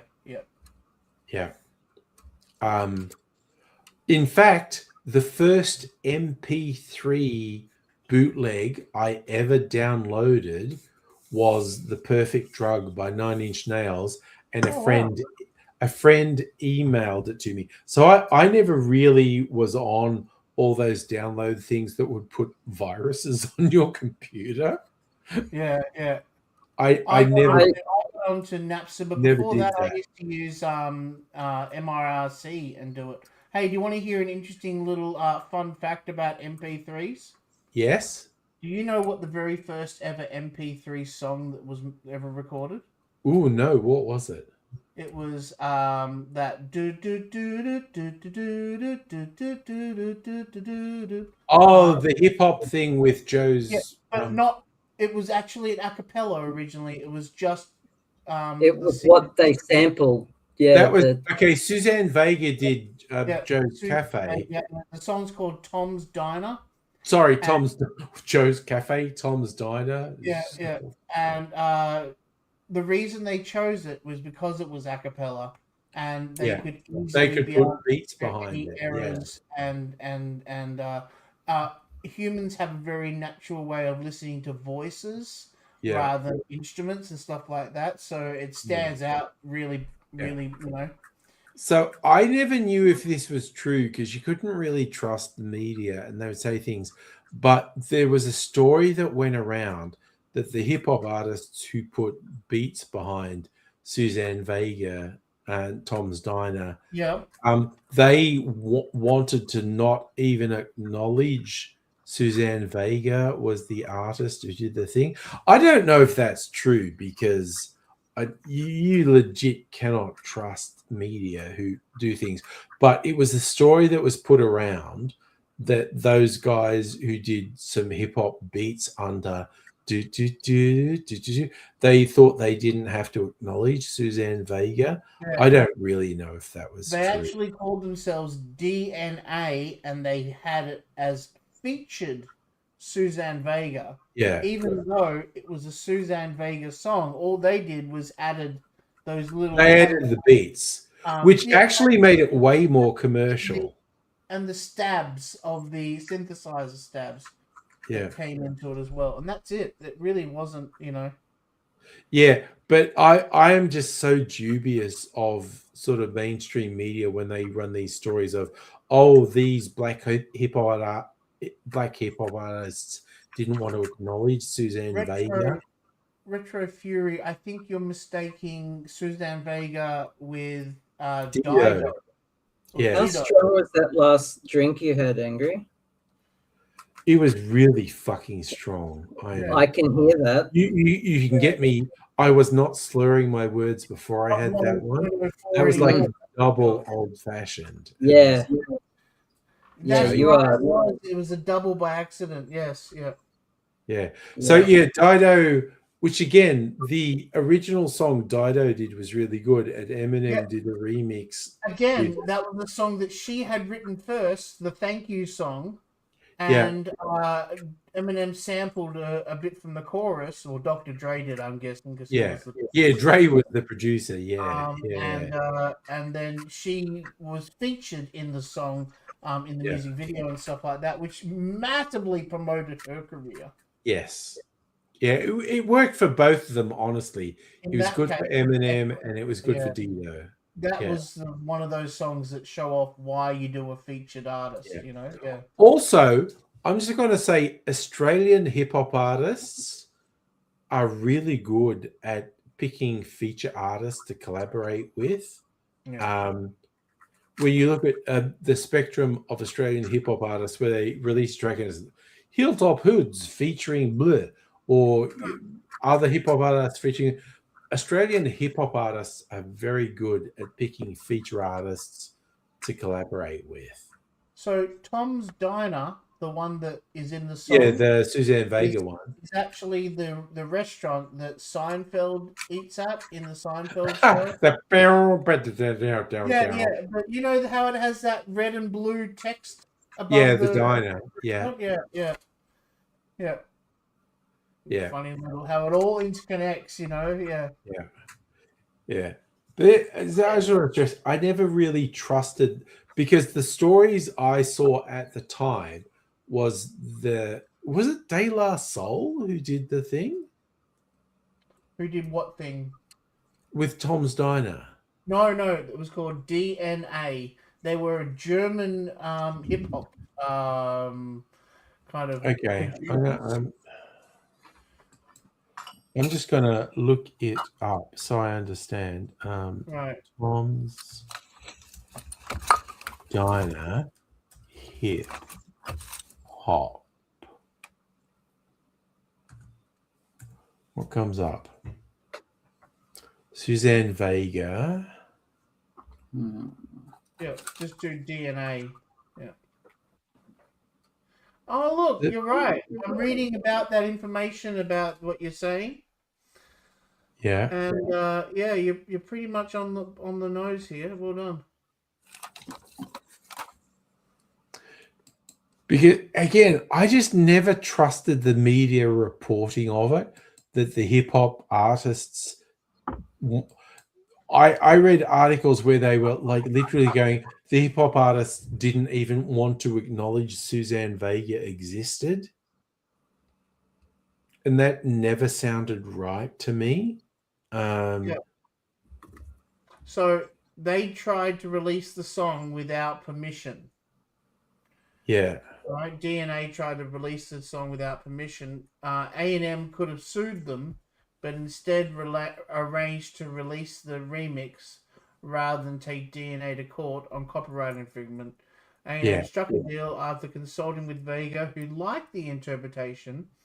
Vega told British columnist A&M asked me what I thought of it, and I said it was really nice. Go ahead and release it. Yeah. And good, because that opened that we're up to a lot more people as well, just like Eminem. Absolutely, it reached way more people. Yeah. And yeah, they did. There was like I know there was a video that incorporated Suzanne Vega and the hip hop artists, and yeah, I just don't trust media companies. Basically, I did one of where we put "Man of Colors" to a hip hop beat. You know the old Ice House song. which Ice House song? Man of Colors, it's called. That was an album they put out. I remember. Yeah, Man of Colors. the last song on the album is this really slow song about this old man who knows he's dying and stuff like that. And I just remember how Ivor Davies did like a 20 or 30-minute version of Great Southern Land. Oh, the remix album. Yes. They also did a long version of Hey Little Girl as well. Oh, that came out when I was in high school. Jesus Christ. Yeah. There was I'm gonna give the dude credit. He wrote a lot of good songs that were very. Oh yeah, no. Ivor Davies did a bunch of good stuff. I think it was even for the bicentennial. He had an extended version of Great Southern Land where they were doing projections on the Opera House. And yep. God, now I've got the hiccups. I remember as a kid, we used to go to the cinema, and before they'd play trailers, and there was an ad for the ambulance service, and they used the song "Nothing Too Serious," you know. And it had a whole bunch of people going down, you know, mountains on skis and stuff like that, and having, you know, I had a little accident, you know. I don't remember that. And then at the end, after all these people fell over, and then the ad comes up, you know, St. John's Ambulance, you know, we're here when you need us.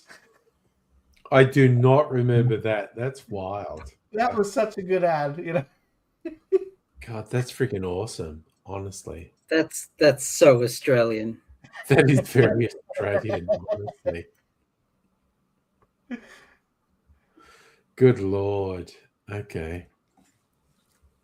That is very, very, very wild. I got really into Ice House during the Man of Colors, like 87, 88 era. Yeah.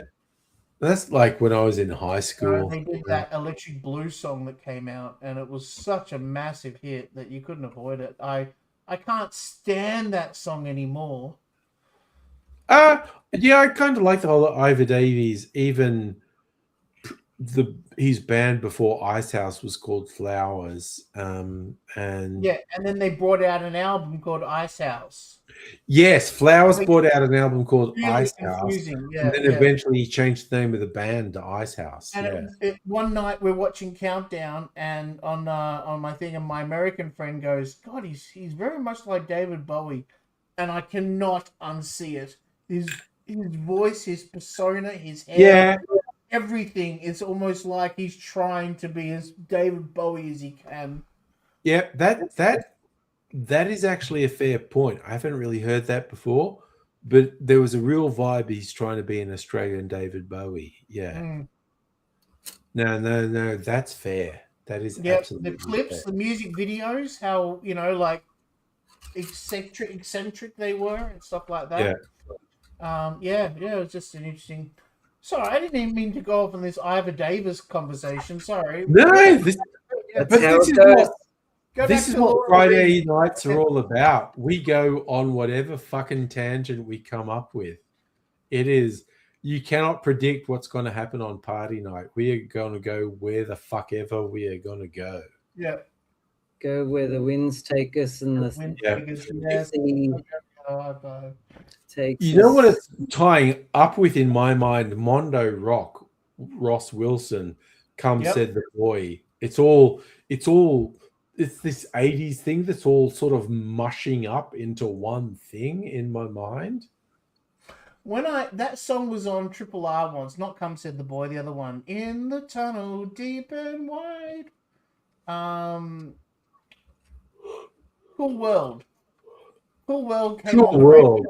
that was a great pop song as Oh, well. I love that song so much. Yeah. I have a date. So Ross Wilson going right back to the fucking 60s and 70s with Daddy Cool. He had a couple of decades of doing really good pop songs, basically. There's a new one he has on Spotify about how much his wife's always on Facebook. And Pat Wilson. Actually, no, they divorced years ago. No, someone else. He's got a new younger girl. She had a hit with Bop Girl. Yes. The first the first time Nicole Kidman ever appeared on mainstream media. Okay. She was only 14. And I yet, remember her as you BMX see her in the Bandit. video clip, and she stands out because she's way taller than everybody else, you know. And she And had really full-blown- frizzy red hair. Yep. This is before BMX Bandits, you know, like Yeah, but Yeah. the first few years of her career, she had really frizzy red hair. Oh, dude! For the first 10 years of her career, she was Yeah. she did even when she did Days of Thunder, she still had that frizzy hair. Yeah, you know? but yeah, it's like pre BMX Bandits. She was doing some modeling stuff for clothing labels and stuff, and she had that fucking fuzzy red hair. Yep. I remember. Have you And ever you're seen right, her Days of Thunder, she still had fuzzy red hair. Yeah. Yeah, in Wind Rider, she gets her kid off, you know, and that was kind of. I I went looking for something today, and I found something I didn't realize I still had. Sorry to change the subject, but No, go for it. What is it? Yeah. So I found this on the sidewalk many years ago. It's a pin. It's a Slytherin house. Yeah. Slytherin, Okay. Yeah. Nice. right? It's actually really nice. Yeah. But I'm not in House Slytherin. Okay. I'm in House Ravenclaw. Okay. So this is not. I don't identify with this pin. So what I did was I kept it on my desk and I challenged my Slytherin friends, and I reaffirm this challenge. Yeah. If you are in House Slytherin and you want this pin, you have to steal it. Which is, of course, is what Slytherin would do. Yeah. You have to physically steal it off of my desk. So that is the first person to What come you've into got. my room and steal it gets it. It will Fair be enough. just here on my desk. So does Cool World have a double meaning? That song. Sorry, which song, Charlie? Cool World. We're back on to Ross Wilson again. Sorry. I'm not going to. I Give don't it know if away it like ties that, into the movie that had a cartoon. There was a movie with Cool World? Oh, There's a no, movie- that came out years after the Cool Brad World. Pitt and a that's an old cartoon. song. Americans don't pay attention to fucking. The Americans don't do it? Okay. No, I don't think so. I think that's related. at all. Also, I'm just looking in the chat. Ray's is losing his shit. He's still got Big calls into coming in. Explain that in no time. He's like, he's been stuck in the office for 10 hours. And Oh, calls God. Is he home? I thought he got he's home. losing it. Are you getting paid for this overtime? If not, go the fuck home. Yeah, he's home. You know, in Australia, you have the right to not pick up the phone too when you're home from work. So you can choose to Unless accept you're that getting right. paid for it. Yeah, unless you're getting paid for it. Hint, hint. He's being paid. He's on call and he's getting paid for it. It's just still annoying. Yeah, you've got to take the calls all Oh night. yeah. No, Sophie stopped doing that because she was getting so fucking over Yeah. answering the phone. I knew a guy. He semi-retired, but he took a job repairing ATMs. Okay. And what that involved was being on call to drive anywhere in Victoria Oh to shit! repair an ATM. So at that's any nice. time, day or night, 24/7, he could get a call to drive somewhere. Oh, that's all And great. he lasted 6 months. The pay was absolutely phenomenal, but I think the final straw was he was having barbecue with his like grown-up kids, like they were in their 30s or something. Yeah. And he got a call and he had to, like, it was just around the like he lived in Taylor's Lakes or something. Right. But he got a call to the other side of Melbourne, and he was in the middle of barbecuing something. And and yeah, had just to up go. and go do a thing. Yeah. Yeah. And he put in his notice. Yeah. Like one time it was like he was just going down to bed and then he had to drive out to like whoop whoop in the middle of Victoria. Yeah. Yeah. It's insane. But he got paid really well. Yeah. 6 months. Yeah. Fuck that. I know a version even more extreme like that because I spent 25 years contracting in IT, a whole bunch of different areas.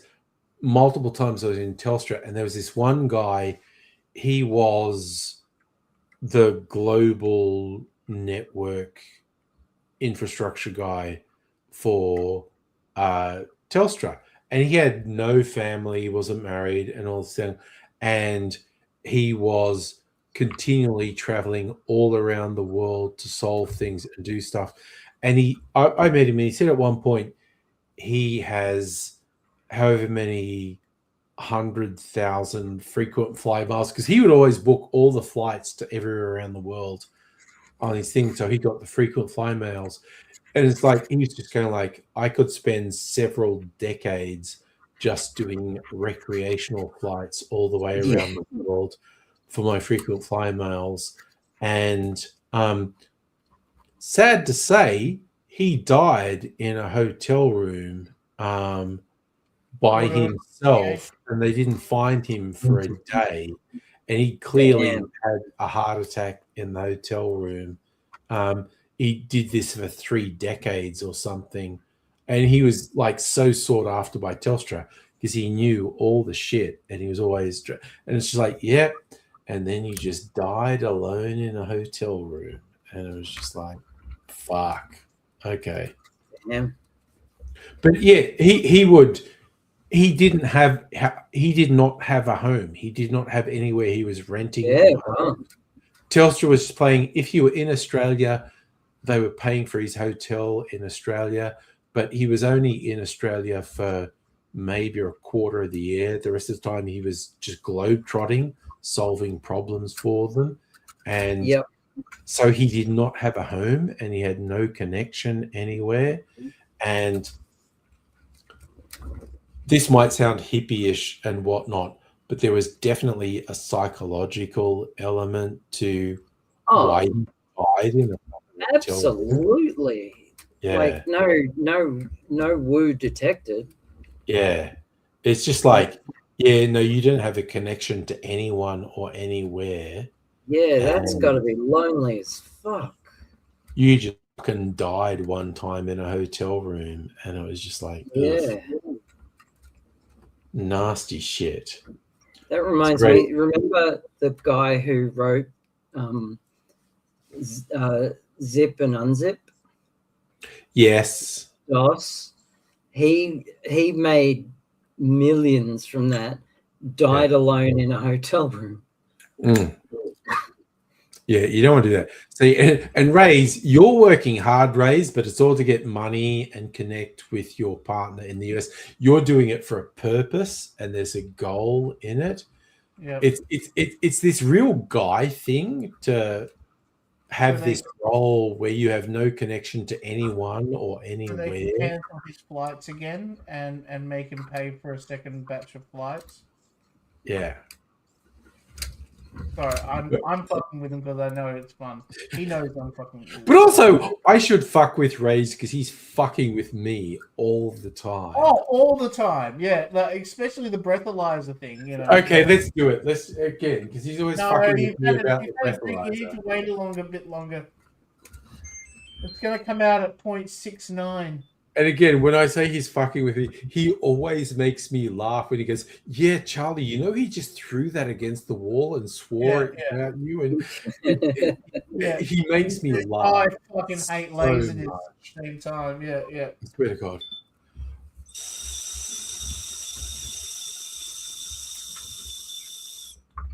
Okay, I seem to have breathed properly again. Yep.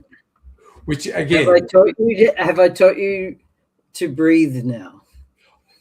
Again, Abigail, you literally told me to breathe properly into this. I was doing it wrong. Yeah. God, it's thinking. Oh, yeah, 0.11. That legit. I am after this old fashioned. That sounds real to me. Jesus. Also, it'll be on your breath as well. Yeah. We talked. No, but I haven't drunk actual alcohol for a little while. Sure. But yeah, 0.11 sounds real to me. Raise lives matter. Raise lives. Oh, out of control, man. You're out of control. Yesterday he was doing #Charlie2. Yeah, Charlie Lives Matter. Yeah. Charlie2 instead of Me Too, you know. That's what he earlier he had the #Charlie2 instead of Me Too. Yes. Yeah, that was funny. He's a very funny guy, and he is trouble and disruptive and the voice of chaos on top of everything else. And he's a bad influence because he makes me get naughty as well, you know. Oh God, yeah, it's 1 a.m. Then he and I start causing trouble as well. Oh my God, sorry, that liqueur made me so good. I've still got a little bit left, and I've got one in the barrel, which I might take out in a week. I'm going to eat my cherries.